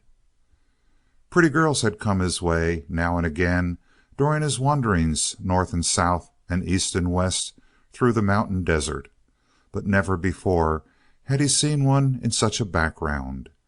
She had had the good taste to make the inside of the house well nigh as Spanish as its exterior. There were cool, dim spaces in the big rooms, and here and there were bright spots of color. Her very costume for the evening showed the same discrimination. She wore drab riding clothes, but from her own garden she had chosen a scentless blossom of a kind which Red Perris had never seen before. The absent charm of perfume was turned into a deeper coloring, a crimson intense as fire in the darkness of her hair. That one touch of color and no more, but it gave wonderful warmth to her eyes and to her smile. And indeed she was not sparing in her smiles. Red Jim Perris pleased her, and she was not afraid to show it. To be sure, she talked of the business before them, but she talked of it only in scattered phrases. Other topics drew her away. A score of little side issues carried her away, and Jim Perris was glad of the diversions. For the only thing which he disliked in her, the only thing which repelled him time and again, was this eagerness of hers to have the chestnut stallion killed. She spoke of Alcatraz with a consuming hatred, and Perris was a little horrified. He knew that Alcatraz had stolen away the 6 mares, and Marianne explained briefly and eloquently how much the return of those mares meant to her self-respect and to the financial soundness of the ranch. But this, after all, was a small excuse for an ugly passion. If he could have known that, with her own eyes, she had seen the chestnut crush Cordova to shapelessness and almost death, the mystery might have been cleared. But Marianne could not refer to that terrible memory. all she could say was that Alcatraz must be killed at once, and she said it with her eyes on fire with detestation. Indeed, that touch of angry passion in her was the flower of Hermes to Red Jim, keeping him from complete infatuation when she sang to him, playing her own lightly touched accompaniment at the piano. He had never been entertained like this before, and when a girl sang a love ballad and at the same time looked at him with eyes at once serious and laughing, he had to set his teeth and shake himself to keep from taking the words of the poet too literally. Perhaps Marianne was going a little farther than she intended, but after all, every good woman has a tremendous desire to make men happy, and handsome Jim Perris, with his straight, steady eyes and his free laughter, was such a pleasant fellow to work with that Marianne quite forgot moderation. And before the evening was over, Jim had come within a hair's breadth of plunging over the cliff and confessing his admiration in terms so outright that Marianne would have closed up her charming gaiety as a flower closes up its beauty and fragrance at the first warning chill of night. A dozen times Red Perris came to this alarming point, but he was always saved by remembering that this delightful girl had brought him here for the purpose of killing a horse, and that memory chilled Jim to the very core of his manly heart. Of course he knew that wild running stallions who steal saddle stock must be cleared from a range, and by shooting if necessary. He would have received such an order from a man and never thought the less of him, but the command was too stern for the smiling lips of Marianne. To be sure, Perris was by no means a gentle rider.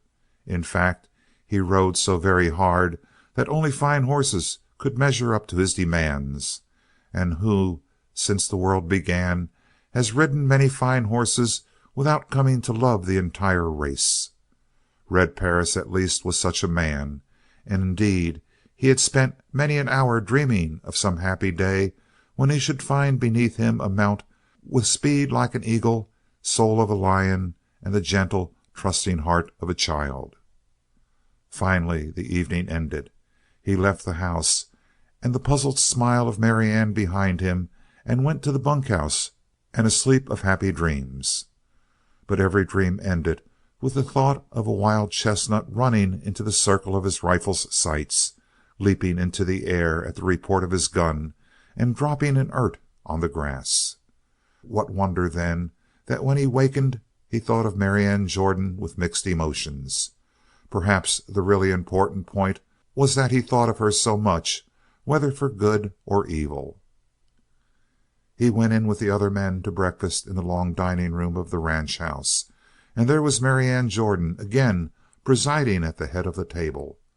But half of the glamour of the evening before was gone from her, and she kept her eyes seriously lowered, frowning. In fact, she had much to think about, for late the preceding evening Lew Hervey had come to her and showed her the first note that her father had written. She was not alarmed by this sudden trip over the mountains. There had been so many vagaries in the action of Oliver Jordan in the past few months that this unannounced drive to an undetermined destination was not particularly surprising. It was only the delegation of such authority to Hervey that astonished her. She forgot even Red Jim Perris and the Lost Coles horses in her abstraction, for whenever she looked down the table she saw nothing saving the erect, burly form of the foreman, swelling, so it seemed to her, with a newly acquired and aggressive importance. However, he had the written word of her father, and she had to set her teeth over her irritation and digest it as well as she could. Hervey had presented reasonable excuses, to be sure. There was certain work of fence repairing, certain construction of sheds which he had called to the attention of Oliver Jordan, and which Jordan had commissioned him to overlook during his absence. "I told him there wasn't any use in writing out a note like this one," Hervey had assured her, "but you know how the chief is these days. Sort of set in his ways when he makes up his mind about anything." and this was so entirely true that she was half inclined to dismiss the whole matter from her mind. Oliver Jordan paid so little heed to the running of the ranch, and when he did make a suggestion, he was so peremptory about it, that his commission to Hervey was not altogether astonishing. Nevertheless, it kept her absent-minded throughout breakfast. Red Perris was naturally somewhat offended by the blankness of her eye as she passed him over. She had been so extremely intimate and cordial the night before that this neglect was almost an insult. Perhaps she had only been playing a game, trying to amuse herself during a dull hour instead of truly wishing to please him. He grew childishly sulky at the thought. After all, there was a good deal of the spoiled child about Red Jim. He had had his way in the world so much that opposition or neglect threw him into a temper. And he stamped out of the dining room ahead of the rest of the men, his head down, his brows black. Lew Hervey, following with the other men, had noted everything. It behooved him to be on the watch during the time of trial and triumph, and at breakfast he had observed Red Perris looking at the girl a dozen times with an anticipatory smile which changed straightway to glumness when her glance passed him carelessly by. And now Hervey communicated his opinions to the others on the way to the bunkhouse to get their things for the day's riding. "Our new friend, the gunfighter," he said pointedly, emphasizing the last phrase, "ain't none too happy this morning. Marianne give him a smile last night, and he was waiting for another this morning. He sure looks cut up, huh?" The bowed head and rounded shoulders of Red Perris brought a chuckle from the cowpunchers. They were not at all kindly disposed towards him. Too much reputation is a bad thing for a man to have on his hands in the West. He is apt to be expected to live up to it every moment of his waking hours. Not a man in the Valley of the Eagles outfit but was waiting to see the newcomer make his first move towards bullying one of them, and such a move they were prepared to resent en masse.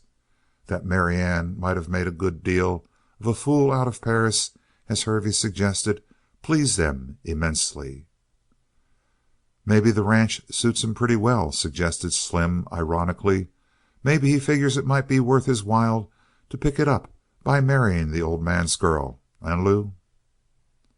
Lew Hervey shrugged his shoulders. He did not wish to directly accuse the gunfighter of anything, for talk is easily traced to its source, and the account of Shorty had filled the foreman with immense respect for the fighting qualities of Red Perris. However, he was equally determined to rouse a hostile sentiment toward him among the cowhands. "Well," said Lew, "you can't blame a gent for playing for high stakes if he's going to gamble at all. I guess Red Perris is all right. A kid like him can't help being a little proud of himself." "Damn fathead," growled Slim, less merciful. "Sat right next to me and didn't say two words all through breakfast. Ain't going to waste no words on common cowpunchers, maybe." So the first impression of Red Jim was created on the ranch, an impression which might be dispelled by the first real test of the man, or which in the absence of such a test might cling to him forever. Perris was a conceited gunfighter, heartbreaker, and bully. The men who trooped into the bunkhouse behind him already hated him with religious intensity. In 10 minutes they might have accepted him as a bunkie, for your true Western cowpuncher, when all is said and done, unites with Spartan stoicism a Spartan keenness of suspicion. It was not hard for the foreman to see the trend of events. Something had roused an ugly mood in Perris. It might be, as he surmised, the girl. No matter what, he was obviously not in a mood to bear tampering with. Hervey determined to force the issue at once, knowing that his other men would be a solid unit behind him. "Hey there, Red," he called, cheerily enough, but brusquely, and then, bending over to fuss at a spur, he winked broadly at the other men. They were instantly keen for the baiting of Perris, whatever form it might take. "Well?" said Red Perris. Trot over the corral and rope that Roman-nosed buckskin with the white stockings on her forelegs, will you? I've got a few things to tend to in here." Now there was nothing entirely unheard of in a foreman ordering one of his men to catch a saddle horse for him, but usually such things were done by request rather than demand, and moreover there was something so breezy in the manner of Hervey, taking the compliance of Red so for granted, that the latter raised his head slowly and turned to the foreman with a gloomy eye. He had come to the ranch to hunt a wild horse, not to play valet to a foreman. "Partner," drawled Red Perris, and the silken smoothness of his tones was ample proof that he was enraged. "I don't know the ways you folks have up here, but around the parts where I've been, a gent that's big enough to ride is big enough to saddle his own horse." The reply of Lew Hervey was just sharp enough to goad the newcomer, just soft enough to stay on the windward side of an insult. "I'll tell you," he said quietly. "Around the Valley of the Eagles the boys do what the foreman asks them to do, most generally, and the foreman don't play favorites. I'm waiting for that horse, Perris." Perris rolled a cigarette and smiled as he looked at Hervey. It was a sickly smile, his lips being white and stiff, and in another it might have been considered a sign of fear. In Red Perris everyone there knew it was simply the badge of a rising fury. They knew by the same token that he was as dangerous as he had been advertised. Men whom anger reddens are blinded by it, but those who turn pale never stop thinking. Meantime Red Jim looked at Hervey and looked at the cowpunchers behind Hervey. It was not hard to see that in a pinch they would be solid behind their foreman. They watched him with wolfish eagerness. Why should they be so instantly hostile he could not guess, but he was enough of a traveler to be prepared for strange customs in strange places.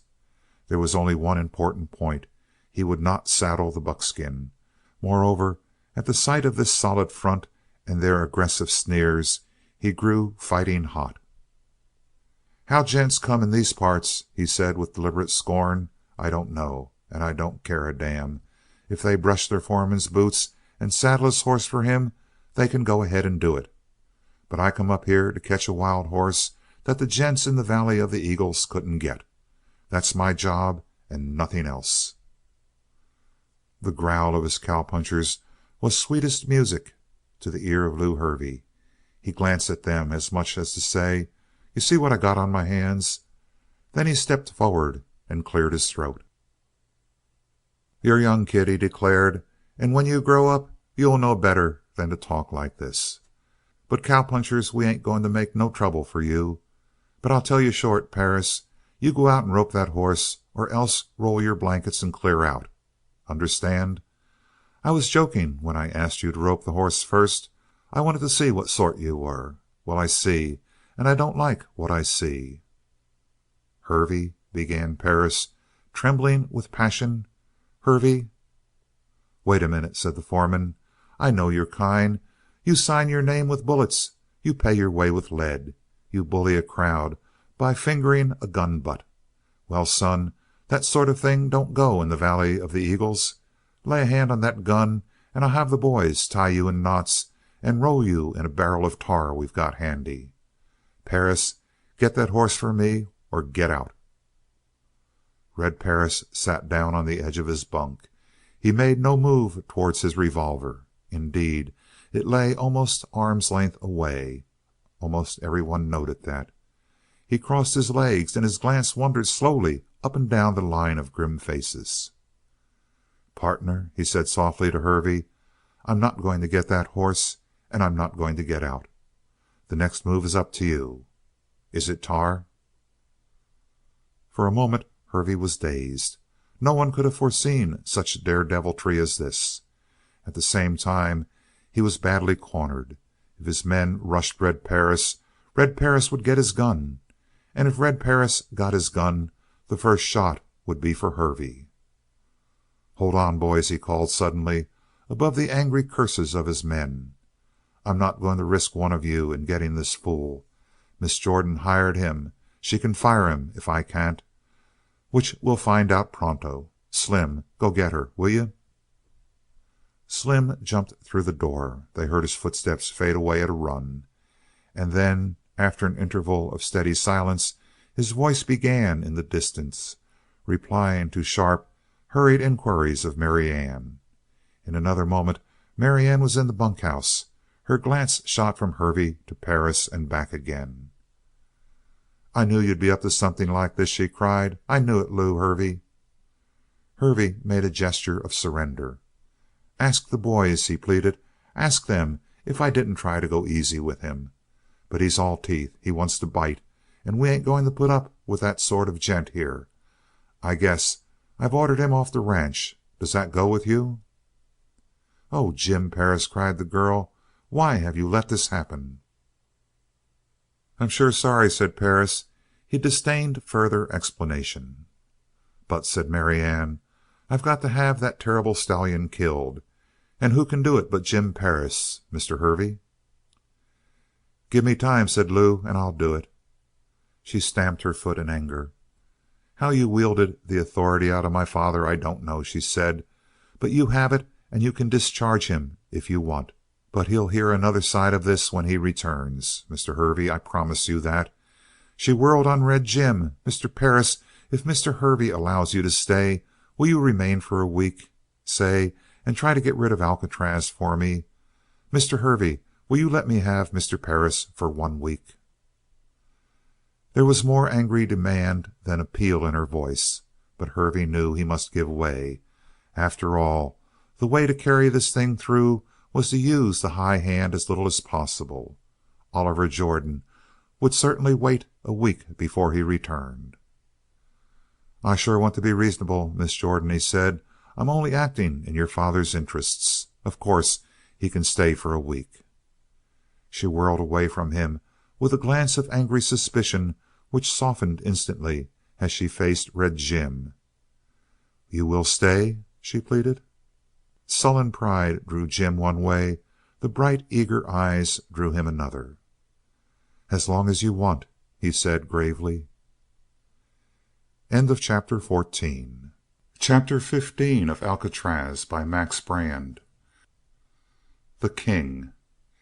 If men may to some degree be classed in the categories of bird and beast, one like the eagle, another like the bear, some swinish, some elephantine, some boldly leonine, unquestionably Red Perris must be likened to the cat tribe. To some the comparison would have seemed most opportune, having seen him in restless action, but the same idea might have come to one who saw him lying prone on a certain hilltop in the western foothills of the Eagle Mountains, unmoving hour by hour, his rifle shoved out before him among the dead grasses, his chin resting on the back of his folded hands, and always his attentive eyes roved from point to point over the landscape below him. A cat lies passive in this manner half a day, watching the gopher hole. It was not the first or second time he had spent the afternoon in this place. For nearly a week he had given the better part of every day to the vigil on this hilltop. All this for very good reasons. During 10 days after his first coming to the ranch he tried the ordinary methods of hunting down wild horses, and with a carefully posted string of half a dozen horses he twice attempted to run down the outlaw, but he had never come within more than the most distant and hazardous rifle range. To be sure, he had fired some dozen shots during the pursuits, but they had been random efforts at times when the red chestnut was flashing off in the distance, fairly walking away from the best mounts the hunter could procure. Having logically determined that it was not in the power of horseflesh burdened with the weight of a rider to come within striking distance of the stallion, Red Jim Perris passed from action to quiescence. If he could not outrun Alcatraz, he would outweight him. First he studied the habits of the new king of the Eagle Mountains, day by day following the trail. It was not hard to distinguish after he had once measured the mighty stride of Alcatraz in full gallop, and he came to know to a hair's breadth the distance which the chestnut stepped when he walked or trotted or loped or galloped or ran. More than that, he could tell by the print of the four hoofs, all of the same size, the same roundness, token so dear to the heart of a horseman. By such signs he identified old and new trails until he could guess the future by the past, until he could begin to read the character of the stallion. He knew, for instance, that insatiable curiosity with which the chestnut studied his wilderness and its inhabitants. He had seen the trail loping around the spot where the rattler's length had been coiled in the sand, or where a tentative hoof had opened the squirrel's hole. On a night of brilliant moonshine he had watched through his glass while Alcatraz galloped madly, tossing head and tail and neighing at a low swooping owl. Great foolish impulses came to Alcatraz. He might gather his mares about him and lead them for 10 miles at a terrific pace, and with a blind destination. He might leave them and scout far and wide alone, always at dizzy speed.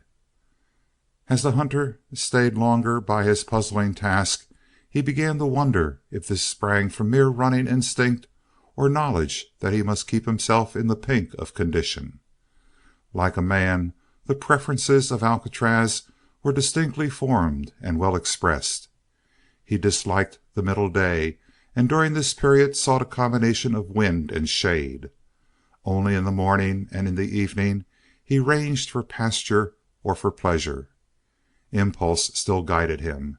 Now and again he wandered to the eastern or the western mountains, then far into the hot heart of the desert. Then, with incredible boldness, he doubled back to the well-watered lands of the Jordan ranch, leaped the fence, followed by the mares to whom he had taught the art of jumping, and fed fat under the very eye of his enemies. The boldness of these proceedings taught Perris what he already knew, that the stallion knew men and hated as much as he dreaded his former masters. These excursions were temptings of Providence, games of hazard. Perris, gambler by instinct himself, understood and appreciated at the same time that his anger at being so constantly outwitted, outdistanced, grew hot. Then there remained no kindness, only desire to make the kill. His dreams had come to turn on one picture: Alcatraz cantering in range of the waiting rifle. That dream haunted even his walking moments as he lay here on the hilltop, wondering if he had not been mistaken in selecting this place of all the range.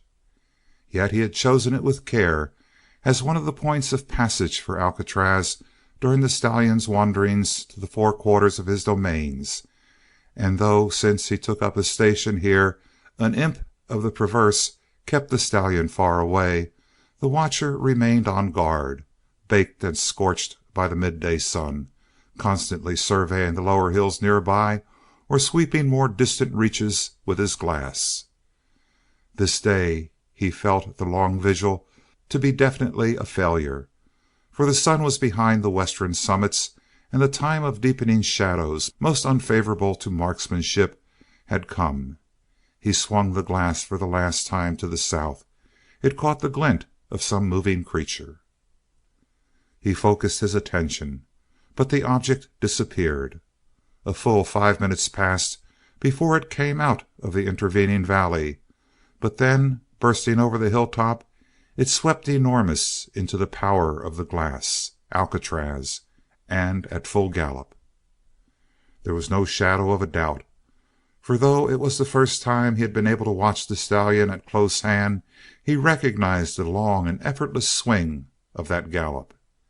Next he remembered those stories of the charmed life, and the tales he had mocked at before now became possible truths. He caught up his gun to make sure, but when his left hand slipped under the barrel to the balance, and the butt of the gun pulled into the hollow of his shoulder, he became of rock-like steadiness. Swinging the gun to the left, He caught Alcatraz full in the ready circle of the sights, and over his set teeth the lips curled in his smile. The trail had ended. The slightest movement of his finger would beckon the life out of that marauder. But as one who tastes the wine slowly, inhales its bouquet, places the vintage, even so Red Perris delayed to taste the fruition of his work. Pivoted on his left elbow, he swung the rifle with frictionless ease and kept the galloping stallion steadily in the center of the sight. He smiled grimly now at those fables of the charmed life and drew a bead just over the heart. The chestnut was very near. Along the glorious slope of his shoulder, Perris saw the long muscles playing with every stride, and what strides they were! He floated rather than galloped. His hoofs barely flicked the ground, and it seemed to Jim Perris a shameful thing to smash that mechanism. He did not love horses. He was raised in a land where they were too strictly articles of use. But even as a machine, he saw in Alcatraz perfection. Not the body, then. He would drive the bullet home into the brain, the cunning brain which had conceived and executed all the mischief the chestnut had worked. Along the shining neck, so imperiously arched, Perris swung the sights and rested his head at last, just below the ears, with the forelock blown back between them by the wind of running. Slowly his finger closed on the trigger. It seemed that in the silence Alcatraz had found a signal of danger, for now he swung that imperious head about and looked full at Red Perris. By his own act he had changed the aim of the hunter to a yet more fatal target, the forehead. The heart of Perris leaped even as it had stirred, more than once, when he had looked into the eyes of fighting men. Here was an equal pride, an equal fierceness looking forth at him.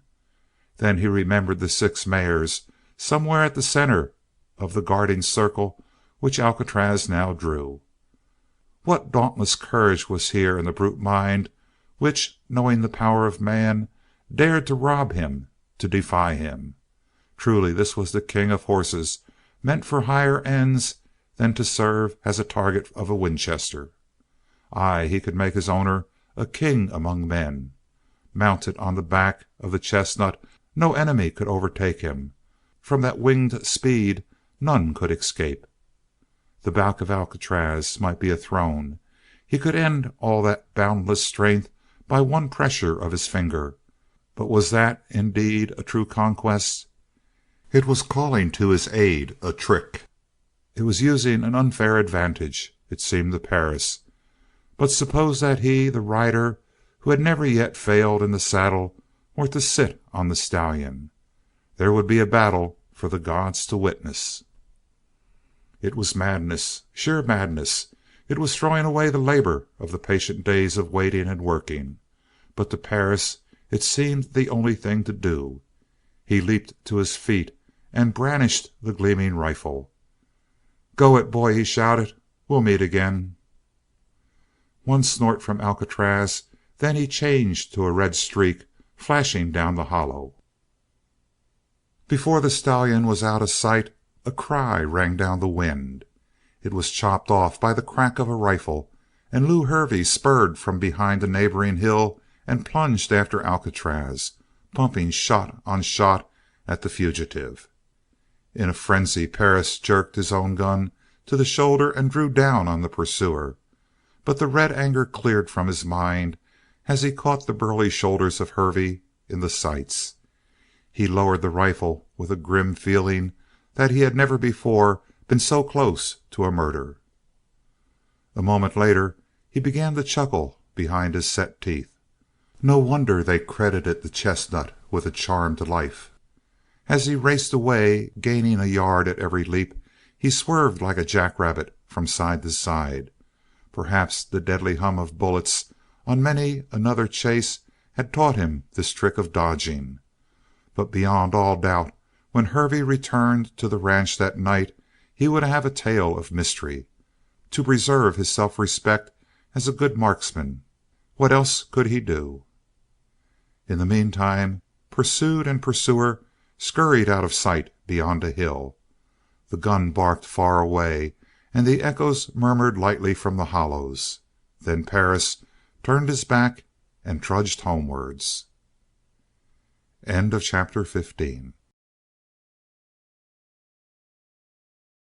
Chapter 16 of Alcatraz by Max Brand. Red Perris, Advocate. He did not choose to live in the ranch house because of Hervey, and because it was too far removed from the scene of action.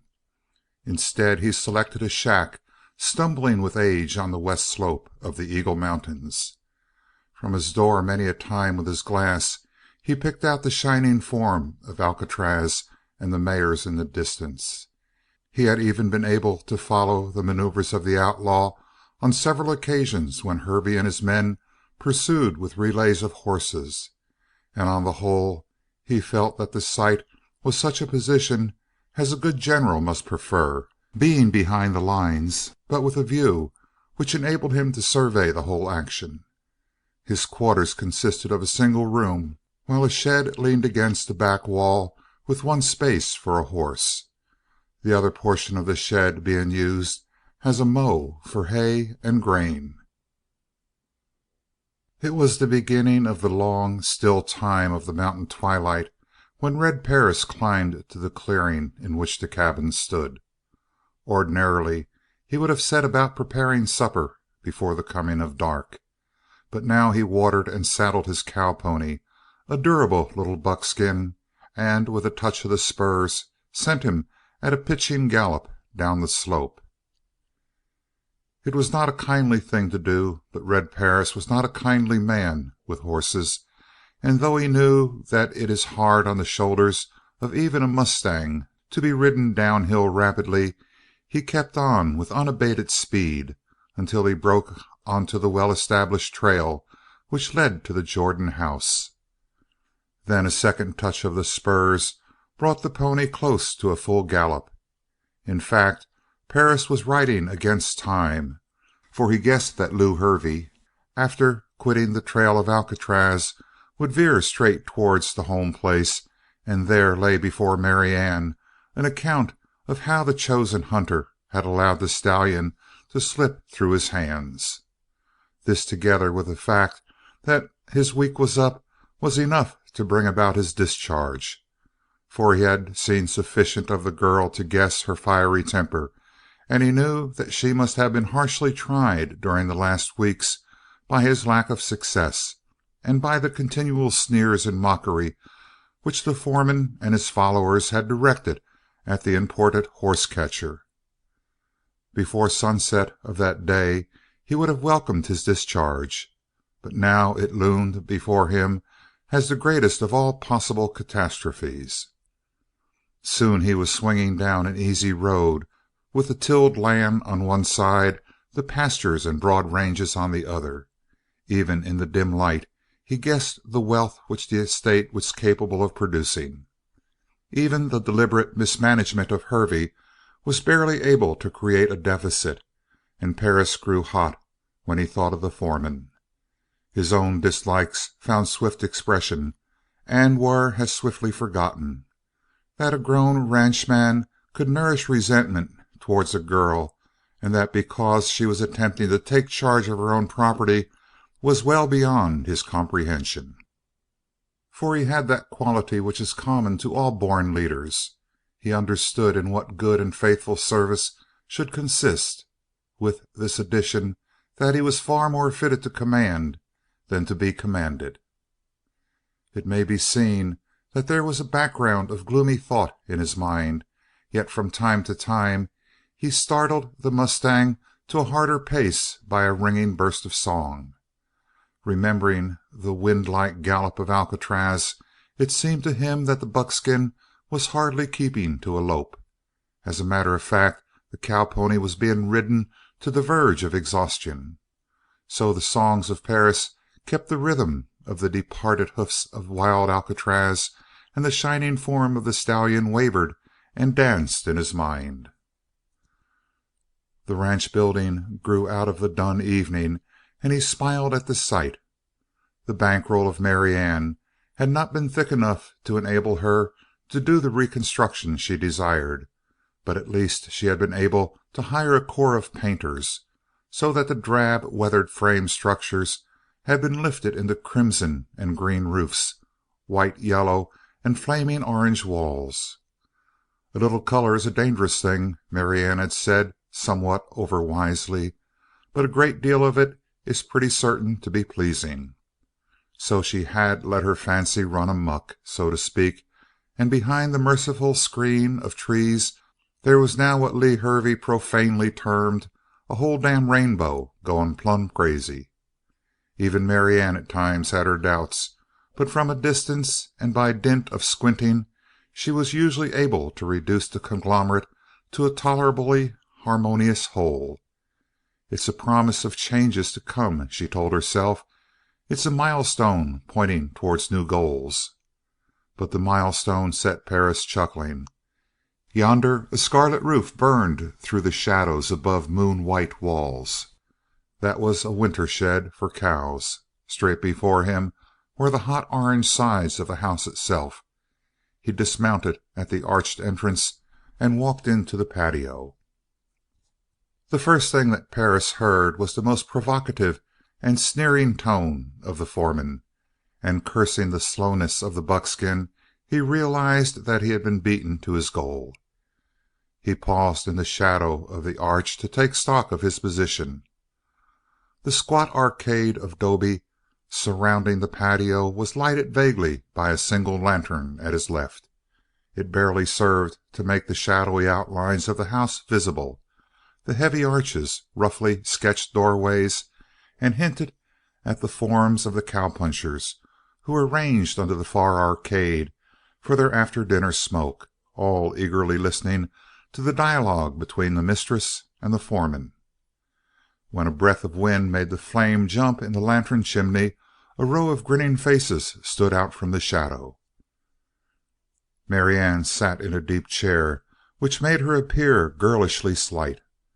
The glow of the reading lamp on the table beside her fell on her hair, cast a highlight on her cheek, and showed her hand lying on the open book in her lap, palm up. There was something about that hand which spoke to Perris of helpless surrender, something more in the gloomy eyes which looked up to the foreman where he leaned against a pillar. The voice drawled calmly to an end. "And that's what he is, this gent you've got to finish what me and the rest started. Here he is to tell you that I've spoke the truth." With the uncanny Western keenness of vision, Hervey had caught sight of the approaching Perris from the corner of his eye. He turned now and welcomed the hunter with a wave of his hand. Marianne drew herself up with her hands clasped together in her lap, and though in this new attitude her face was in complete shadow, Perris felt her eyes burning out at him. His dismissal was at hand, he knew. And then the carelessly defiant speech which was forming in his throat died away.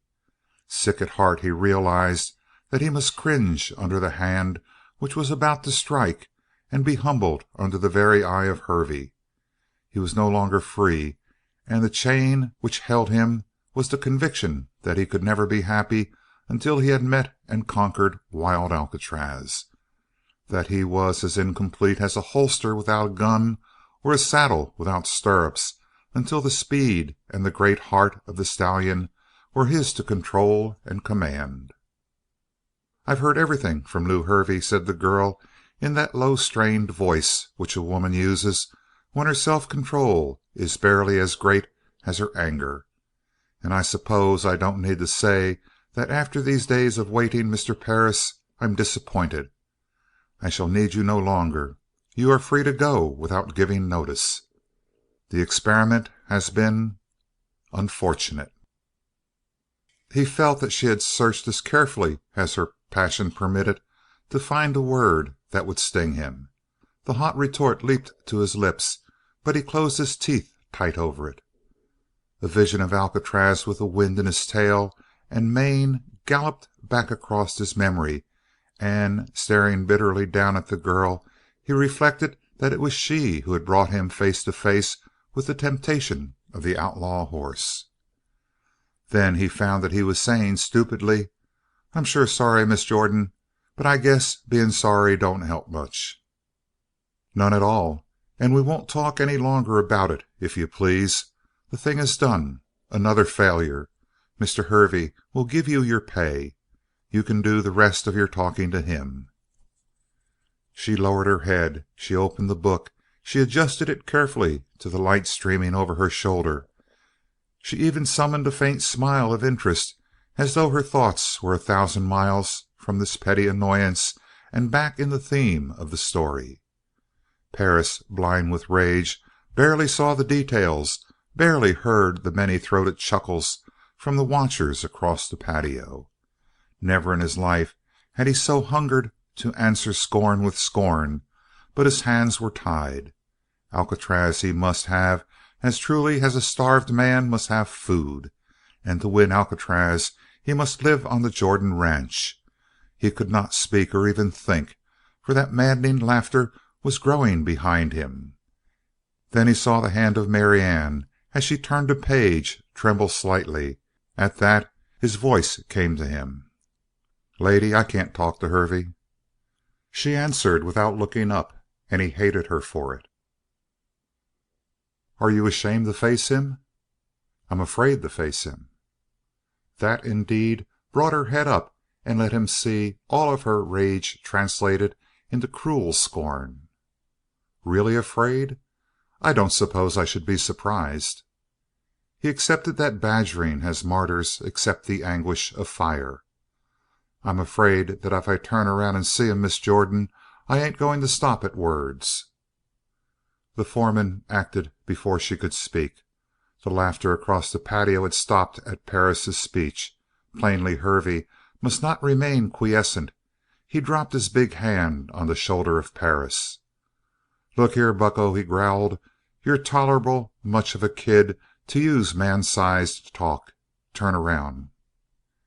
He even drew Perris slightly towards him, but the latter persisted, facing the girl, even though his words were for the foreman. She was growing truly frightened. "Tell Hervey to take his hand off me," said the horsebreaker. "He's old enough to know better." If his words needed amplification, it could be found in the wolfish malevolence of his lean face or in the tremor which shook him. The thin space of thought divided him from action. Marianne sprang from her chair. She knew enough of Hervey to understand that he could not swallow this insult in the presence of his cowpunchers. She knew also, by the sudden compression of his lips and the white line about them, that her foreman felt himself to be no match for this tigerish fighter. She thrust between them. Even in her excitement she noticed that Hervey's hand came readily from the shoulder of Perris. The older man stepped back with his hand on his gun, but in a burst of pitying comprehension she knew that it was the courage of hopelessness. She swung about on Perris, all her control gone, and the bitterness of 1,000 aggravations and all her failures on the ranch poured out in words. "I know you're kind and despise it. You practice with your guns, getting ready for your murders which you call fair fights. Fair fights! As well race a thoroughbred against a cowpony. You wrong a man and then bully him. That's Western fair play. But I swear to you, Mr. Perris, that if you so much as touch your weapon, I'll have my men run you down and whip you out of the mountains." Her outbreak gave him singularly a more even poise. There was never a fighter who was not a nervous man. There was never a fighter who in a crisis was not suddenly calm. "Lady," he answered, "you think you know the West, but you don't. If me and Hervey fell out, there wouldn't be a man yonder across the patio that would lift a hand till the fight was done. That ain't the Western way." He had spoken much more than he was assured of. He had even sensed behind him the rising of the cowpunchers as the girl talked, but at this appeal to their spirit of fair play they settled down again. He went on, speaking so that every man in the patio could hear.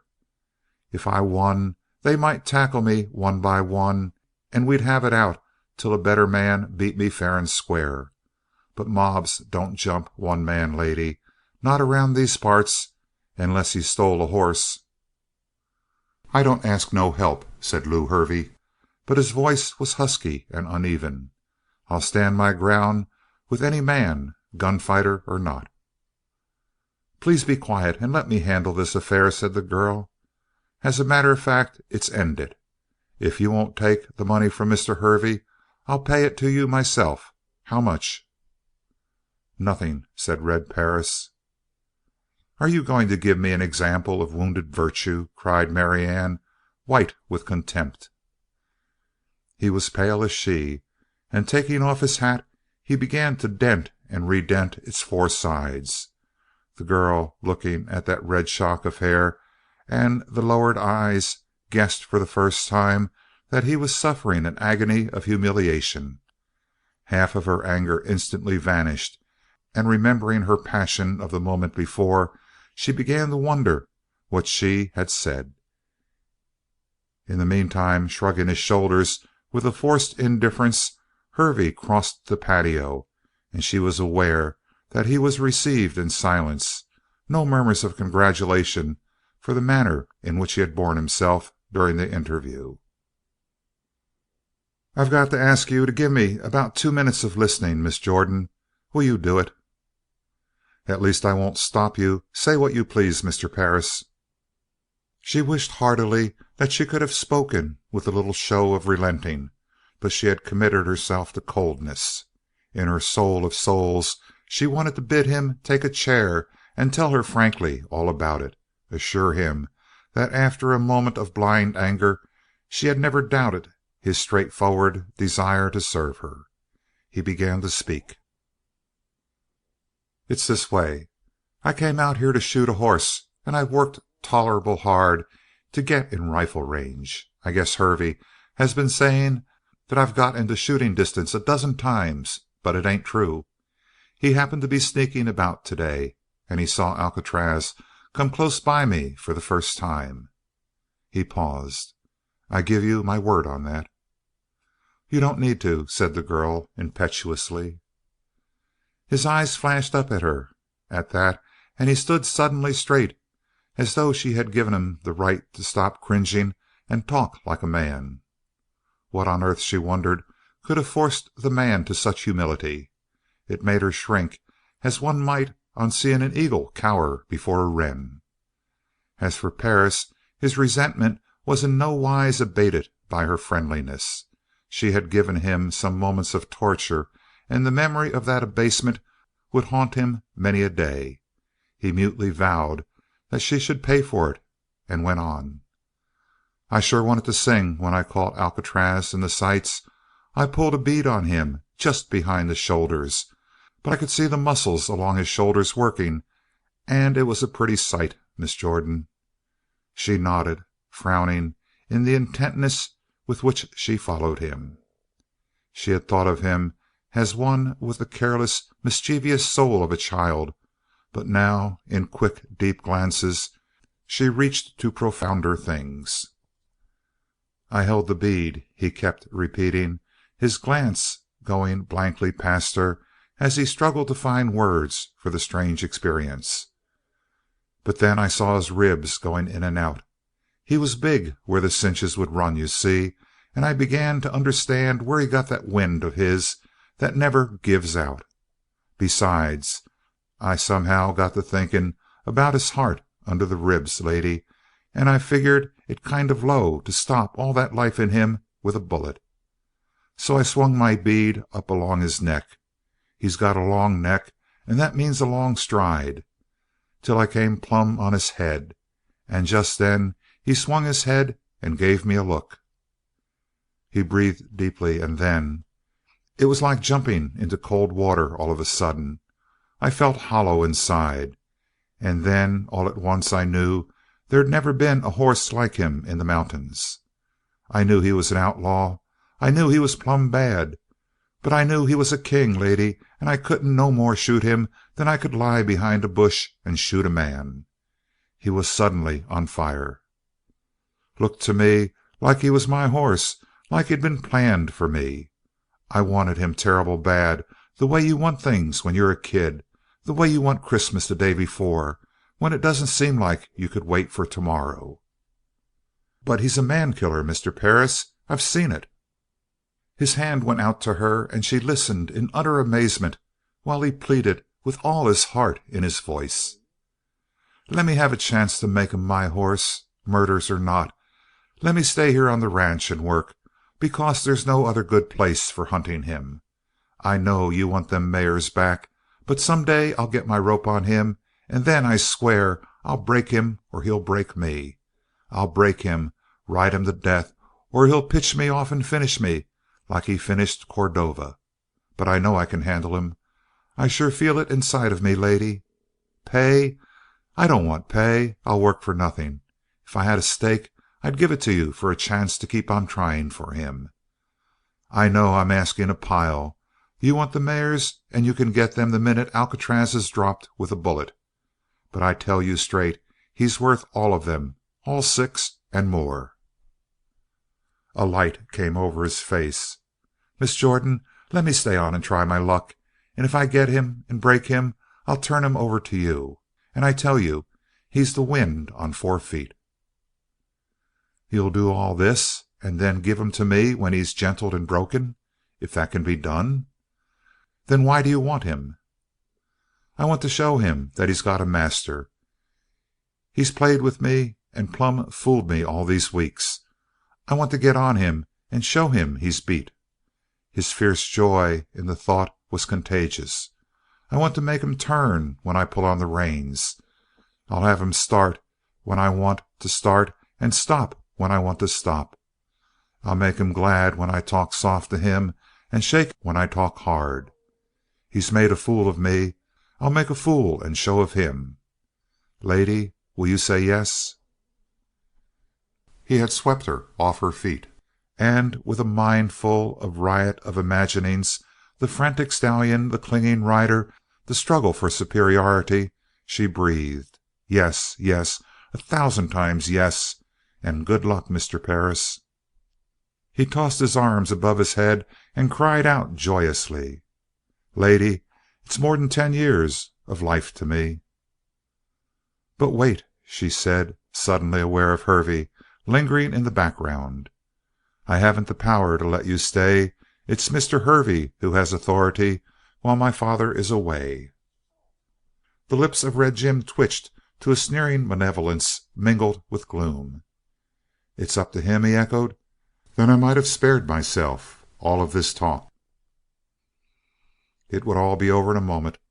The foreman would utter the refusal. Red Perris would be in his saddle and bound towards the mountains.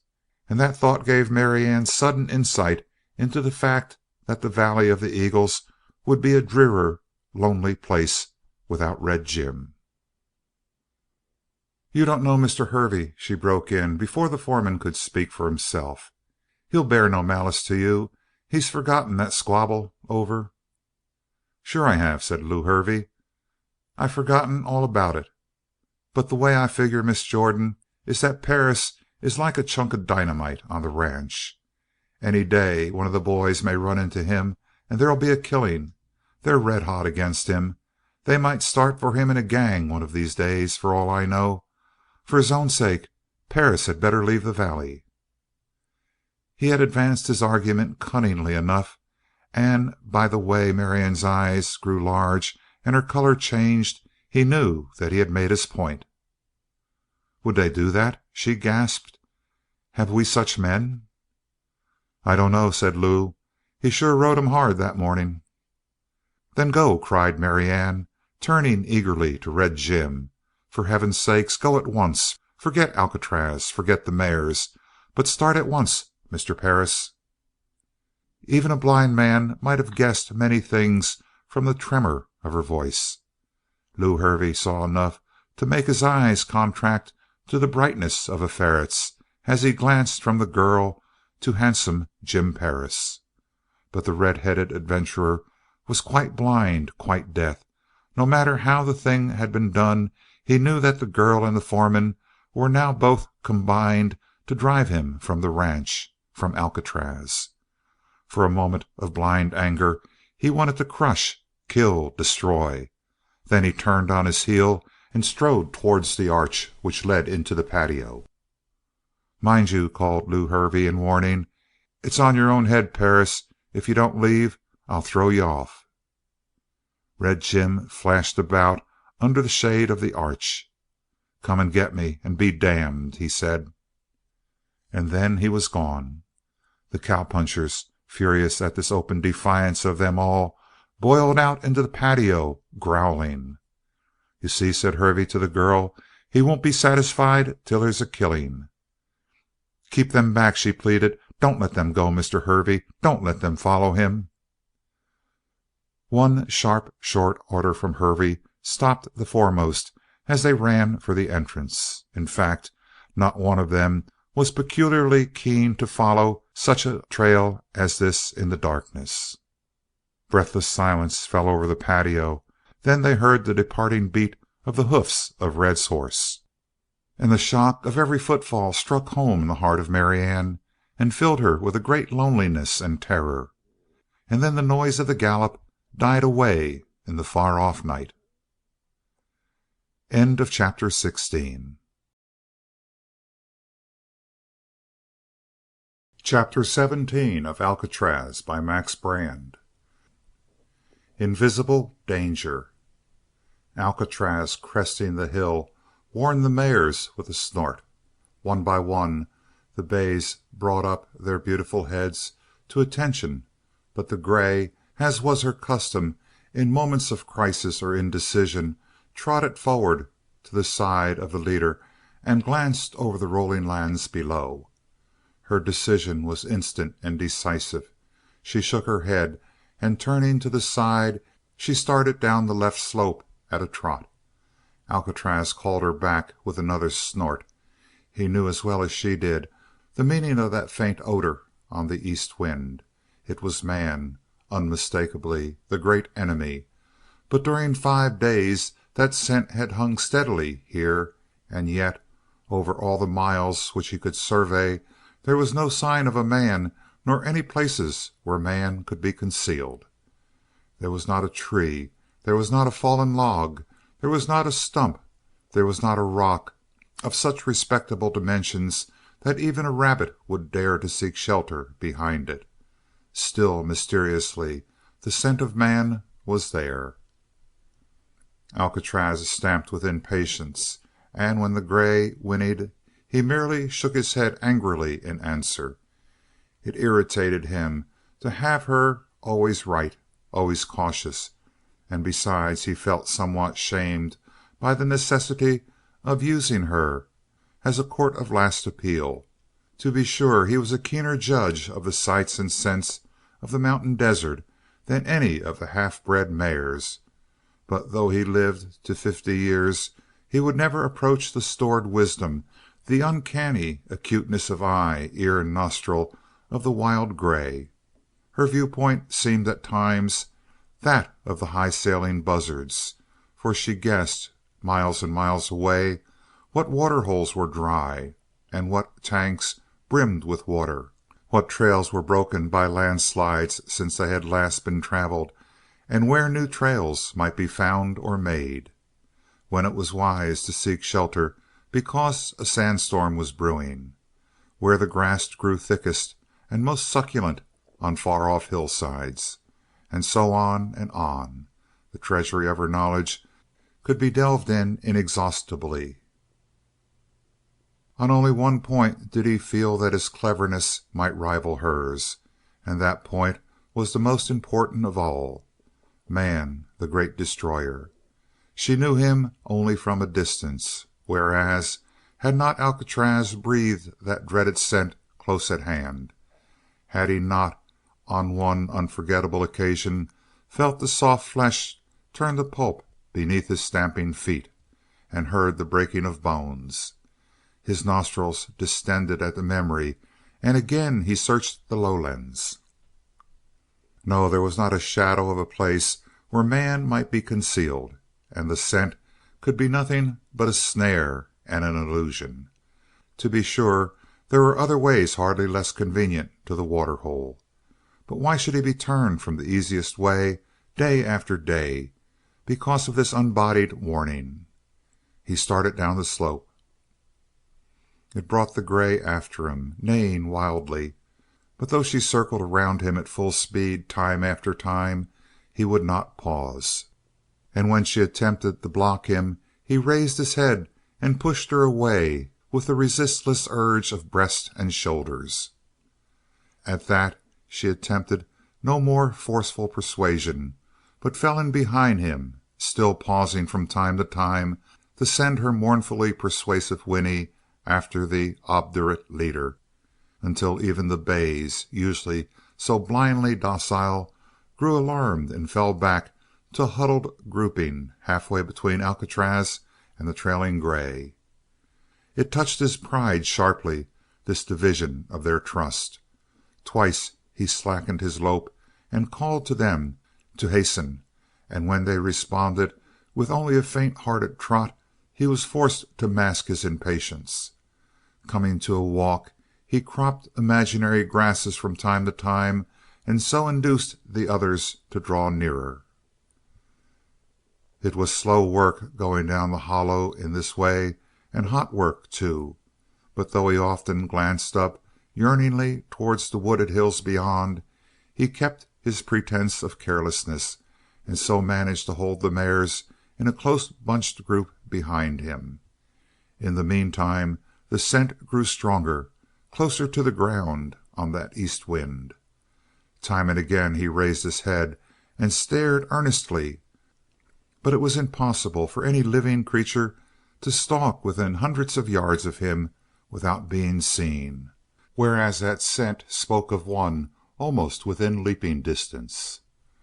Once it seemed to his excited imagination, as he lowered his head to sniff at a tuft of dead grasses, that he heard the sound of human breathing. He snorted the foolish thought into nothingness, and after a glance back to make sure that his companions followed, he resolutely stepped out into the very heart of the man scent. So closely was that phantom located by the sense of smell that it seemed to Alcatraz he could see the exact spot on the hillside behind a small rock where the ghost must lie. Yet he disdained to flee from empty air, and for all his beating heart he raised his head and walked sedately on. The danger spot was drifting past on his left when a squeal of fear from the wild gray far in the rear made Alcatraz leap sideways with cat-like suddenness. Growing by magic from the sand behind the little rock, the head and shoulders of a man appeared, his shadow pouring down the sun-whitened slope. In his hand he swung a rapidly lengthening loop of rope, and as his arm went back it knocked off the fellow's hat and exposed a shock of red hair. So much Alcatraz saw, while the paralysis of fear locked every joint for the 10th part of a second, and deeply as he dreaded the apparition itself, he dreaded more the whipping circle of rope. For had he not seen the dead thing become alive and snake-like in the skilled hand of Manuel Cordova? The freezing terror relaxed. The sand crunched away under the drive of his rear hoofs as he flung himself forward. With firm footing to aid, he would have slid from beneath the flying danger, but as it was, he heard the live rope whisper in the air above his head. He landed on stiff legs, checked his forward impetus, and flung sideways. On solid footing he would have dodged successfully. As it was, the noose barely clipped past his ear. As the rope touched his neck, it seemed to Alcatraz that every wound dealt him by the hand of man was suddenly aching and bleeding again. The skin along his flanks quivered where the spurs of Cordova had driven home time and again, and on the shoulders and belly and hips there were burning stripes where the quirt had raised its wail. Most horrible of all, in his mouth came the taste of iron and his own blood where the Spanish bit had wrenched his jaws apart. out of the old days, he might have remembered the first and bitterest lesson, that it is folly to pull against a rope. But now he saw nothing save the fleeing forms of the 7 mares and his own freedom vanishing with them. In his mid-leap the lariat hummed taut, sank into a burning circle into the flesh at the base of his neck, and he was flung to the ground. No man's power could have stopped him so short. The cunning enemy had turned a half-hitch around the top of that deep-rooted rock. He landed, not inert, but shocked out of hysteria into all his old cunning, the wily savagery which had kept Cordova in fear, tenfold more terrible since the free life had clothed him with his full strength. The very impetus of his fall he used to help him whirl to his feet, and as he rose he knew what he must do. To struggle against the tools of men was always madness, and brought only pain as a result. Like a good general, he determined to end the battle by getting at the root of the enemy's fire, and wheeling on his hind legs, he charged Red Perris. The first leap revealed the mystery of the man's appearance. Behind this rock, which was barely sufficient shelter for his head, he had excavated a pit sufficient to shelter his crouching body, and the sand which he removed for this purpose had been spread evenly over the slope, so that no suspicion might be created in the most watchful eye.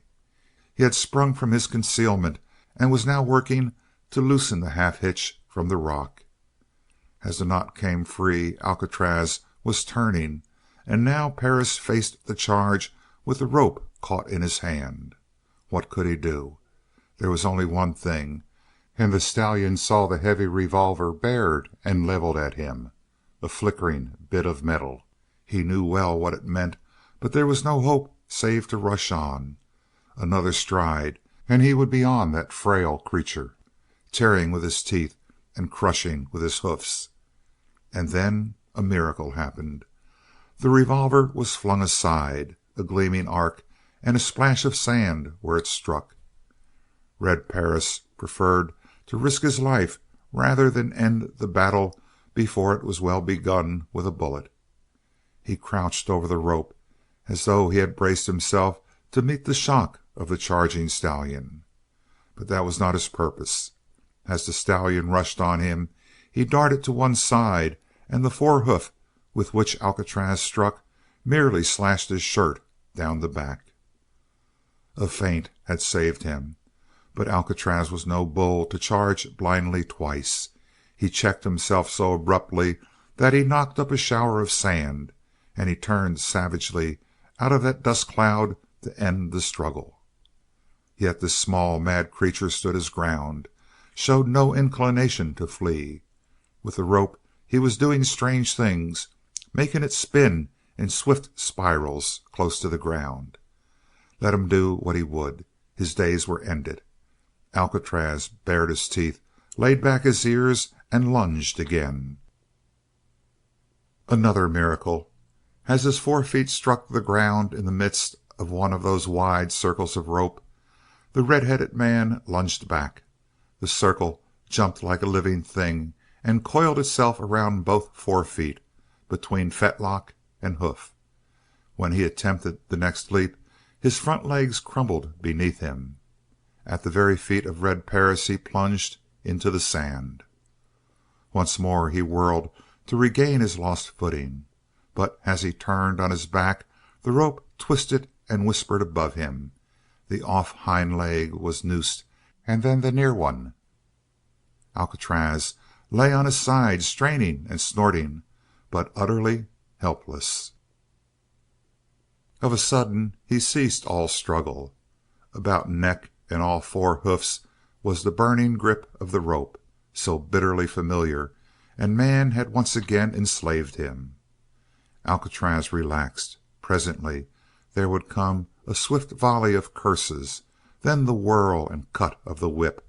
No, for a great occasion such as this, the man would choose a large and durable club and beat him across the ribs. Why not? Even as he had served Cordova, this man of the flaming hair would now serve him. He was very like Cordova in one thing. He did not hurry, but first picked up his revolver and replaced it in its holster, having blown the sand from the mechanism as well as he could. Then he put on his fallen hat and stood back with his hands dropped on his hips and eyed the captive. For the first time he spoke, and Alcatraz shuddered at the sound of a voice well nigh as smooth as that of Cordova, with the same well-known ring of fierce exultation. God Almighty, God Almighty, there can't be no horse like this, Jim. You're dreaming. Rub your fool eyes and wake up. He began to walk in a circle about his victim, and Alcatraz shuddered when the conqueror came behind him. That had been Cordova's way, to come to a place where he could not be seen and then strike cruelly and by surprise. To his unspeakable astonishment, Perris presently leaned over him and then deliberately sat down on the shoulder of the chestnut. Two thoughts flashed through the mind of the stallion.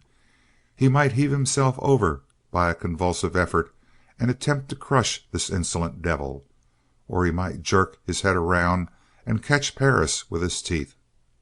A third and better thought, however, immediately followed: that bound as he was, he would have little chance to reach this elusive will-o'-the-wisp.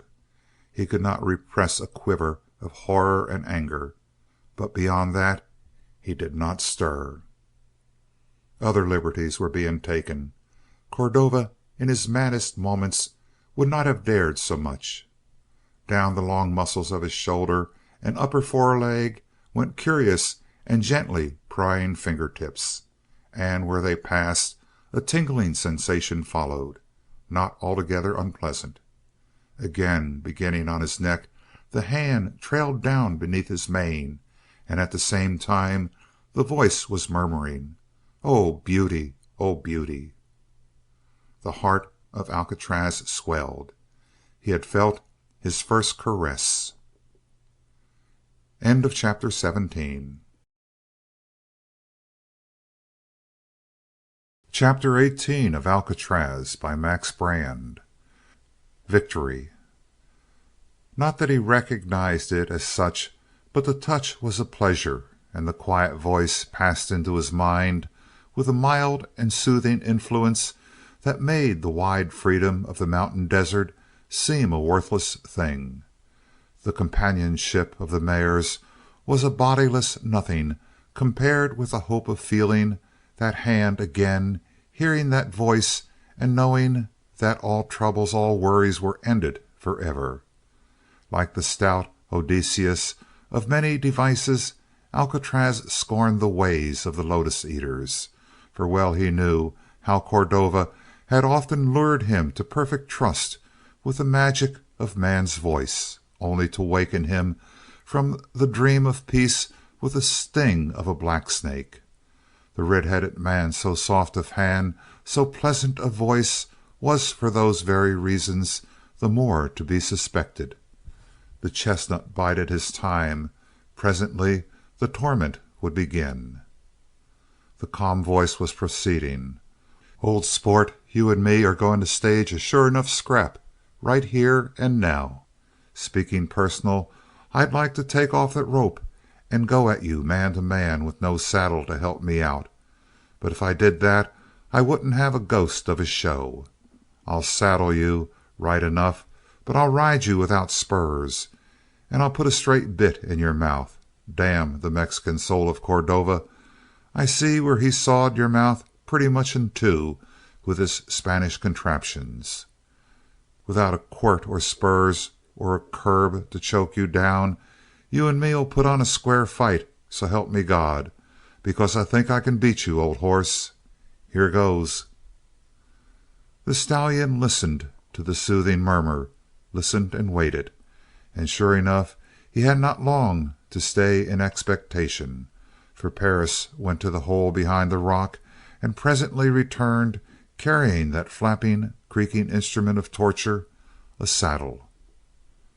To all that followed, the blindfolding, the bridling, the jerk which urged him to his feet, the saddling, Alcatraz submitted with the most perfect docility. He understood now that he was to have a chance to fight for his liberty on terms of equality, and his confidence grew. In the old days that consummate horseman, Manuel Cordova, had only been able to keep his seat by underfeeding Alcatraz to the point of exhaustion, but now, from withers to fetlock joint, the chestnut was conscious of a mighty harmony of muscles and reserve of energy. The wiles which he had learned in many a struggle with the Mexican were not forgotten, and the tricks which had so often nearly unseated the old master could now be executed with threefold energy. In the meantime he waited quietly, assuming an air of the most perfect meekness, with the toe of one hind foot pointed so that he sagged wearily on that side, and with his head lowered in all the appearance of mild subjection. The cinches bit deep into his flesh. He tasted that horror of iron in his mouth with this great distinction, that whereas the bits of Manuel Cordova had been heavy instruments of torture, this was a light thing, smooth and straight and without the wheel of spikes. The crisis was coming. He felt the weight of the rider fall on the left stirrup. The reins were gathered. Then Perris swung lightly into the saddle and, leading, snatched the blindfold from the eyes of the stallion. One instant Alcatraz waited for the sting of the spurs, the resounding crack of the heavy quirt, the voice of the rider raised in curses. But all was silence. The very feel of the man in the saddle was different, not so much in poundage as in a certain exquisite balance which he maintained, but the pause lasted no longer than a second after the welcome daylight flashed on the eyes of Alcatraz. Fear was a spur to him, fear of the unknown. He would have veritably welcomed the brutalities of Cordova simply because they were familiar. But this silent and clinging burden. He flung himself high in the air, snapped up his back, shook himself in mid-leap, and landed with every leg stiff.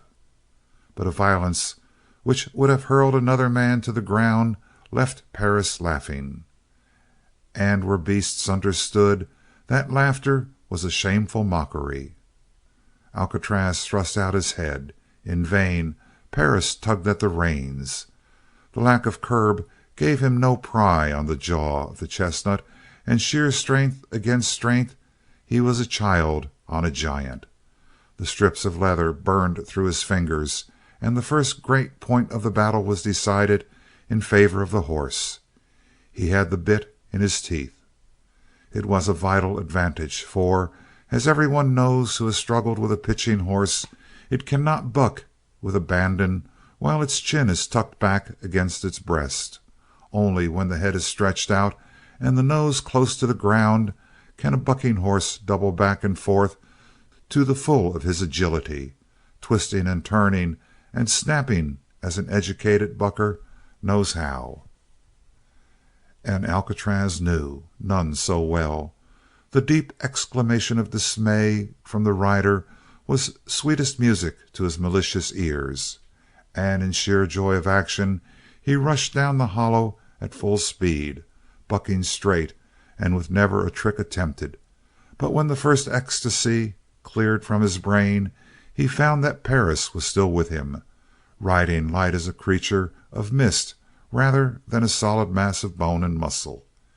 In place of jerking and straining and wrenching, in place of plying the quirt or clinging with the tearing spurs, he was riding straight up and obeying every rule of that unwritten code which prescribes the manner in which a gentleman cowpuncher shall combat with his horse for superiority. Again that thrill of terror of the unknown passed through the stallion. Could this apparently weaponless enemy cling to him in spite of his best efforts? He would see, and that very shortly. Without going through the intermediate stages, by which the usual educated bronco rises to a climax of his efforts, Alcatraz began at once the most dreaded of all forms of bucking, sun fishing. The wooded hills were close now, and the ground beneath him was firm underfoot, assuring him full use of all his agility and strength. His motion was like that of a breaking comber.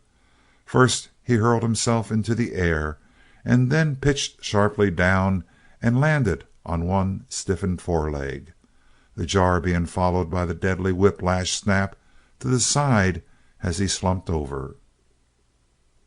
Then again, driven into the air by the impulse of those powerful hind legs, he landed on the alternate foreleg and snapped his rider in the opposite direction. A blow on the base of the brain, and another immediately following on the side. Underfed mustangs have killed men by this maneuver, repeated without end.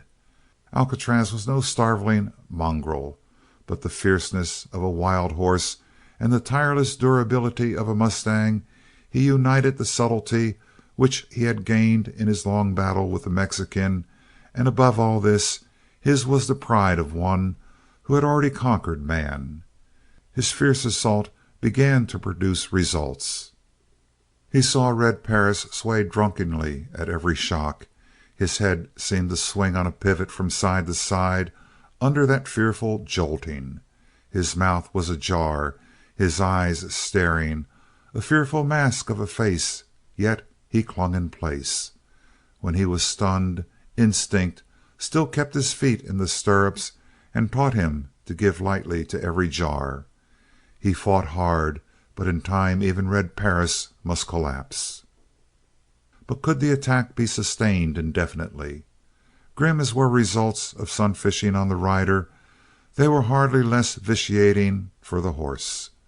The forelegs of Alcatraz began to grow numb below the shoulder. His knees bowed and refused to give the shock its primal snap. To the very withers he was an increasing ache. He must vary the attack. As soon as that idea came, he reared and flung himself back to the earth. He heard a sharp exclamation from the rider. He felt the tug as the right foot of Perris hung in the stirrup, then the stunning impact on the ground. To make sure of his prey, he whirled himself to the left, but even so his striking feet did not reach the great enemy. Perris had freed himself in the last fraction of a second, and pitching headlong from the saddle, he rolled over and over in the dirt, safe. The fall opened a new hope to Alcatraz. Had he possessed his full measure of agility, he would have gained his feet and rushed the man, but the long struggle had taken the edge from his activity, and as he lunged up, he saw Perris springing almost on all fours, animal-like, leap through the air, and his weight struck home in the saddle. Quick now, before the enemy gained a secure hold, before that reaching foot attained the other stirrup, before the proper balance was struck, up in the air went the chestnut, down on one stiff foreleg.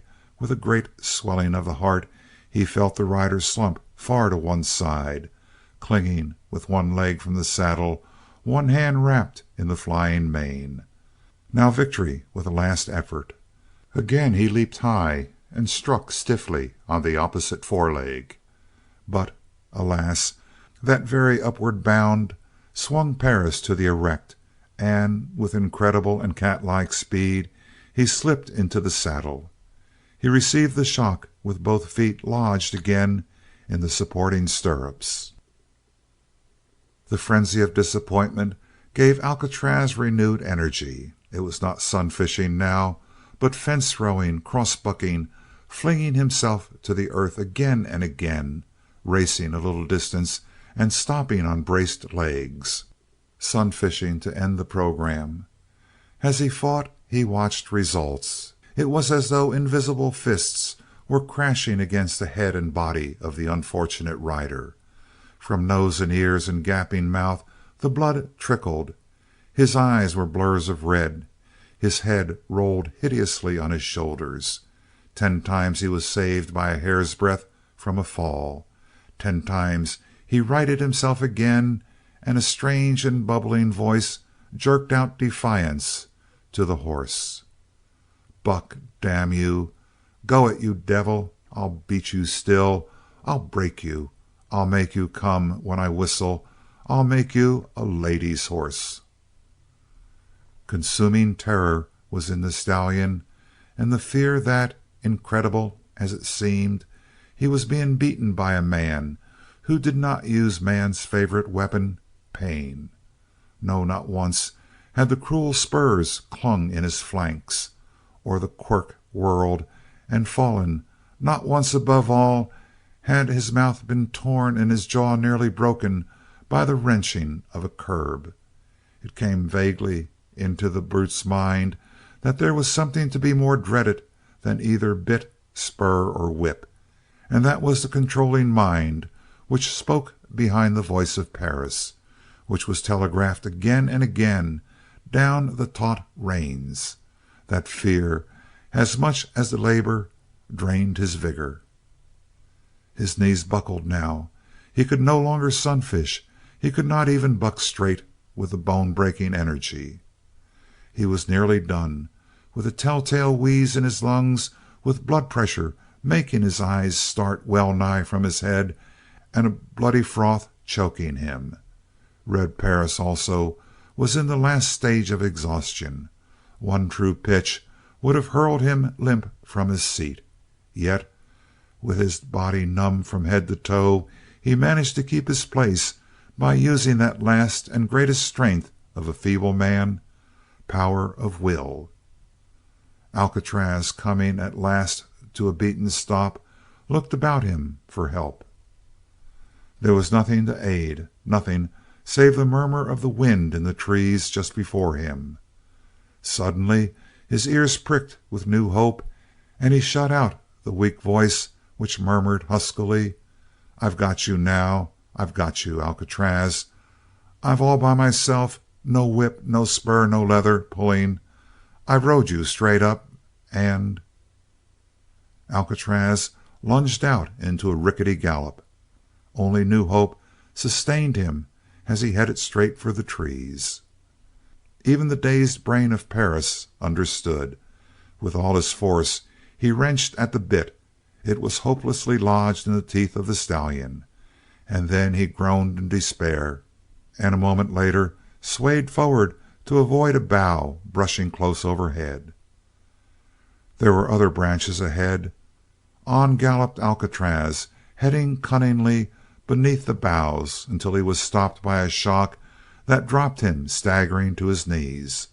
The pommel had struck a branch, and Red Perris was still in place. Once more the chestnut started, reeling heavily in his lope. This time, to avoid the coming peril, the rider slipped far to one side, and Alcatraz veered swiftly towards a neighboring tree trunk. Too late, Red Perris saw the danger and strove to drag himself back into the saddle, but his numbed muscles refused to act, and Alcatraz felt the burden torn from his back, felt a dangling foot tug at the left stirrup. Then he was free. So utter was his exhaustion that in checking himself he nearly fell, but he turned to look at the mischief he had worked. The man lay on his back with his arms flung out crosswise. From a gash in his forehead the blood streamed across his face. His legs were twisted oddly together. His eyes were closed. From head to foot the stallion sniffed that limp body, then raised a forehoof to strike. With one blow he could smash the face to a smear of red, as he had smashed Manuel Cordova the great day long before. The hoof fell, was checked, and wondering at himself, Alcatraz found that his blow had not struck home. What was it that restrained him? It seemed to the conqueror that he felt again the gentle fingertips which had worked down the muscles of his shoulder and trailed down his neck. More than that, he heard the smooth murmur of the man's voice like a kindly ghost beside him. He dreaded Red Perris still, but hate the fallen rider He could not. Presently a loud rushing of the wind among the branches above made him turn, and in a panic he left the forest at a shambling trot.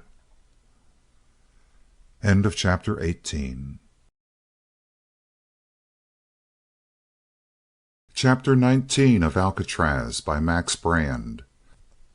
Hervey takes a trick. The night before, when Perris rode off from the ranch house after defying Hervey and his men, his hoofbeats had no sooner faded to nothing than the cowpunchers swarmed out from the patio and into the open, as though they wished to put their heads together and plan the battle which the command of Hervey tonight had postponed. All of that was perfectly clear to Mary Ann. Her call brought Hervey back to her, and she led him at once off the veranda and to the living room, where she could talk secure of interruption or of being overheard. There he slumped uninvited into the first easy chair and sat twirling his sombrero on his fingertips, obviously well satisfied with himself and the events of the evening. She herself remained standing, carefully turning her back to the light so that her face might, as much as possible, be in shadow, for she knew it was pale and her eyes unnaturally large. Hervey must not see, he must not guess at the torment in her mind and all the self-revelations which had been pouring into her consciousness during the past few moments. Greatest of all was one overshadowing fact. She loved Red Jim Perris. What did it matter that she had seen him so few times and spoke to him so few words? A word might be a thunderclap, a glance might carry into the very soul of a man. And indeed she felt that she had seen that proud, gay, impatient soul in Jim. What he thought of her was another matter. That he found a bar between them was plain.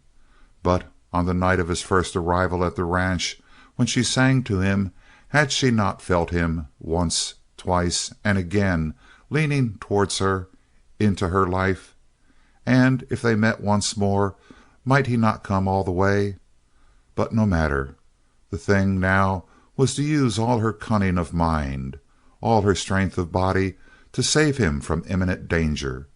And the satisfied glint of Hervey's eye convinced her that the danger was imminent indeed. Why he should hate Jim so bitterly was not clear. That he did so hate the stranger was self-evident. The more she studied her foreman, the more her terror grew, the more her lonely sense of weakness increased. "Mr. Hervey," she said suddenly, "what's to be done?" Her heart fell. He had avoided her eyes. "I don't know," said Hervey. "You seen tonight that I treated him plumb white. I put my cards on the table. I warned him fair and square. And that after I'd given him a week's grace. A gent couldn't do any more than that, I guess." He was right, in a way. At least the whole populace of the mountains would agree that he had given Red Jim every chance to leave the ranch peaceably. And if he would not go peaceably, who could raise a finger against Hervey for throwing the man off by force? "But something more has to be done," she said eagerly. "It has to be done." Hervey frowned at her. "Look here," he said, in a more dictatorial manner than he had ever used before. "Why are you so interested in this Perris?" She hesitated, but only for an instant.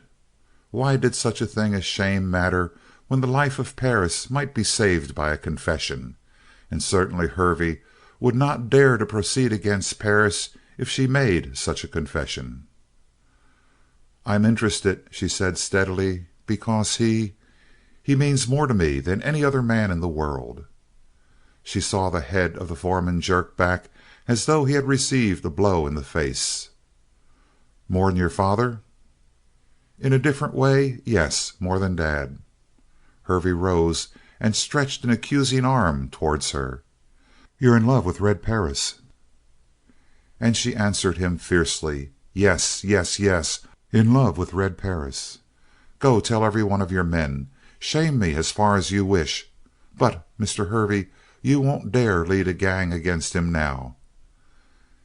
He drew back from her, thrust away by her half hysteria of emotion.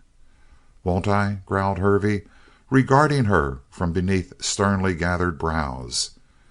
"I seen something of this tonight. I guessed it all.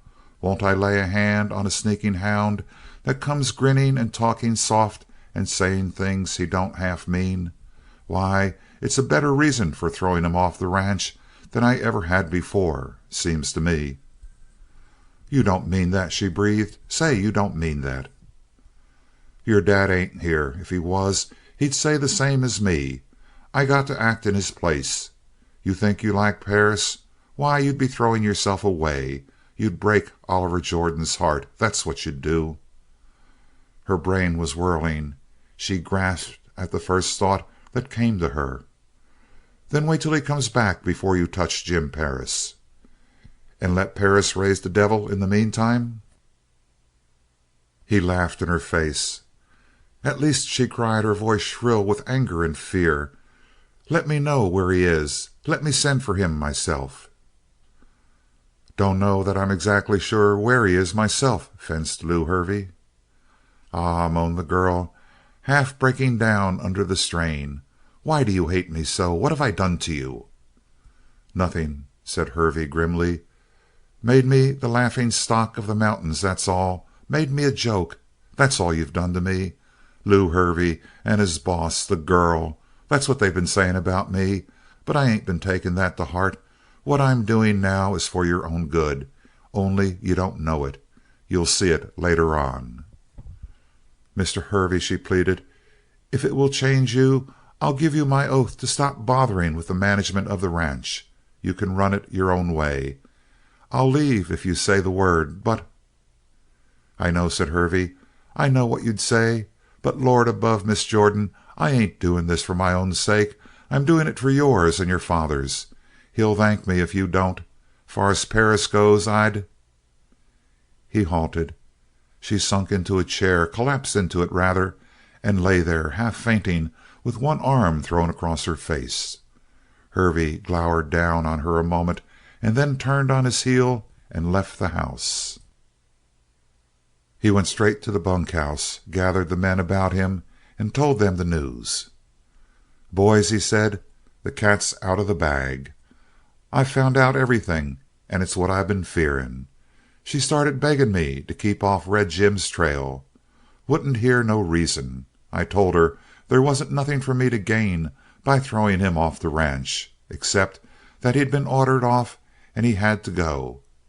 It'd make a joke of me and all of you boys if the word got around that one gent had laughed at us and stayed right in the valley when we told him to get out." A fierce volley of curses bore him out. "Well," said Hervey, "then she comes right out and told me the truth. She's in love with Perris. She told me herself." They gaped at him. They were young enough, most of them, and lonely and romantic enough to have looked on Marianne with a sort of sad longing which their sense of humor kept from being anything more aspiring. But to think that she had given her heart so suddenly and so freely to this stranger was a shock. Hervey reaped the harvest of their alarmed glances with a vast inward content. Every look he met was an incipient gun leveled at the head of Red Jim. "Don't make no bones about it," he said. "She plumb begged for him. Well, boys, she ain't going to get him. I think too much of old man Jordan to let his girl run off with a man-killing vagabond like this Perris. He's good looking, and he talks dead easy. That's what turned the trick. I guess the rest of you would back me up." The answer was a growl. "I'll go bust his neck," said Little Joe furiously. "One of them heartbreakers, I figure." "First thing," said the foreman, "is to see that she doesn't get to him. If she does, she'll sure run off with him. But she's easy kept from that. Joe, you and Shorty watch the horse corrals tonight, will you?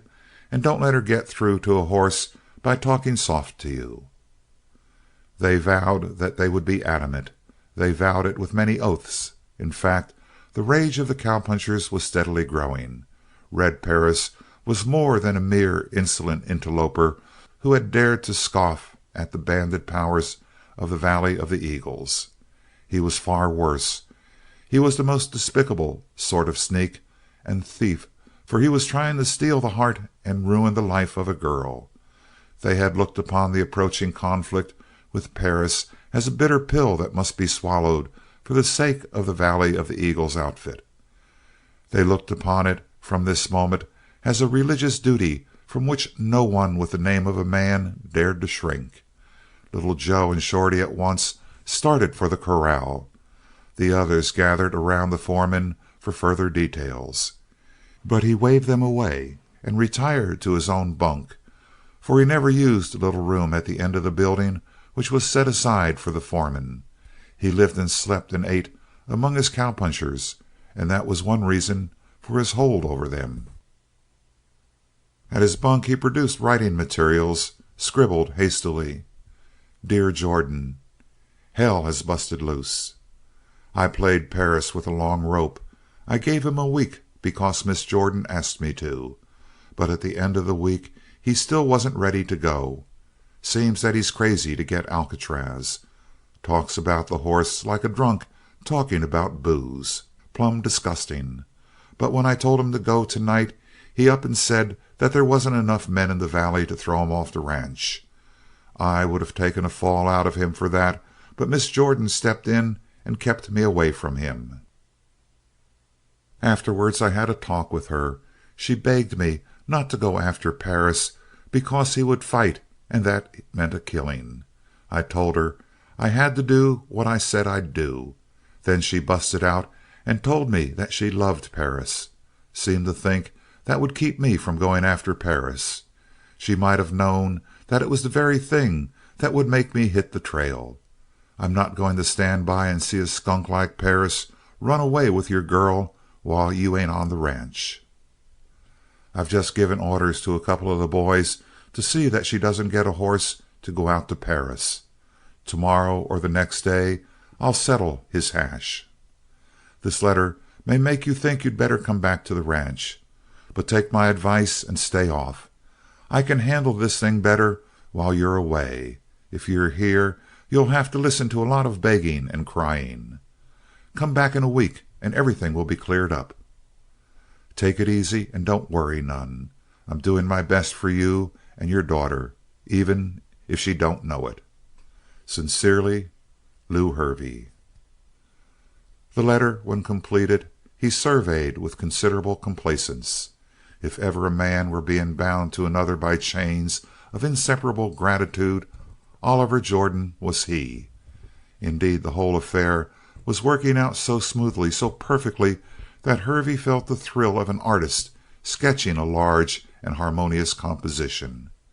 In the first place, Red Jim Perris, whom he hated with unutterable fervor because the younger man filled him with dread, would be turned, as Hervey expressed it, into buzzard food, and Hervey would be praised for the act. Oliver Jordan, owing the preservation of his daughter from a luckless marriage to the vigilance of his foreman, could never regret the life contract which he had drawn up. No doubt that contract, as it stood, could never hold water in the law, but Jordan's gratitude would make it proof. Last of all and best of all, when Perris was disposed of, Marianne would never be able to remain on the ranch. She would go to forget her sorrow among her school friends in the East, and Hervey, undisputed lord and master of the ranch, could bleed it white in half a dozen years and leave it a mere husk, overladen with mortgages. No wonder a song was in the heart of the foreman as he sealed the letter. He gave the message to Slim and added directions. "You'll be missing from the party," he said as he handed over the letter, "but the party we have with Perris is apt to be pretty much like a party with a wildcat. You can thank your stars you'll be on the road when it comes off." And Slim had sense enough to nod in agreement. End of chapter 19. Chapter 20 of Alcatraz by Max Brand. The Trap Shuts.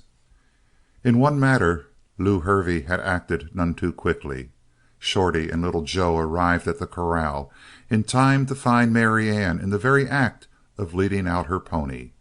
They told her firmly and gently that the horse must go back, and when she defied them they astonished her by simply removing her hand from the lead rope and taking the horse away. In vain she stormed and threatened.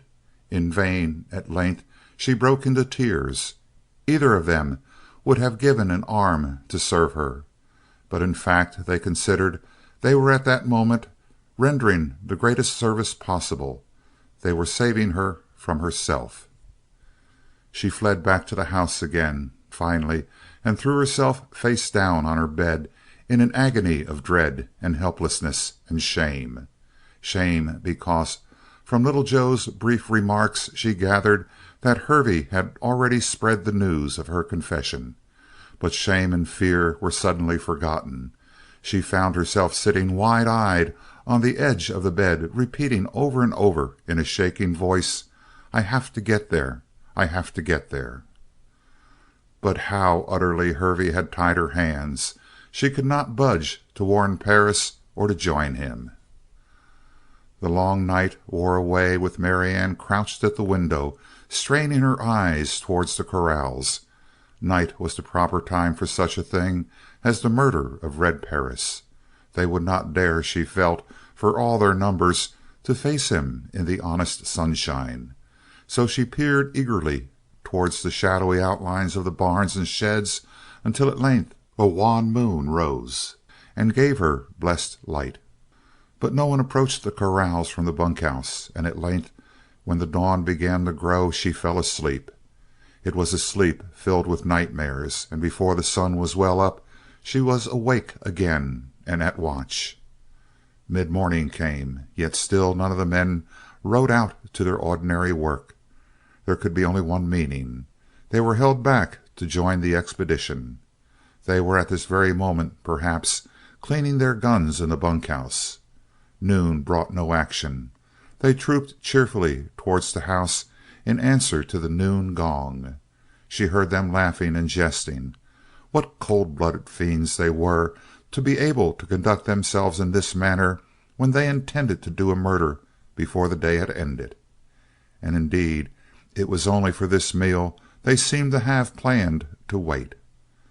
Before the afternoon was well begun, there was saddling and mounting, and then Hervey, Little Joe, Shorty, McIntosh, and Scotty climbed onto their mounts and jogged out towards the east.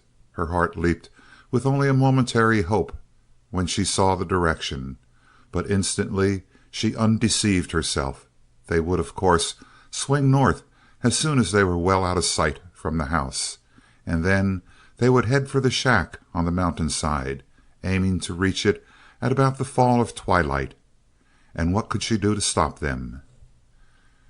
She ran out through the patio to the front of the house. The dust cloud already had swallowed the individual forms of the riders, and turning to the left she saw McGuire and Hastings lolling in full view near the corrals. With consummate tact, Hervey had chosen those of his men who were the oldest, the hardest, the least liable to be melted by her persuasions. Moaning, she turned back and looked east. The dust cloud was dwindling every minute, and without hope she cast another glance towards the corrals. Evidently the men agreed that it was unnecessary for two of them to stay in the heat of the sun to prevent her from getting at a horse. Hastings had turned his back and was strolling towards the bunkhouse. McGuire was perched on a stump, rolling a cigarette and grinning broadly towards her. He would be a hard man to handle, but at least there was more hope than before. One man was not so hard to manage as two, each shaming the other into indifference. She went slowly towards McGuire, turning again to see the dust cloud roll out of view over a distant hill.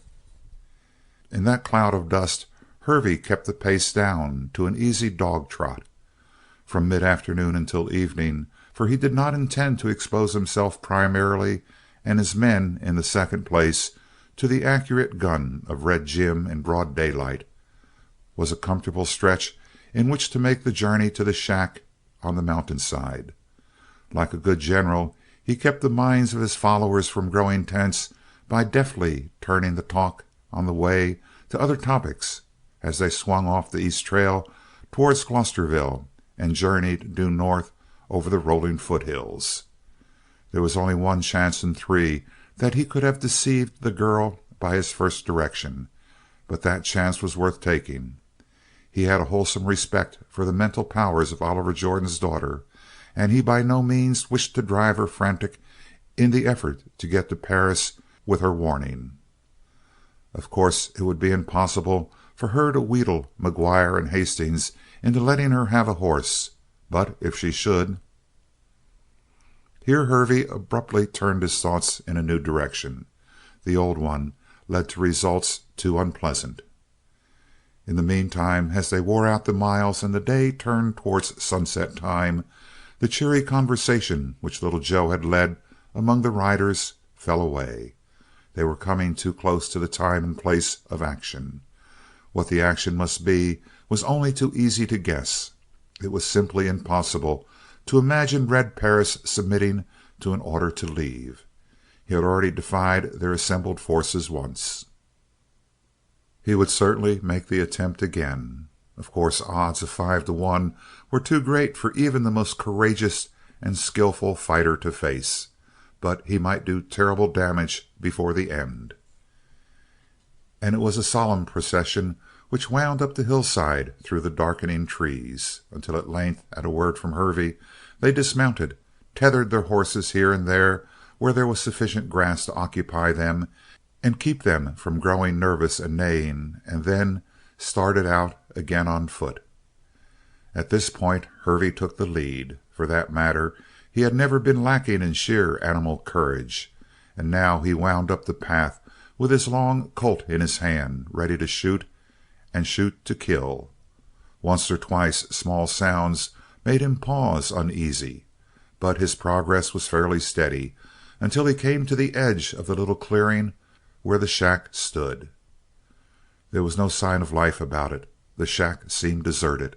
Thick darkness filled its doorway and the window, though the rest of the clearing was still permeated with a faint afterglow of the sunset. "He ain't here," said Little Joe softly, as he came to the side of the watchful foreman. "Don't be too sure," said the other. "I'd trust this Perris and take about as many chances with him as I would with a rattler in a 6x6 room. Maybe he's in there playing possum, waiting for us to make a break across the clearing. That'd be fine for Red Jim, damn his heart." Little Joe peered back at the anxious faces of the others as they came up the path one by one. He did not like to be one of so large a party held up by a single man. In fact, Joe was a good deal of a warrior himself. He was new to the Valley of the Eagles, but there were other parts of the mountain desert where his fame was spread broadcast. There were even places where sundry officers of the law would have been glad to lay hands upon him. "Well," quoth Joe, "we'll give him a chance. If he ain't a fighting man, but just a plain murderer, we'll let him show it."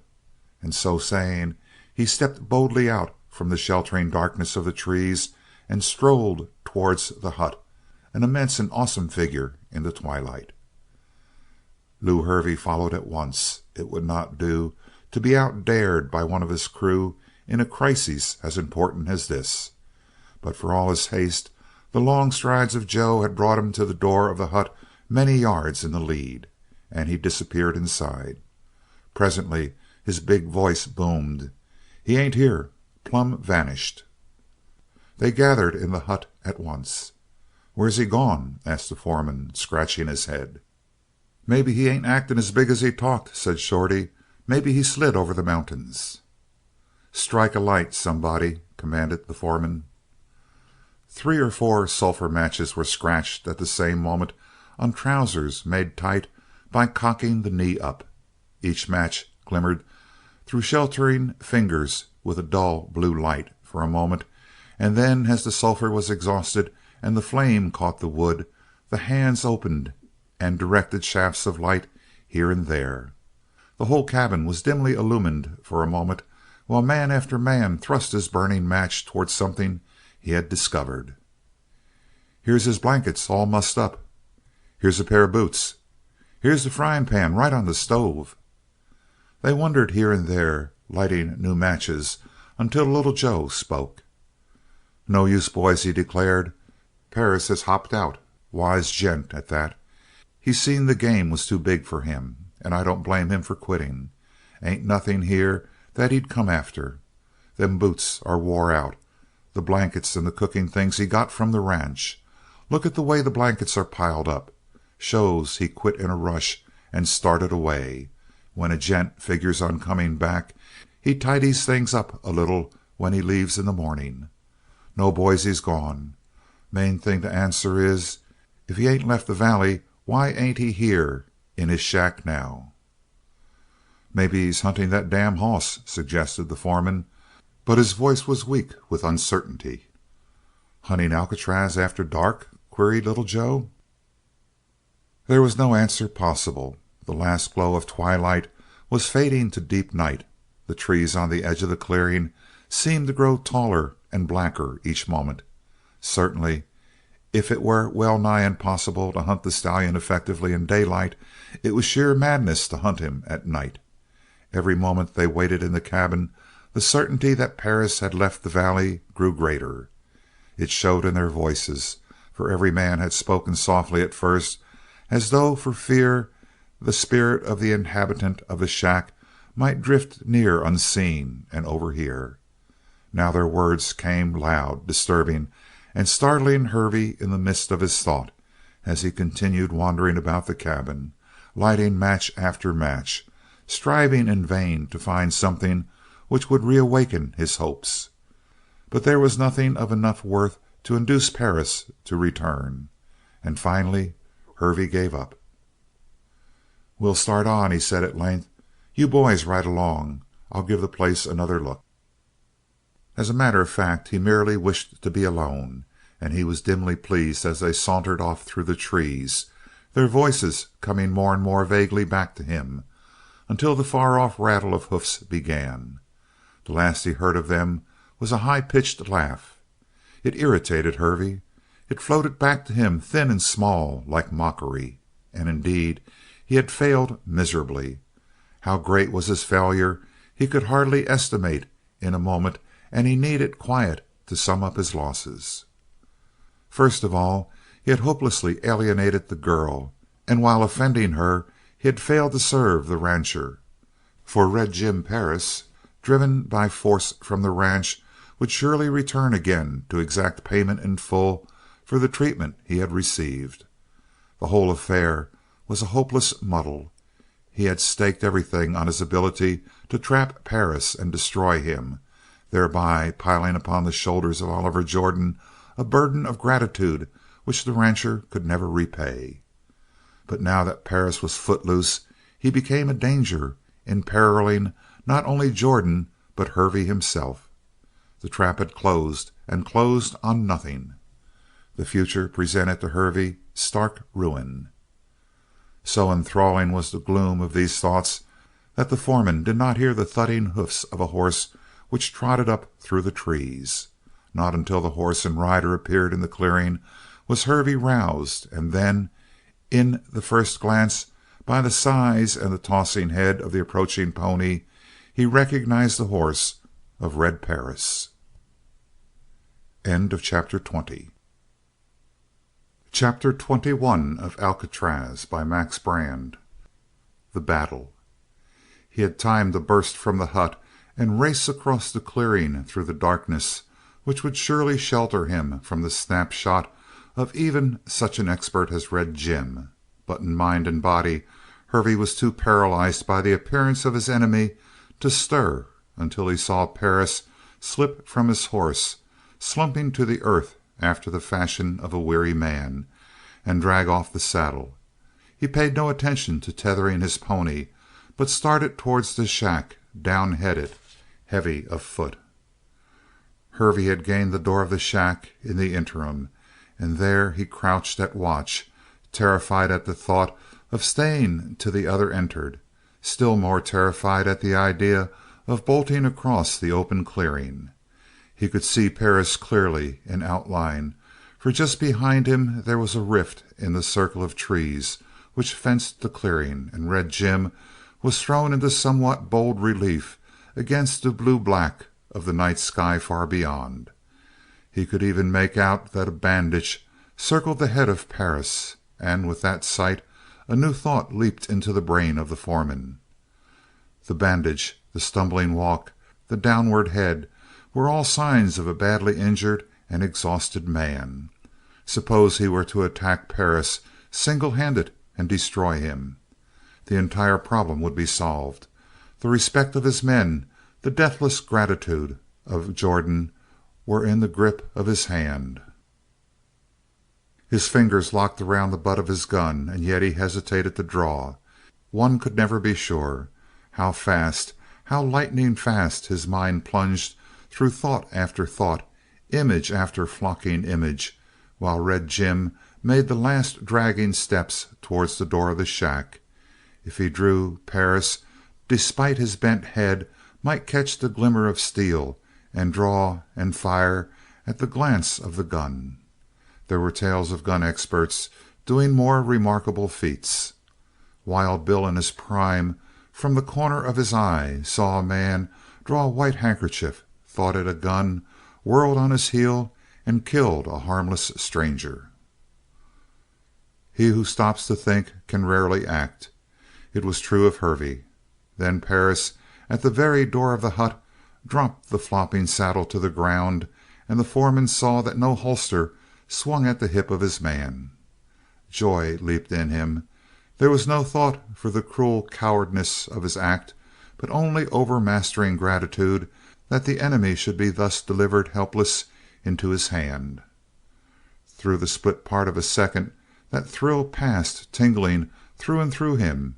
Then he shouted, "Perris!"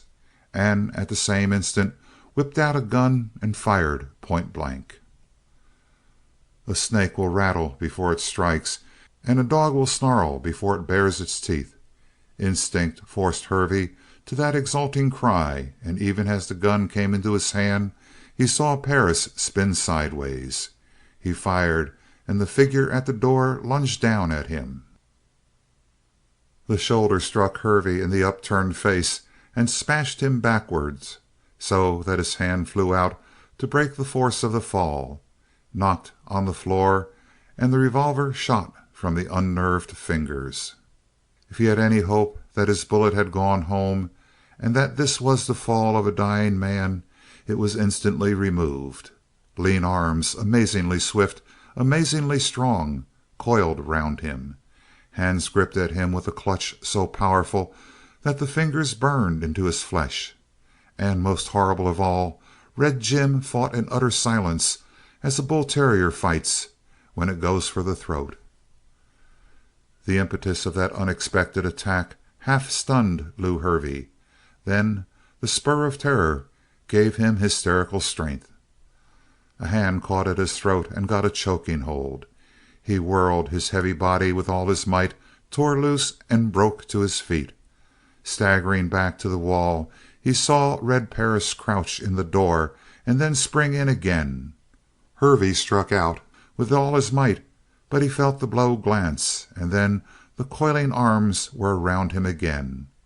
Once again, in the crashing fall to the floor, the hold of Perris was broken, and Hervey leaped away for the door, yelling, "Perris, it's a mistake! For God's sake!"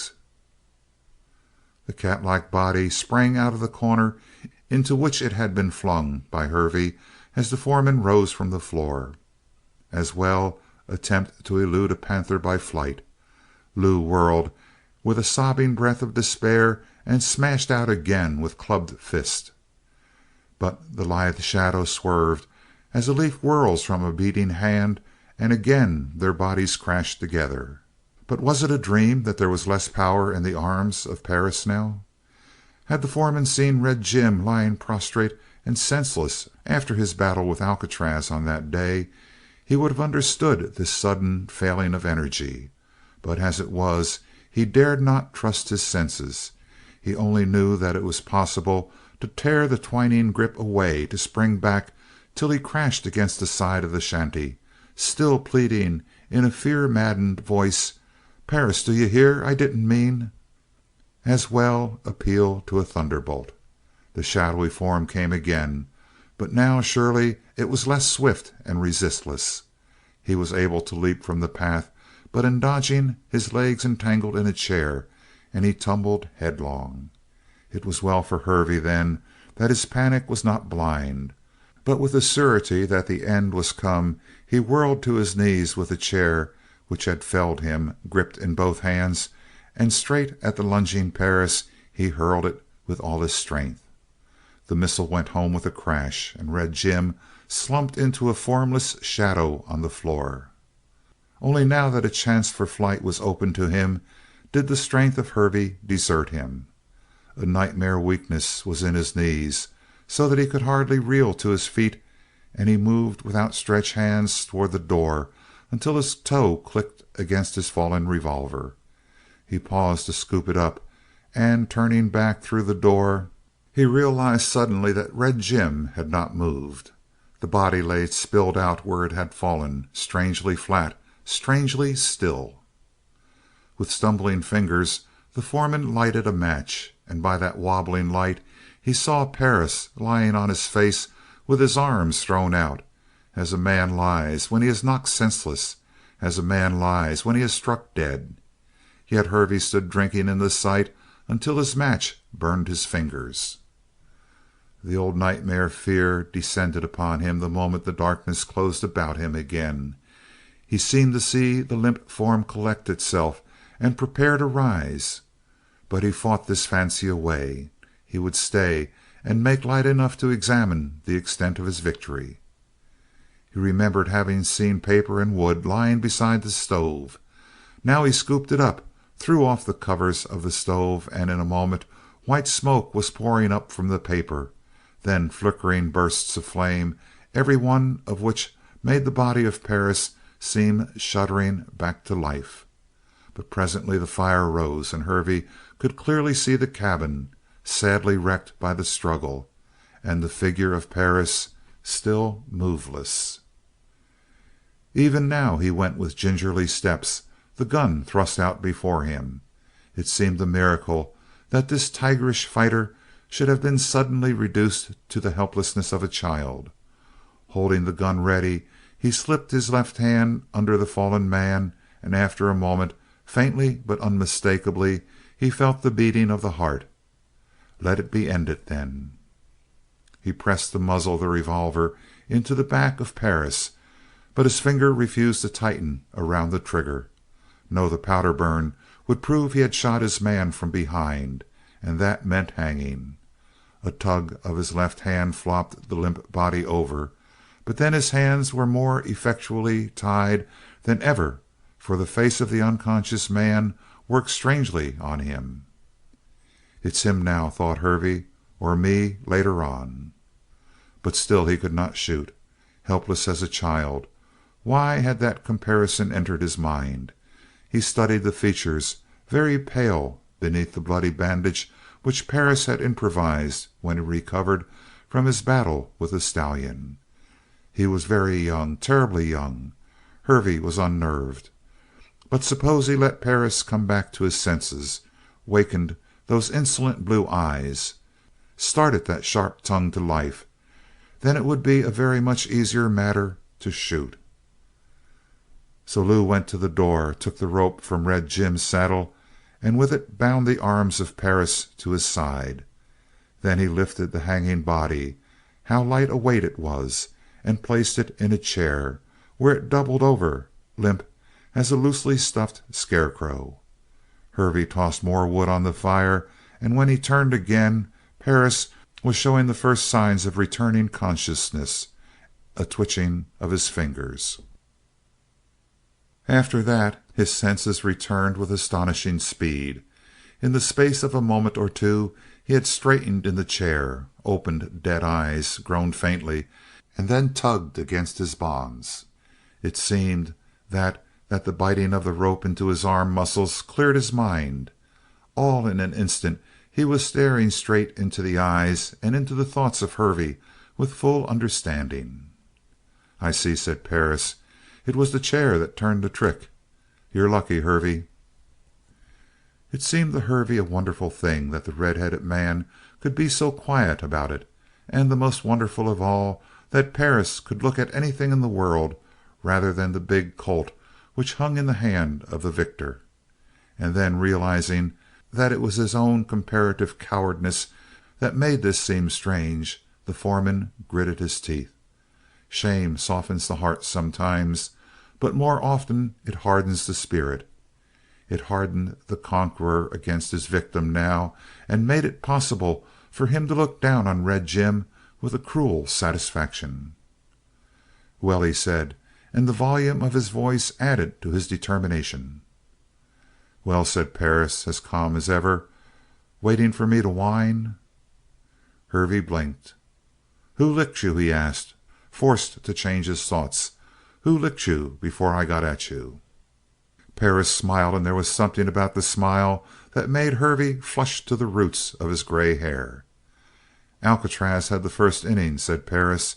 "He cleaned me up, and that, Hervey, was tolerably lucky for you." "Was it?" sneered the victor. "You'd have done me up quick, maybe, if Alcatraz hadn't wore you out." He waited hungrily for a reply that might give him some basis on which to act, for after all it was not going to be easy to fire point blank into those steady, steady eyes. And more than all, he hungered to see some wavering of courage, some blenching from the thing to come. "Done you up?"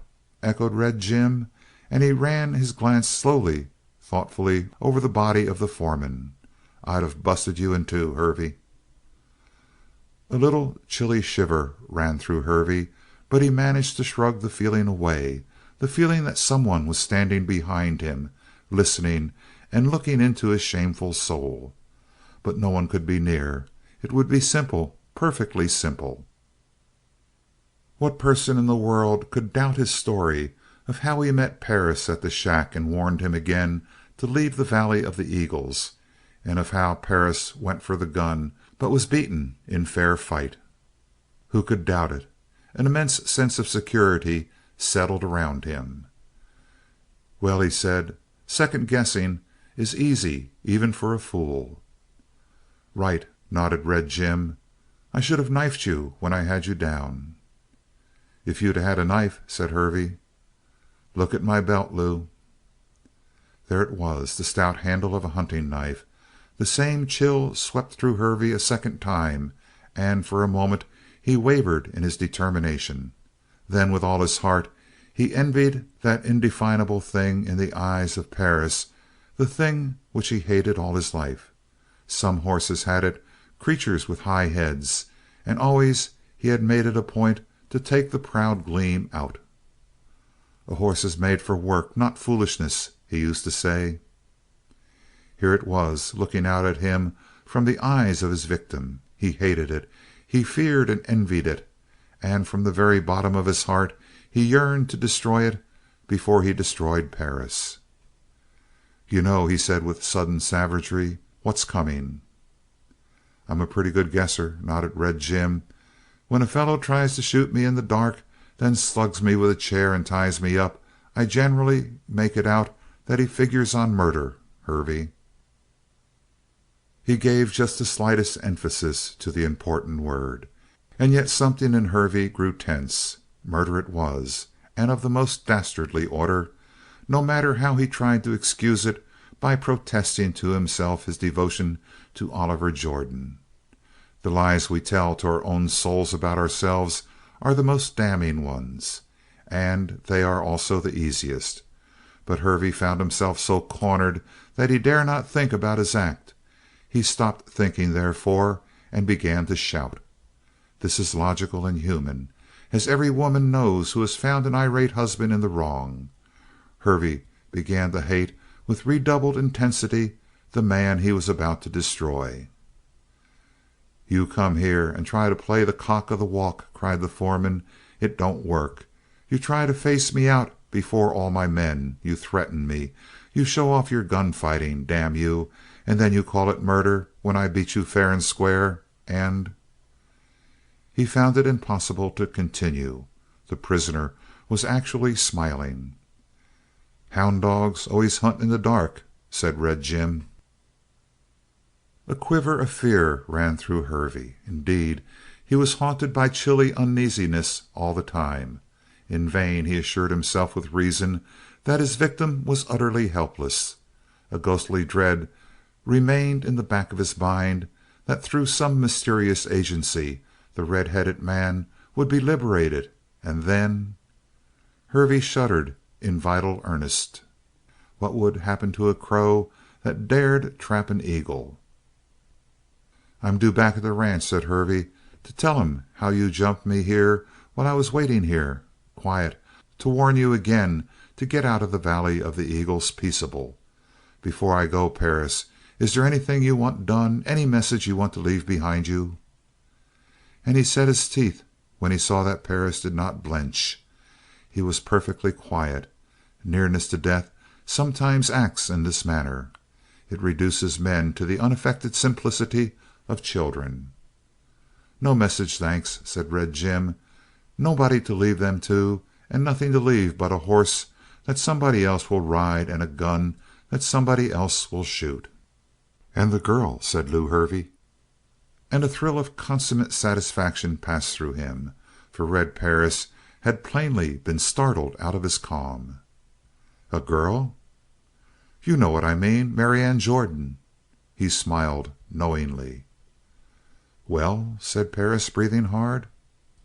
"Why, you fool," cried the foreman, "don't you know she's gone plumb wild about you? Didn't she come begging me to get you out of trouble?" "You lie!" burst out Perris. But by his roving glance, by the sudden outpouring of sweat which gleamed on his forehead, Hervey knew that he had shaken his man to the soul. By playing carefully on this string, might not he reduce even this carefree fighter to trembling love of life? Might he not make Red Perris cringe? All cowards feel that their own vices exist in others. Hervey in his entire life had dreaded nothing saving Red Jim, and now he felt that he had found the thing which would make life too dear to Perris to be given up with a smile. "Begging? I'll tell a man she did," nodded Hervey. "It's because she's plumb generous. She thought that might turn you. Why, she don't hardly know me." "Don't she?" sneered Hervey. "You don't figure her right. She's one of the hit or miss kind. She hated me the minute she laid eyes on me, hated me for nothing, and you knocked her off her feet the first shot. That's all there is to it. She'd give the Valley of the Eagles for a smile from you." He saw the glance of Perris wander into thin distance and soften. Then the eye of Red Jim returned to his tormentor desperately. The blow had told better than Hervey could have hoped. "And me a plain tramp, a loafer, me," said Perris to himself. He added suddenly, "Hervey, let's talk man to man." "Go on," said the foreman, and set his teeth to keep his exultation from showing.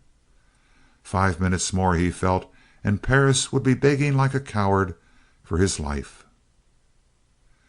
End of chapter 21. Chapter 22 of Alcatraz by Max Brand. McGuire sleeps. Never did a fox approach a lion with more discretion than Marianne approached the careless figure of McGuire. His very attitude was a warning that her task was to be made as difficult as possible. He had pushed his sombrero, limp with age and wear, far back on his head, and now, gazing apparently into the distant blue depths of the sky, he regarded vacantly with mild interest and blew in the same direction a thin brownish vapor of smoke. Obviously he expected an argument. He was leading her on, and just as obviously he wanted the argument merely for the sake of killing time. He was in tremendous need of amusement, that was all. She wanted to go straight to him with a bitter appeal to his manhood, to his mercy as a man, but she realized that this would not do at all. A strenuous attack would simply rouse him. Therefore she called up from some mysterious corner of her tormented heart a smile, or something that would do duty as a smile. Strangely enough, no sooner had the smile come than her whole mental viewpoint changed. It became easy to make the smile real. Half of her anxiety fell away, and dropping one hand on her hip, she said cheerfully to McGuire, "You look queer as a prison guard, Mr. McGuire."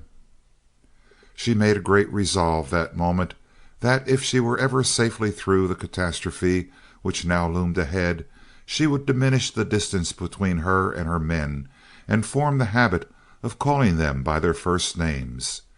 She could not change as abruptly in a moment, but she understood perfectly that if she had been able to call McGuire by some foolish and familiar nickname, half of his strangeness would immediately melt away. As it was, she made the best of a bad matter by throwing all the gentle good nature possible into her voice, and she was rewarded by seeing McGuire jerk up his head and jerk down his glance at her.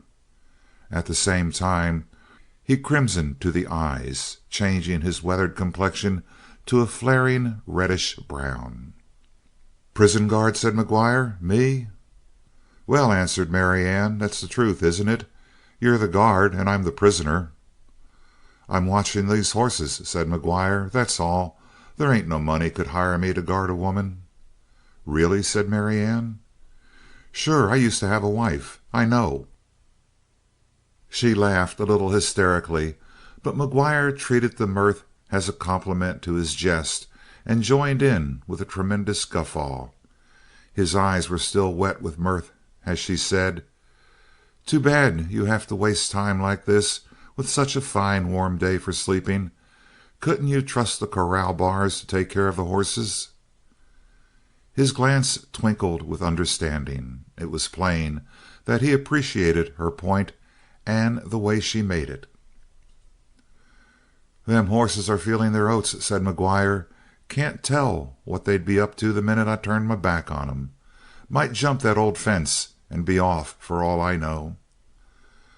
"Well," said Marianne, "they look quite contented, and if one of 'em did take advantage of you and run away while you slept, I'm sure it would come home again." He had quite fallen into the spirit of the thing. "Maybe," grinned McGuire, "but I might wake up out of a job." "Well," said Marianne, "there have been times when I would have weighed 1 hour of good sleep against 2 jobs as pleasant as this. How much real damage might that sleep do?" "If it took me out of the job, oh, I don't know. Might take another month before I landed a place as good." "Surely not as long as that.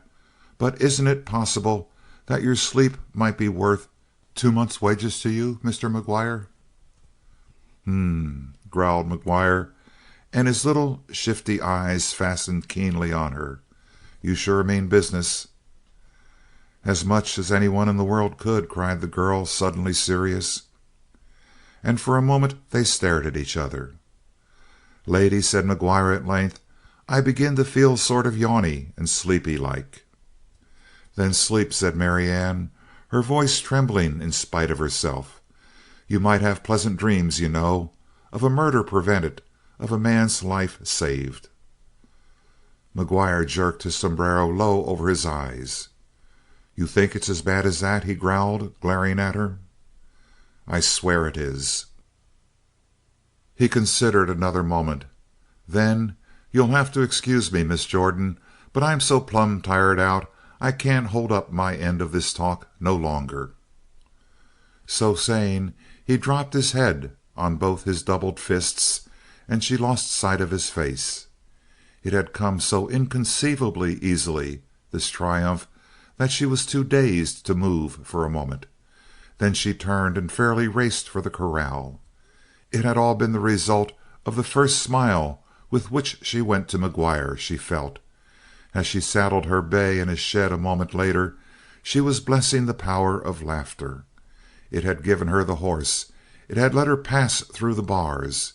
It had placed her on the open road where she fled away at a swift gallop, only looking back as she reached the top of the first hill to see McGuire still seated on the stump, but now his head was canted far to one side, and she had no doubt that he must be asleep in very fact. Then the hill rose behind her, shutting out the ranch, and she turned to settle to her work. Never in her life, and she had ridden cross-country on blood horses in the East, had she ridden as she rode on this day. She was striking on a straight line, over hill and dale, through the mist of barbed wire. But the wire halted her only for short checks. The swift snipping of the pair of pliers, which was ever in her saddle-bag, cleared the way, and as the length of wire snapped, humming back, coiling like snakes, she rode through and headed into the next field at a renewed gallop. She was leaving behind her a day's work for half a dozen men, but she would have sacrificed 10 times the value of the whole ranch to gain another half hour of precious time. For when she broke down the last of the small fenced fields, the sun was already down, and when twilight came, she knew by instinct the blow would fall. Yet the distance to the shack was still terribly far. She straightened the gallant little bay to her work, but at every stride she moaned. Oh, for such legs beneath her as the legs of Lady Mary, stretching swiftly and easily over the ground. But this chopping, laboring stride! She struck her hand against her forehead and then spurred mercilessly. As a result, the bay merely tossed her head, for she was already drawn straight as a string by the effort of her gallop, and Marianne had to sit back in the saddle and simply pray for time, while the little .32 revolver in the saddle holster before her flapped monotonously, beating out the rhythm of every stride. And the night rode over the mountains with mysterious speed.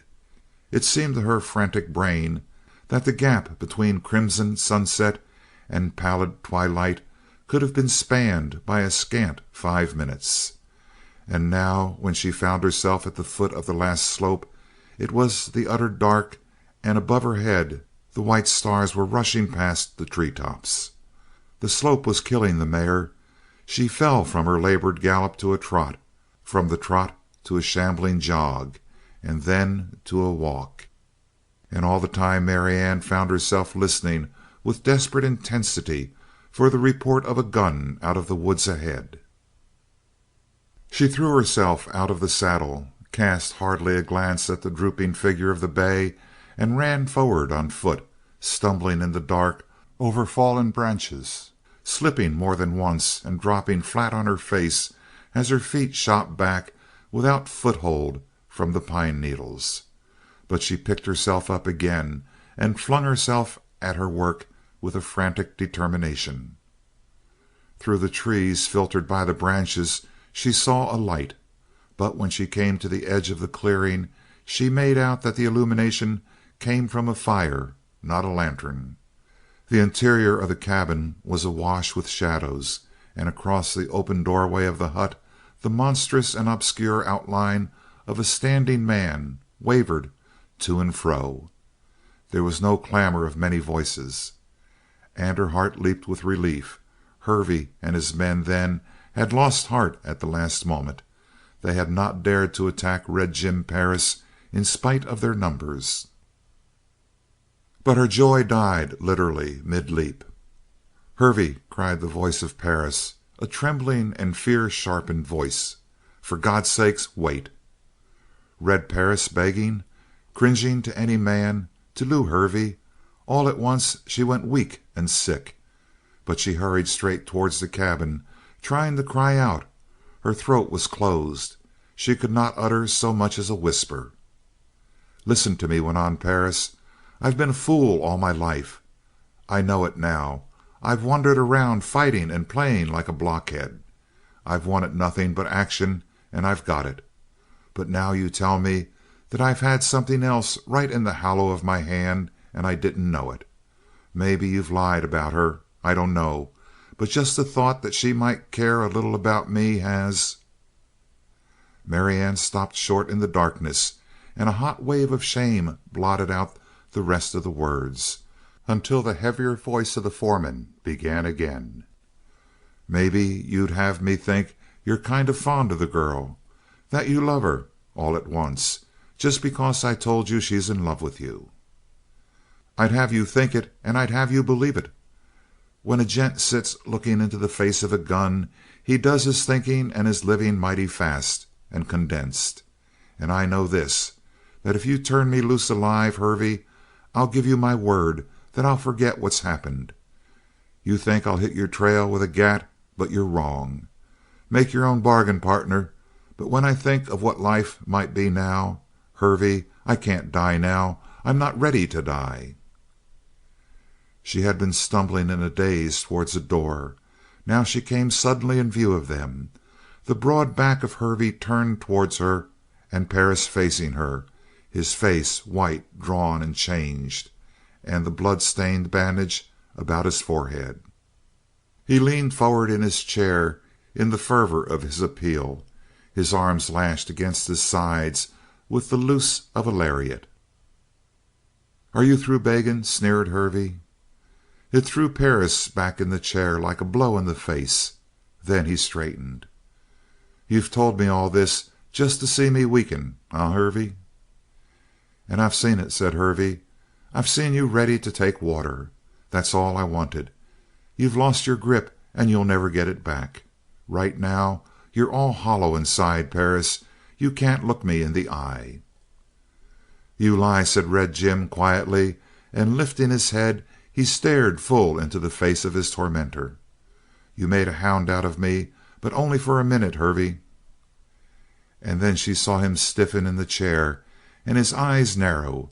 The chains of fear and shame which had bound her snapped. "Hervey!" she cried, and as he whirled she came panting into the door. Just for an instant she saw a devil glitter in his eyes, but in a moment his glance wavered. He admitted himself beaten as he thrust his revolver into the holster.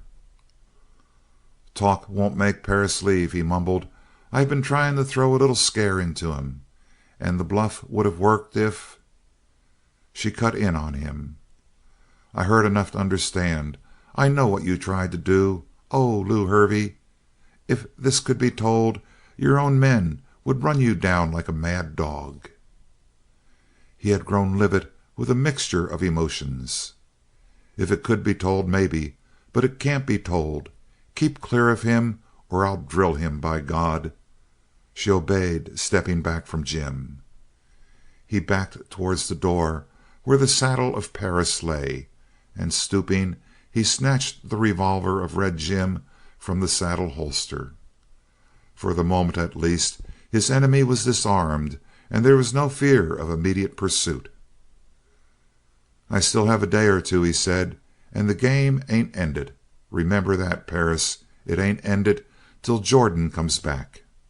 And he turned into the darkness which closed over him at once like the falling of a blanket. "You won't follow him?" she pleaded. He shook his head, and a moment later, under the touch of his own hunting knife which she drew, the rope parted and freed his arms. At the same instant she heard the hoofs of Hervey's horse crashing through the underbrush down the mountainside. And not till that final signal of success reached her did Marianne give way to the hysteria which had been flooding higher and higher in her throat ever since those words of Hervey had arrested her in the clearing. But once released, it came in a rush, blinding her so that she could not see Perris through her tears as he placed her gently in the chair. Only through the wild confusion of her sobbing she could hear his voice saying words she did not understand, over and over again, but she knew that his voice was infinitely soft, infinitely reassuring. Then her mind cleared and her nerves steadied with amazing suddenness, just as the wind at a stroke will tumble the storm clouds aside and leave a placid blue sky above. She found Red Jim kneeling beside the chair with his arms around her and her head on his shoulder, wet with her tears. For the first time she could hear and really understand what he had been saying over and over again. He was telling her that he loved her, would always love her, that he could forgive Lew Hervey even because of the message which he had brought. Had she confessed everything then in the hysteria? Had she confirmed what Lew Hervey said? Yes, for the voice of Red Jim was unquestioning, cherishing as men will the thing which they love and own. "You're better now?" he asked at length. "Yes," she answered. "I'm weak and ashamed, and what have I said to you?" "Something that's made me happier than a king, and I'll make it a thing you'll never have to regret, so help me God." He raised her to her feet. "Now you have to go home at once." "And you?" "Hervey will come hunting me again tomorrow, and he'll have his men with him. He doesn't know I've forgotten him.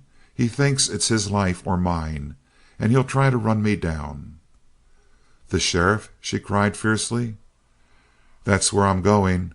To Glosterville, to hide like a coward, where the sheriff can look out for me. I can't take chances now. I don't belong to myself.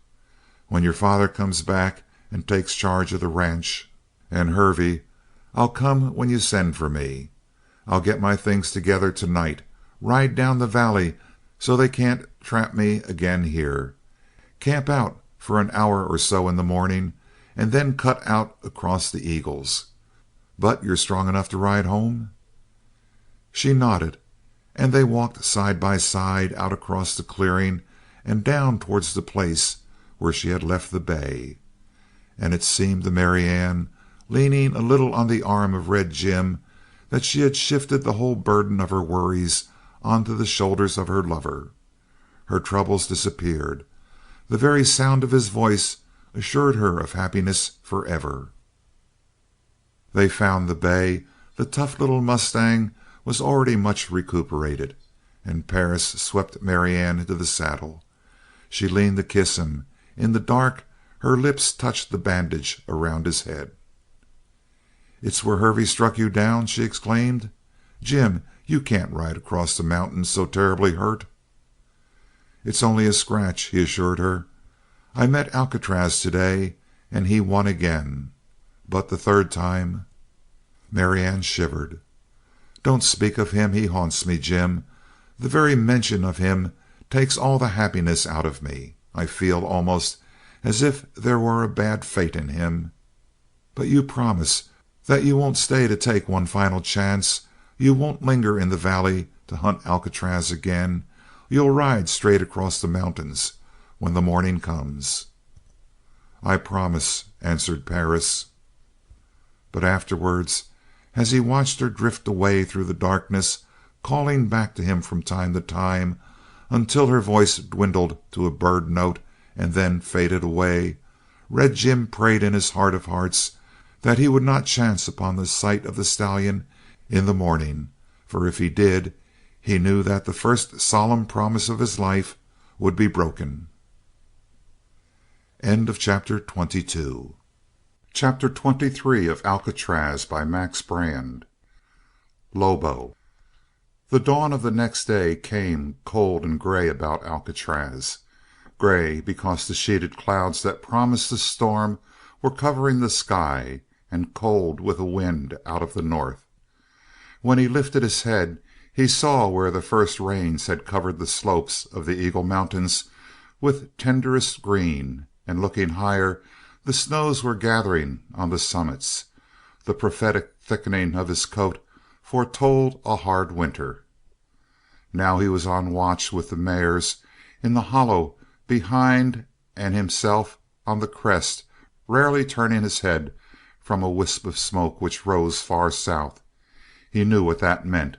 Red Perris was on his trail again, and this was the morning fire of the great enemy. He had lain on the ground like a dead man the day before.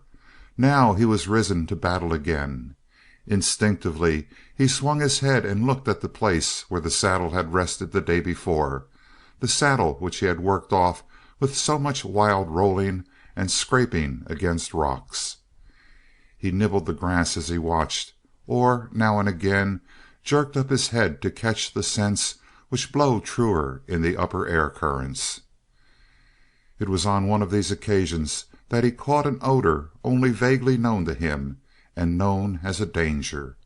He had never been able to label it, but he knew that when the gray mare caught such a scent she was even more perturbed than when man rode into view. So now he breathed deep, his great eyes shining with excitement. What could this danger be which was more to be dreaded than the great enemy? Yielding to his curiosity, he headed straight upwind to make sure. No doubt he thereby gave proof that he was unfitted to lead wild horses in the mountains. The wise black of former days, or the gray mare now, would never have stopped to question, but gathering the herd with the alarm call, they would have busied themselves with unrolling mile after mile behind their flying heels. Alcatraz increased his walk to a trot, promptly lost the scent altogether, and headed on to the next elevation to see if he could catch it again. He stood there for a long moment, raising and lowering his head, and then turning a little sideways so that the wind would cut into his nostrils, which was a trick the gray had taught him. The scent was gone, and the wind blew to him only the pure coolness of dew, just sharpened to fragrance by a scent of distant sagebrush. He gave up and turned about to head for the mares. The step for which he raised his forefoot was not completed, for down the hollow behind him he saw a gray skulker slinking with its belly close to the ground. If it stood erect, it would be as tall as a calf new born. The tail was fluffy, the coat of fur a veritable mane around the throat, the head long of muzzle and broad across the forehead, with dark marks between the eyes and arching like brows above them, so that the facial expression was one of almost human wisdom and wistfulness. It was a beautiful creature to watch, as its smooth trot carried it with incredible speed across the stallion's line of retreat. But Alcatraz had seen those gray kings of the mountain before, and knew everything about them except their scent. He saw no beauty in the lofer wolf. The blood which congealed in his veins was released.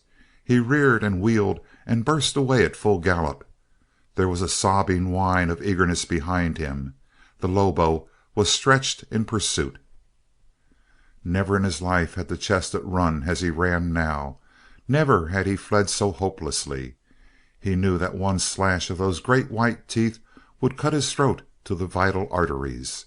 He knew that for all his speed he had neither the foot nor the wind to escape the gray marauder. It was only a matter of time, and a short time at that, before the end came. The lofer prefers young meat, and as a rule will cut down a yearling colt, or dine on warm veal, eschewing cold flesh and feeding only once from every kill, the Lobo being the Lucullus of beasts of prey. But this prowler had either found scanty fare in a long journey across the mountains, or else he wished to kill now for pure deviltry and not from hunger. At any rate, he slid over the ground like the shadow of a cloud driven in a storm. Already he gained fast, and yet he had not attained top speed. When he did, he would walk up on the chestnut as the latter could walk up on the mares of his herd. Over a hill bolted Alcatraz, and beneath him he saw a faint hope of escape, a flash of water where a brook, newly swelled by the rains, was running bankful, a noisy torrent. He went down the slope like the wind, struck the level at such speed that the air stung his nostrils, and leaped from the firm gravel at the edge of the stream. The far bank seemed a mighty distance as he soared high. The water rushed broad and swift beneath him, no swimming if he struck that bubbling current, and then a last pitch forwards in mid-air. A forefoot struck ground, the bank crushed in beneath his weight, and he was scrambling up to safety beyond and reeling into a new gallop. Behind him he saw the shadowy pursuer skim down the slope, fling into the air, and drop out of sight. Had he reached the shore? 10 seconds. No long and ominous head appeared. Certainly he had fallen short and landed in the furious current. Alcatraz dropped his heartbreaking pace to a moderate gallop, but as he did so he saw a form which dripped with water scramble into view 50 yards downstream. The Lobo had managed to reach safety after all, and now he came like a bullet to end the chase. There was only half a hope left to Alcatraz, and that was to turn and attempt to leave the wolf again at the water jump. But now his renewed panic paralyzed all power of thinking. He did not even do the next best thing, race straight away in a true line, but bearing off first to the left and then to the right, he shot across the hills in a miserably wavering flight. The Lobo came like doom behind him. The chill of the water had enraged him. Besides, he did not often have to waste so much time and energy to make a kill. And now, bent on a quick ending, the fur which fringed his lean belly cut the dew from the grass as he stretched to his full and matchless speed. Alcatraz saw and strained forward, but he had reached his limit, and the wolf gained with the passage of every second. Another danger appeared. Off to the side and well ahead, spurring his mount to top effort, came Red Perris, who must have marked the chase with his glass. Alcatraz gave him not a glance, not a thought. What was the whisper and burn of a rope, what was even the hum of a bullet compared to the tearing teeth of the lofer wolf? So he kept his course, stretched straight from the tip of his nose to the end of his flying tail, and marking from the corner of his eye that the Lobo still gained vital inches at every leap. The horseman to his left shot over a hill and disappeared into the hollow beyond. He would be a scant 100 yards away when Alcatraz raced by, if indeed he could keep beyond reach of the wolf as long as this. And that was more than doubtful, impossible. For the gray streak had shot from behind until it now was at his tail, at his flank, with red tongue lolling and the sound of its panting audible. Half a minute more and it would be in front and heading him, and when he whirled the creature would spring. And so it happened. The killer swept to the front and snapped. At the flash of the teeth Alcatraz wheeled. He saw the monster leave the ground, and then a limp weight struck his shoulder and rolled heavily back to the ground. But not until he had straightened away on his new course did Alcatraz hear the report of the rifle. So much had the bullet outdistanced the sound. He looked back. Red Perris sat in his saddle with the rifle coming slowly down from his shoulder. The lofer wolf lay with a smear of red across one side of his head. Then a hill rose behind the stallion and shut off his view. He brought down his gait to a stumbling canter, for now a great weakness was pouring through his legs, and his heart fluttered and trembled like the heart of a yearling when it first feels the strain and burn of the rope.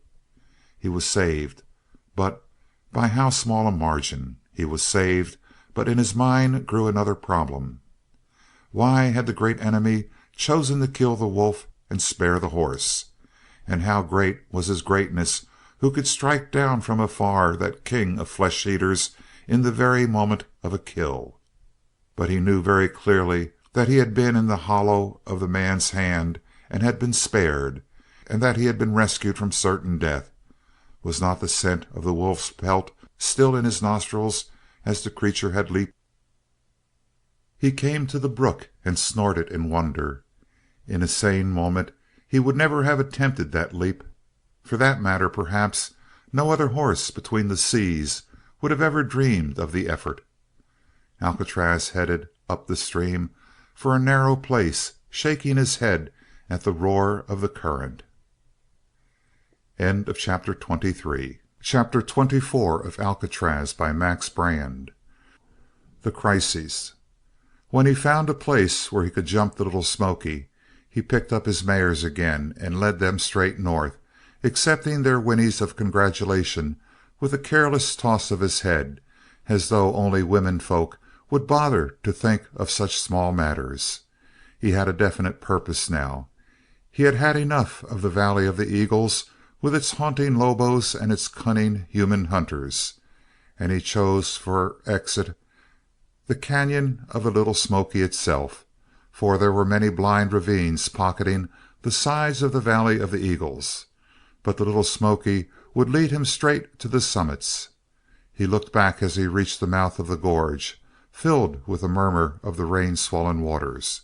Perris was drifting towards them, and Alcatraz tossed his head and struck into a canter. It was a precaution which he never abandoned, for while the great enemy was most to be feared, there were other human foes, and such a narrow-throated gorge as this would ideally serve them as a trap. He shortened his lope so as to be ready to whirl away as he came to the first winding between the rugged walls of the valley, but the ground was clear before him, and calling up his lagging herd, he made on towards the sound of falling water ahead. It was a new sound to Alcatraz in that place, for he remembered no cataract in this gorge, but every water course had been greatly changed since the rains began, and who could tell what alterations had occurred here? Who indeed could have guessed it? For as he swung about the next bend, he was confronted by a sheer wall of rock over which the falling torrent of the Little Smoky was churned to white spray by projecting fragments. Far above, the side of the mountain was still marked by a raw wound, where the landslide had swept, cutting deeper and deeper until it choked the narrow ravine with an incalculable mass of sand, crushed trees, and a rubble of broken stone. It had dammed the Little Smoky, but soon topping the obstruction, the river now poured over the crest and filled the valley with a noise of rushing and shouting, so caught up by echoes that Alcatraz seemed to be standing inside a whole circle of invisible waterfalls. He wondered at that sight for only an instant. Then, as the meaning drove home to him, he wheeled and raced down the valley. This was the explanation of the enemy's move towards the throat of the canyon. He passed the mares like a red streak of light, his ears flagging back and his tail swept out straight behind the wind of his gallop. He rushed about the next turn of the cliff and saw that the race had been in vain. The great enemy was spurring his reeling cowpony into the mouth of the Little Smoky Gap. The chestnut made his calculations without slackening his pace. The man was in the valley, but he had not yet reached that narrow throat where his lariat was of sufficient radius to cover the space between the wall of the canyon and the stream. However, he was in excellent position to maneuver for a throw in case Alcatraz tried to slip by. Therefore he now brought his pony to a slow lope, and loosening his rope, he swung the noose in a wide circle. He was ready to plunge to either side and cast the lariat. Being nearer to the river than to the canyon wall, it was in the latter direction that the stallion found the wider free space, and towards it accordingly he directed his flight, running as he had only run when the lofer wolf dogged his heels. It was only a feint. His eye was too keen in the calculation of distances and relative speeds not to realize that the cowpony would beat him to the goal. Yet he kept up his furious pace, even when Perris had checked his horse to a trot. Straight on swept Alcatraz until he saw the glitter of the hunter's eyes beneath the wide brim of his sombrero. Then he braced his legs, knocking up a small shower of sand and rocks, swerved to the left, and bolted for the river bank. Even as he made his move, though blinded by the fierceness of his own effort, he knew that it would be a tight squeeze. Had the pony under Perris possessed half of its ordinary speed of foot, it would easily have headed the fugitive, or at the least brought its rider in rope throw. Now, outworn by the long trail it had followed, the little animal stumbled and almost fell when Perris with iron hand swung it around. The blunder lost fatal yards, but still it did its honest best. It was a veteran of many a roundup. No pony in the arduous work of cutting out was surer of eye or quicker of foot, and now this dodging back and forth brought a gleam into the bronco's eyes. There was no need of the goading spur of Perris to make it spring forth at full speed, running on nerve power in place of the sapped strength of muscle. The stumble had given Alcatraz a fighting chance for his freedom. That was all. He recognized the flying peril as he raced in a wide, loping semicircle.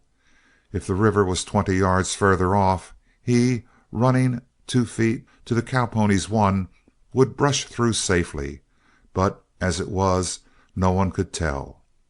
He knew the reach of the lariat as well as a man, had not Cordova tormented him devilishly with one time and again. Estimating the speed of his approaching enemy and the reach of the rope, he felt that he could still gain freedom, unless luck was against him. The burst of Alcatraz for the river and safety was a remarkable explosion of energy. Out of the corner of his reddening eye, as he gained swift impetus after his swerve, he saw the cowpony wheel, falter, and then burst across in pursuit to close the gap. He heeled over to the left and found a mysterious source of energy within him that enabled his speed to be increased, until, at the top of his racing gait, he reached the very verge of the stream. There remained nothing now but a straight dash for freedom. Luck favored him in one respect at least. The swollen current of the Little Smoky had eaten away its banks so that there was a sheer drop, straight as a cliff in most places, to the water, and the cliff edge above was solidly compacted sand and gravel. A better racetrack could hardly have been asked, and the heart of Alcatraz swelled with hope as he saw the ground spin back behind him. Red Perris, too, shouting like a madman as he spurred in, realized that his opportunity was slipping through his fingers. For now, though far away, he swung his rope in a stiffly horizontal circle above his head. The time had come. Straight before him shot the red streak of the stallion, and leaning in his saddle to give greater length to the cast, he made the throw. It failed. Even as the noose whirled above him, Alcatraz knew the cast would fall short. An instant later, falling, it slapped against his shoulder, and he was through the gap, free. But at the contact of that dreaded lariat, instinct forced him to do what reason told him was unneeded. He veered some vital inches off towards the edge of the bank. Thereby his triumph was undone. The gravel which had made so good a footing was, after all, a brittle support, and now, under his pounding hoofs, the whole side of the bank gave way. A squeal of terror broke from Alcatraz. He swerved sharply in, but it was too late. The very effort to change direction brought a greater weight upon his rear hoofs, and now they crushed down through flying gravel and sand. He faced straight in, pawing the yielding bank with his forehoofs, and suspended over the roar of the torrent. It was like striving to climb a hill of quicksand. The greater his struggle, the more swiftly the treacherous soil melted under his pounding hoofs. Last of all, he heard a yell of horror from the great enemy, and saw the hands of the man go up before his eyes to shut out the sight. Then Alcatraz pitched back into thin air.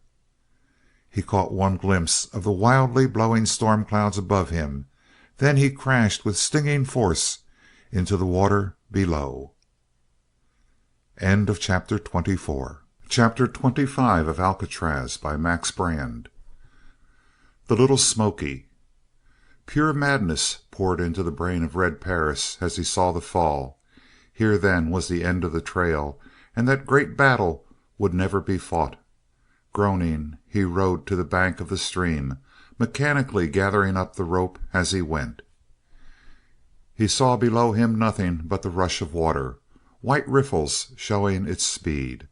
An occasional dark streak whirled past, the trunks of trees which the little Smoky had chewed away from their foothold on its sides. Doubtless one of these burly missiles had struck and instantly killed the stallion. But no! Yonder his head broke above the surface, a great log flung past him, missing the goal by inches. A whirl in the current rolled him under, but up he came again, swimming gallantly. The selfish rage which had consumed Red Perris broke out in words. Down the bank he trotted the buckskin, shaking his fist at Alcatraz and pouring the stream of his curses at that devoted head. Was this the reward of labor, the reward of pain and patience through all the weeks, the sleepless nights, the weary days? "Drown and be damned!" shouted Red Perris, as if in answer. The body of the stallion rose miraculously from the stream, and the hunter gasped his incredulity. Alcatraz was facing upstream, half his body above the surface. The explanation was simple. At this point the little Smoky abated its speed a little and had dropped a load of rolling stones and sand. An hour later it might be washed away, but now it made a strong bank with the current skimming above the surface. On this the stallion had struck, and, whirling with the current, he faced towards the source of the valley and looked into the volleying waters. Here surely was a sight to make a weakling tremble. But to the astonishment of Perris, he saw the head of the stallion raised, and the next moment the thunder of his neigh rang high above the voices of the river, as though he bade defiance to his destroyer, as though he called on the gods of gods to bear witness that he died without fear. "By the eternal," breathed Red Perris, smitten with awe, and the next instant, the ground giving way beneath him, Alcatraz was bowled over and over, only to come up again farther down the stream. He turned his head. Far away he made out a line of horsemen, gray, ghostly figures miles away. Hervey was keeping to his word then. But the thought of his own danger did not hold Red Jim Perris for a moment. Down there in the thundering waters Alcatraz was dying. The heart of Red Perris went out to the dauntless chestnut. He spurred down the bank until he was even with the struggler. He swayed far out, riding the mustang so near the brink that the poor creature shuddered. He capped his hands about his lips, and the hunter screamed encouragement to the hunted, yelled advice, shrieked his warnings, when tree trunks hurtled from behind. It seemed to Red Perris that Alcatraz was not a brute beast, but a soul about to perish. So much do brave men love courage. Then he saw, 100 yards away, that the bank of the stream fell away until it became a gradually shoaling beach to the water edge. With a shout of hope he raced to this point of vantage and flung himself from the saddle. Then, grasping the rope, he ran into the stream until it foamed with staggering force about his hips. But would Alcatraz live among those sweeping tree trunks and come within casting distance of the rope? Even if he did, would the rope catch around that head of which only the nose and eyes were showing? Even if it caught, could the stallion be drawn to shoal water without being strangled by the slip knot? Had Perris been a calm man, he would have discarded the 1,000th chance which remained after all these possibilities. He would have looked instead to his cowpony, which was now cantering away towards liberty in the rear of the flying squadron of mares. But Perris saw and lived for only one thing. Down came that brave head, but now with the ears flattened, for in the fury of the river his strength was being rapidly exhausted. Down the current it came, momentarily nearer, but always with dangers shooting about it. Even while Perris looked, a great tree, from which the branches had not yet been stripped, rushed from behind. The hunter's yell of alarm was drowned by the 1,000 voices of the little Smoky, and over that head the danger swept. Red Perris closed his eyes and his head fell, but when he looked again the tree was far downstream and the stallion still swam in the central current, but now near, very near. Only the slender outer branches could have struck him, and these with barely sufficient force to drive him under. Perris strode still further into the wild water until it foamed about his waist, and stretching out his arms he called to the stallion. Had he possessed 10 times the power of voice, he could not have made himself heard above the rioting of the little Smoky, but his gesture could be seen, and even a dumb beast could understand it. The chestnut at least comprehended, for to the joy of Perris he now saw those gallant ears come forward again, and turning as well as he could, Alcatraz swam stoutly for the shore. In the hour of need the great enemy had become his last hope.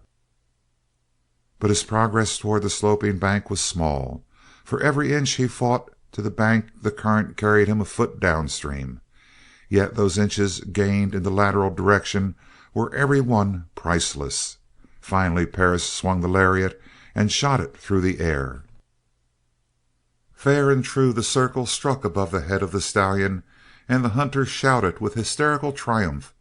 A moment later he groaned as the current whirled the rope over the head of Alcatraz and downstream. Yet he fought the hopeless fight. Staggering in the currents, beaten from his footing time and again, Perris stumbled downstream, gathering his rope for a new cast as he went. Neither had the chestnut abandoned the struggle. His last efforts had swerved him about, and now he headed upstream with the water foaming about his red, distended nostrils. But still through the whipping spray his great eyes were fixed on Perris. As for the man, there was a prayer in the voice with which he shouted, "Alcatraz!" and hurled the rope again. Heavy with the water it had soaked up, the noose splashed in a rough circle around the head of the swimmer, and then cut down into the water. Hand over hand he drew in the slack, felt resistance, then a jar that toppled him from his foothold. The noose had indeed caught around the neck of the stallion, but the success threatened to be his ruin. Toppled head over heels in the rush of the little Smoky, still his left hand gripped the rope, and as he came gasping to the surface, his feet struck and lodged strongly against the surface of a great boulder. His one stroke of luck. He had no time to give thanks. The next moment the full weight of the torrent on Alcatraz whipped the lariat quivering out of the water. The horse was struggling in the very center of the strongest current, and the tug on the arm of Perris made his shoulder sockets ache. He endured that pain, praying that his hands would not slip on the wet rope. Then, little by little, he increased his pull until all the strength of his leg muscles, back, and arms was brought to bear. It seemed that there was no result. Alcatraz did not change his position, but inch by inch the rope crept into him. He at length could shift holds, whipping his right hand in advance of the left and tugging again. There was more rapid progress now, but as the first frenzy of nervous energy was dissipated, a tremor of exhaustion passed through his limbs, and the beat of his heart redoubled until he was well nigh stifled. True, the rope was coming in hand over hand now, but another danger. The head of Alcatraz was sinking, his nostrils distended to the bursting point, his eyes red and bulging from their sockets. He was being throttled by the grip of the slip knot, and an instant later his head disappeared beneath the surface. Then all weakness passed from Red Perris. There was invigorating wine in the air he breathed. A vast power clothed him suddenly, and while the frenzy endured, he drew Alcatraz swiftly in from the gripping currents and to the comparatively mild swirl of water where he stood. Wavering, distorted, and dim as an image in a dull mirror, he saw the form of the horse float towards him beneath the water. Still the frenzy was on him. It enabled him to spring from his place, tear the strangling noose from the neck of the stallion, and lifting that lifeless head in both hands, struggled towards the shore. The water buoyed a weight which he could not otherwise have budged. He stumbled in the shoaling gravel to his knees. rose again, lifting and straining until blackness rushed across his eyes and he pitched forward on his face. He wakened in a whipping rain that stung the back of his neck, and as he propped himself up on his arms he found that he had been lying across the neck and shoulders of the stallion. That much of him and the slender forelegs was clear of the water. But had he not brought a dead thing to land? He bent his cheek to the nostrils of Alcatraz, but he felt no breath. He came reeling to his knees and slid his hand beneath the water to the heart of the horse. He felt no reassuring throb. Yet he could not be sure that the end was indeed come, for the blood raged and surged through his brain, and waves of violent trembling passed over him, so that his sense of touch might well belie the truth. How long had he lain unconscious? A minute or an hour? At least he must try to get the body further ashore. Alas, his strength hardly sufficed now to raise the head alone, and when he made his effort his legs crumpled beneath him. There he sat with the head of Alcatraz in his lap, he the hunter, and this the hunted. There was small measure of religion in Red Perris, but now in helplessness he raised his trembling hands to the stormy gray of the sky above him. "God Almighty," said Red Perris, "I sure ain't done much to make you listen to me, but I've got this to say, that if they's a call for something to die right now, it ain't the horse that's to blame. It's me that's hounded him into the river. Alcatraz ain't any pet, but he sure lived according to his rights. Let him live and I'll let him go free. I got no right to him. I didn't make him. I never owned him. But let him stand up on his four legs again.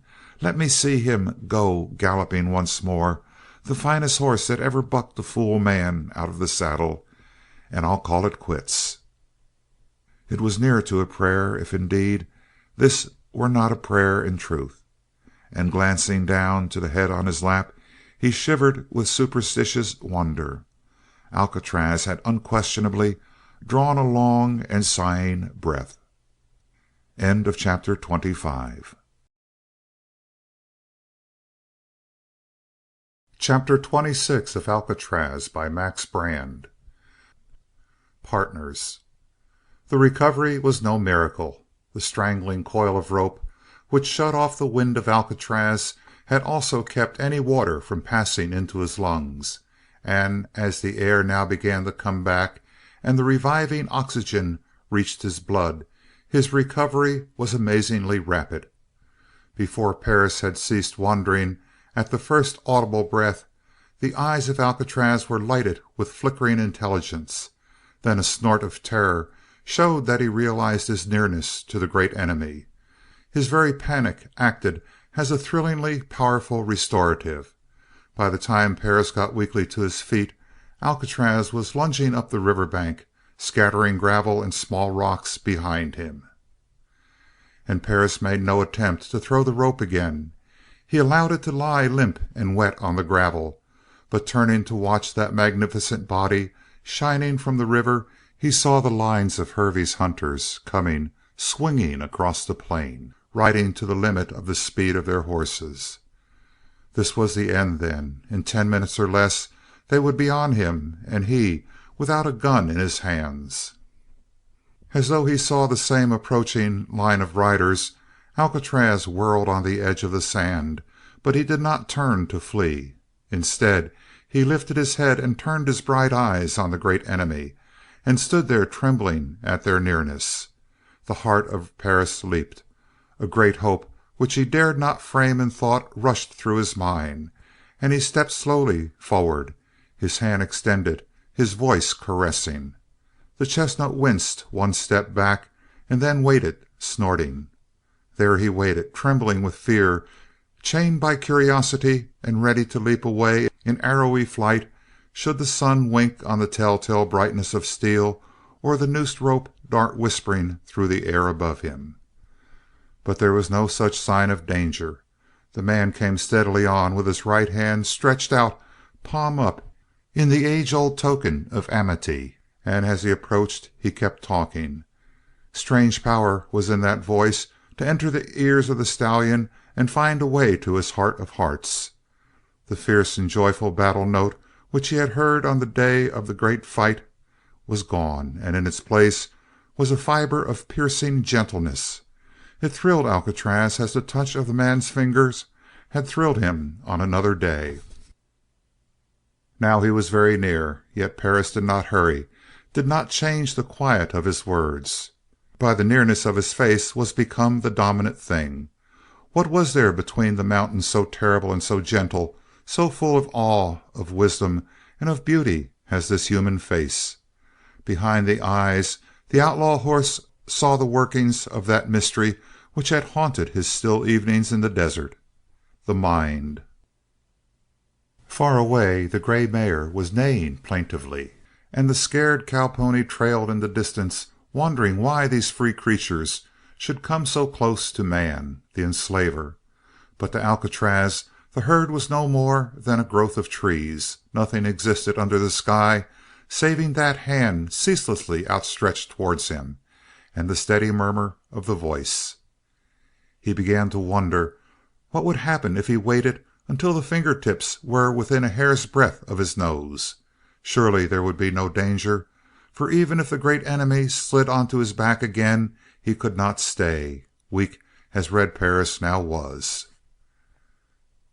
Alcatraz winced, but without moving his feet, and when he straightened, the fingertips touched the velvet of his nose. He stamped and snorted to frighten the hunter away, but the hand moved dauntlessly high and higher. It rested between his eyes. It passed across his head, always with that faint tingle of pleasure trailing behind the touch, and the voice was saying in broken tones, "Some damn fools say there ain't a God. Some damn fools. Something for nothing. That's what he gives. Steady, boy, steady." Between perfect fear and perfect pleasure the stallion shuddered. Now the great enemy was beside him, with a hand slipping down his neck. Why did he not swerve and race away? What power chained him to the place? He jerked his head about and caught the shoulder of Perris in his teeth. He could crush through muscles and sinew and smash the bone. But the teeth of Alcatraz did not close, for the hunter made no sign of fear or pain. "You're considerable of an idiot, Alcatraz, but you don't know no better," the voice was saying. "That's right. Let go that hold. In the old days I'd have had my rope on you quicker'n a wink. But what good in that? The horse I love ain't a down-headed, mean-hearted man-killer like you used to be. It's the Alcatraz I've seen running free here in the Valley of the Eagles. And if you come with me, you come free and you stay free. I don't want to set no brand on you. If you stay, it's because you like me, boy, and when you want to leave, the corral gate will be sure open. Are you coming along?" The fingers of that gentle hand had tangled in the mane of Alcatraz, drawing him softly forward. He braced his feet, snorting, his ears back. Instantly the pressure on his mane ceased. Alcatraz stepped forward. "By God," breathed the man, "it's true, Alcatraz, old horse. Do you think I'd ever try to make a slave out of you if I guessed that I could make you a partner?" Behind them the rattle of volleying hoofs was sweeping closer. The rain had ceased. The air was a perfect calm, and the very grunt of the racing horses was faintly audible, and the cursing of the men as they urged their mounts forward. Towards the approaching fear Alcatraz turned his head. They came as though they would run him into the river. But what did it all mean, so long as one man stood beside him? He was shielded from the enmity of all other men. That had been true even in the regime of the dastardly Cordova. "Steady!" gasped Red Perris. "They're coming like bullets, Alcatraz, old timer. Steady!" One hand rested on the withers, the other on the back of the chestnut, and he raised himself gingerly up. Under the weight the stallion shrank catwise, aside and down. But there was no wrench of a curb in his mouth, no biting of the cinches. In the old days of his colthood a bare-legged boy used to come into the pasture and jump on his bare back. His mind flashed back to that, the bare brown legs. That was before he had learned that men ride with leather and steel.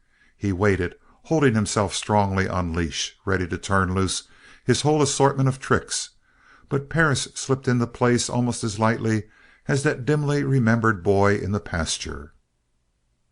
To the side that line of rushing riders was yelling and waving hats, and now the light winked and glimmered on naked guns. "Go," whispered Perris at his ear. "Alcatraz." And the flat of his hand slapped the stallion on the flank.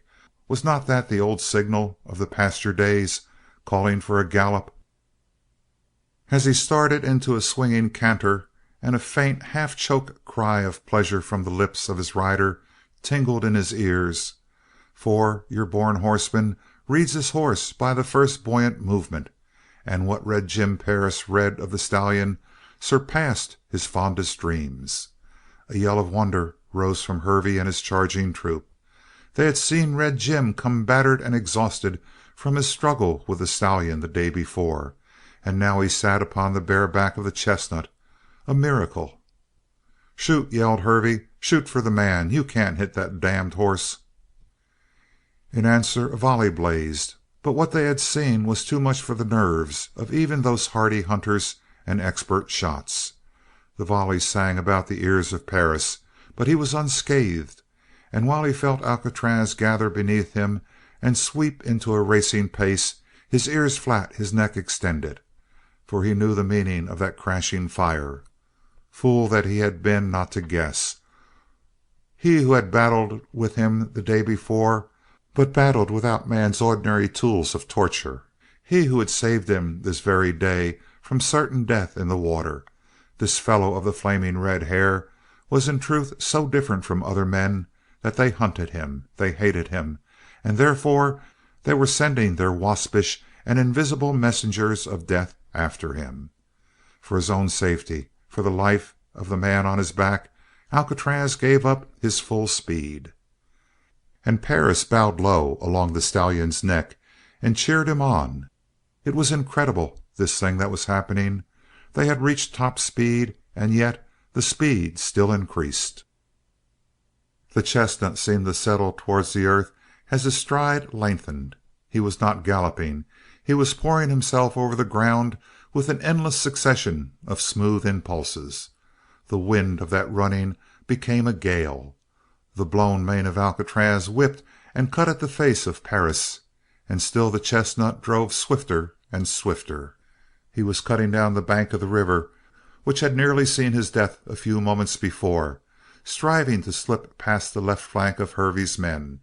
And now the foreman, yelling his orders, changed his line of battle, and the cowpunchers swung to the left to drive Alcatraz into the very river. The change of direction unsettled their aim. It is hard at best to shoot from the back of a running horse at an object in swift motion. It is next to impossible when sharp orders are being rattled forth. They fired as they galloped, but their shots flew wild. In the meantime they were closing the gap between them and the river bank to shut off Alcatraz. But for every foot they covered, the chestnut covered two, it seemed. He drove like a red lightning bolt, with the rider flattened on his back, shaking his fist back at the pursuers. "Pull up!" shouted Lew Hervey, in sudden realization that Alcatraz would slip through the trap. "Pull up and shoot for Perris! Pull up!" They obeyed, wrenching their horses to a halt, and as they drew them up, Red Jim, with a yell of triumph, straightened on the back of the flying horse and waved back to them. The next instant his shout of defiance was cut short by the bark of 3 rifles, as Hervey, Shorty, and Little Joe, having halted their horses, pitched their guns to their shoulders and let blaze after the fugitive. There was a sting along the shoulder of Perris as though a red-hot knife had slashed him. A bullet had grazed the skin. Ah, but they would have a hard target to strike from now on. The trick which Alcatraz had learned in his own flights from the hunters he now brought back into play. He began to swerve from side to side as he raced. Another volley roared from the cursing cowpunchers behind them, but every bullet flew wide as the chestnut swerved. "Damn him!" yelled Lew Hervey. Has the horse put the charm on the hide of that skunk, too? For in the fleeing form of Red Perris he saw all his hopes eluding his grasp. With Red Jim escaped and his promise to the rancher unfulfilled, what would become of his permanent hold on Oliver Jordan? Ay, and Red Jim, once more in safety and mounted on that matchless horse, would swoop down on the Valley of the Eagles and strike to kill again, again, and again. No wonder there was an agony shrill in the voice of the foreman as he shouted, "Once more!" Up went the shining barrels of the rifles, followed the swerving form of the horseman for a moment, and then steadied to straight, gleaming lines, they fired at the same instant, as though in obedience to an unspoken order. And the form of Red Perris was knocked forward on the back of Alcatraz. Some place in his body one of those bullets had struck. They saw him slide far to one side. They saw, while they shouted in triumph, that Alcatraz instinctively shortened his pace to keep his slipping burden from falling. "He's done!" yelled Hervey, and shoving his rifle back in its holster, he spurred again in the pursuit. But Red Perris was not done. Scrambling with his legs, tugging with his arms, he drew himself into position and straightway collapsed along the back of Alcatraz with both hands interwoven in the mane of the horse. And the stallion endured it. A shout of amazement burst from the foreman and his men. Alcatraz tossed up his head, sent a ringing neigh of defiance floating behind him, and then struck again into his matchless, smooth flowing gallop. Perhaps it was not so astonishing, after all, as some men could have testified who have seen horses that are devils under spur and saddle become lambs when the steel and the leather they have learned to dread are cast away. But all Alcatraz could understand, as his mind grasped vaguely towards the meaning of the strange affair, was that the strong, agile power on his back had been suddenly destroyed. Red Perris was now a limp and hanging weight, something no longer to be feared, something to be treated at will with contempt. The very voice was changed and husky as it called to him close to his ear, and he no longer dared to dodge, because at every swerve the limp burden slid far to one side and dragged itself back with groans of agony. Then something warm trickled over his shoulder. He turned his head. From the breast of the rider a crimson trickle was running down over the chestnut hair, and it was blood. With the horror of it he shuddered. He must gallop gently now, at a sufficient distance to keep the rifles from speaking behind him, but slowly and softly enough to keep the rider in his place. He swung toward the mares, running, frightened by the turmoil in the distance. But a hand on his neck pressed him back in a different direction and down into the trail which led eventually to the ranch of Oliver Jordan. Let it be, then, as the man wished. He had known how to save a horse from the little Smoky. He would be wise enough to keep them both safe, even from other men. And so, along the trail towards the ranch, the chestnut ran with a gait as gentle as the swing and light fall of a ground swell in mid-ocean. End of chapter 26. Chapter 27 of Alcatraz by Max Brand. The end of the race. Far behind him he could see the pursuers driving their horses at a killing gallop. He answered their spurt and held them safely in the distance with the very slightest of efforts. All his care was given to picking out the easiest way and avoiding jutting rocks and sharp turns which might unsettle the rider, just as in those dim old days in the pasture, when the short brown legs of the boy could not encompass him enough to gain a secure grip, he used to halt gently and turn gently, for fear of unseating the urchin. How far more cautious was his maneuvering now! Here on his back was the power which had saved him from the river. Here on his back was he whose trailing fingers had given him his first caress. He had no power of reason in his poor blind brain to teach him the why and the wherefore. But he had that overmastering impulse which lives in every gentle-blooded horse, the great desire to serve. A mustang would have been incapable of such a thing, but in Alcatraz flowed the pure strain of the thoroughbred, tracing back to the old desert stock where the horse lives in the tent of his master, the most cherished member of the family. There was in him dim knowledge of events through which he himself had never passed. By the very lines of his blood there was bred in him a need for human affection and human care, just as there was bred in him the keen heart of the racer. And now he knew to the full that exquisite delight of service with the very life of a helpless man given into his keeping. One ear he canted back to the pain-roughened voice which spoke at his ear. The voice was growing weaker and weaker, just as the grip of the legs was decreasing, and the hands were tangled less firmly in his mane. But now the bright-colored buildings of the ranch appeared through the trees. They were passing between the deadly rows of barbed wire, with far-off mutter of the pursuing horses beating at his ear and telling him that all escape was cut off. Yet still the man held him to the way through a mingling of trails thick with the scents of man and man-ridden horses.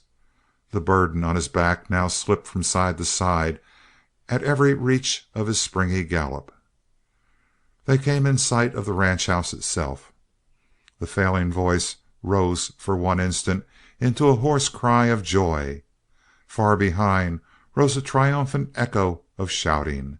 Yes, the trap was closed, and his only protection from the men riding behind was this half-living creature on his back. Out from the arched entrance of the patio ran a girl.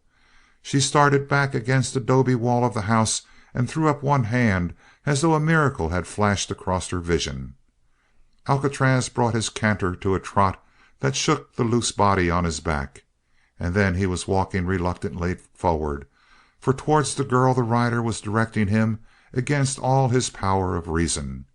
She was crying out now in a shrill voice, and presently through the shadowy arch swung the figure of a big man on crutches, who shouted even as the girl had shouted.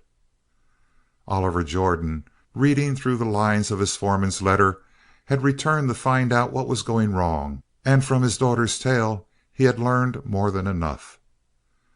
Trembling at the nearness of these two human beings, but driven on by the faint voice and the guiding hands, Alcatraz passed shuddering under the very arch of the patio entrance, and so found himself once more and forever surrendered into the power of men. But the weak figure on his back had relaxed and was sliding down. He saw the gate closing the patio swing to. He saw the girl run with a cry and receive the bleeding body of Red Perris into her arms. He saw the man on the crutches swing towards them, exclaiming, "Without even a bridle! Marianne, he must have hypnotized that horse!" "Oh, Dad!" the girl wailed. "If he dies! If he dies!" The eyes of Perris, where he lay on the flagging, opened wearily. "I'll live. I can't die. But Alcatraz, keep him from the butcher Hervey. Keep him safe."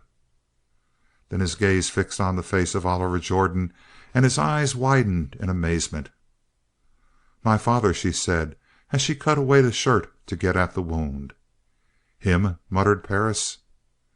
"Partner," said Oliver Jordan, wavering above the wounded man on his crutches, "what's done is done." "Aye," said Perris, smiling weakly. "If you're her father, then that trail is sure ended. Marianne, get hold of my hand. I'm going out again. Keep Alcatraz safe." His eyes closed in a faint. Between the cook and Marianne, they managed to carry the limp figure into the shelter of the arcade just as Hervey and his men thundered up to the closed gate of the patio, and there the foreman drew rein in a cloud of dust and cursed his surprise at the sight of the ranchman. The group in the patio and the shining form of Alcatraz were self-explanatory. His plans were ruined at the very verge of triumph. He hardly needed to hear the voice of Jordan saying, I asked you to get rid of a gun-fighting killer, and you've tried to murder a man. Hervey, get out of the valley and stay out if you're fond of a whole skin." And Hervey went. There followed a strange time for Alcatraz. He could not be led from the patio. They could only take him by tying every hoof and dragging him, and such force Marianne would not let the cowpunchers use. So day after day he roamed in that strange corral while men came and stared at him through the strong bars of the gate. But no one dared enter the enclosure with the wild horse saving the girl alone, and even she could not touch him. It was all very strange, and the strangest of all was when the girl came out of the door through which the master had been carried and looked at Alcatraz and wept. Every evening she came, but she had no way of answering the anxious whinny with which he called for Red Jim again. Strange, too, was the hush which brooded over the house. Even the cowpunchers, when they came to the gate, talked softly, but still the master did not come. 2 weeks dragged on, weary weeks of waiting, and then the door to the house opened, and again they carried him out on a wicker couch, a pale and wasted figure, around whom the man on the crutches and the girl and a half a dozen cowpunchers gathered, laughing and talking all at once. "Stand back from him now," ordered Marianne, "and watch Alcatraz." So they drew away under the arcade, and Alcatraz heard the voice of the master calling weakly. It was not well that the others should be so near, for how could one tell from what hand a rope might be thrown or in what hand a gun might suddenly flash? But still the voice called, and Alcatraz went slowly, snorting his protest and suspicion, until he stood at the foot of the couch and, stretching forth his nose, still with his frightened glance fixed on the watchers, Alcatraz sniffed the hand of Red Jim. It turned. It patted him gently.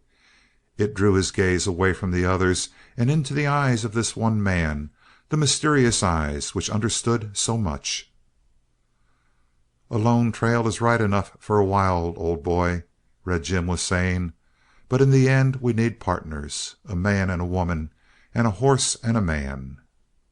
And Alcatraz, feeling the trail of the fingertips across the velvety skin of his muzzle, agreed. End of chapter 27. Recording by Richard Kilmer, Rio Medina, Texas. End of Alcatraz by Max Brand.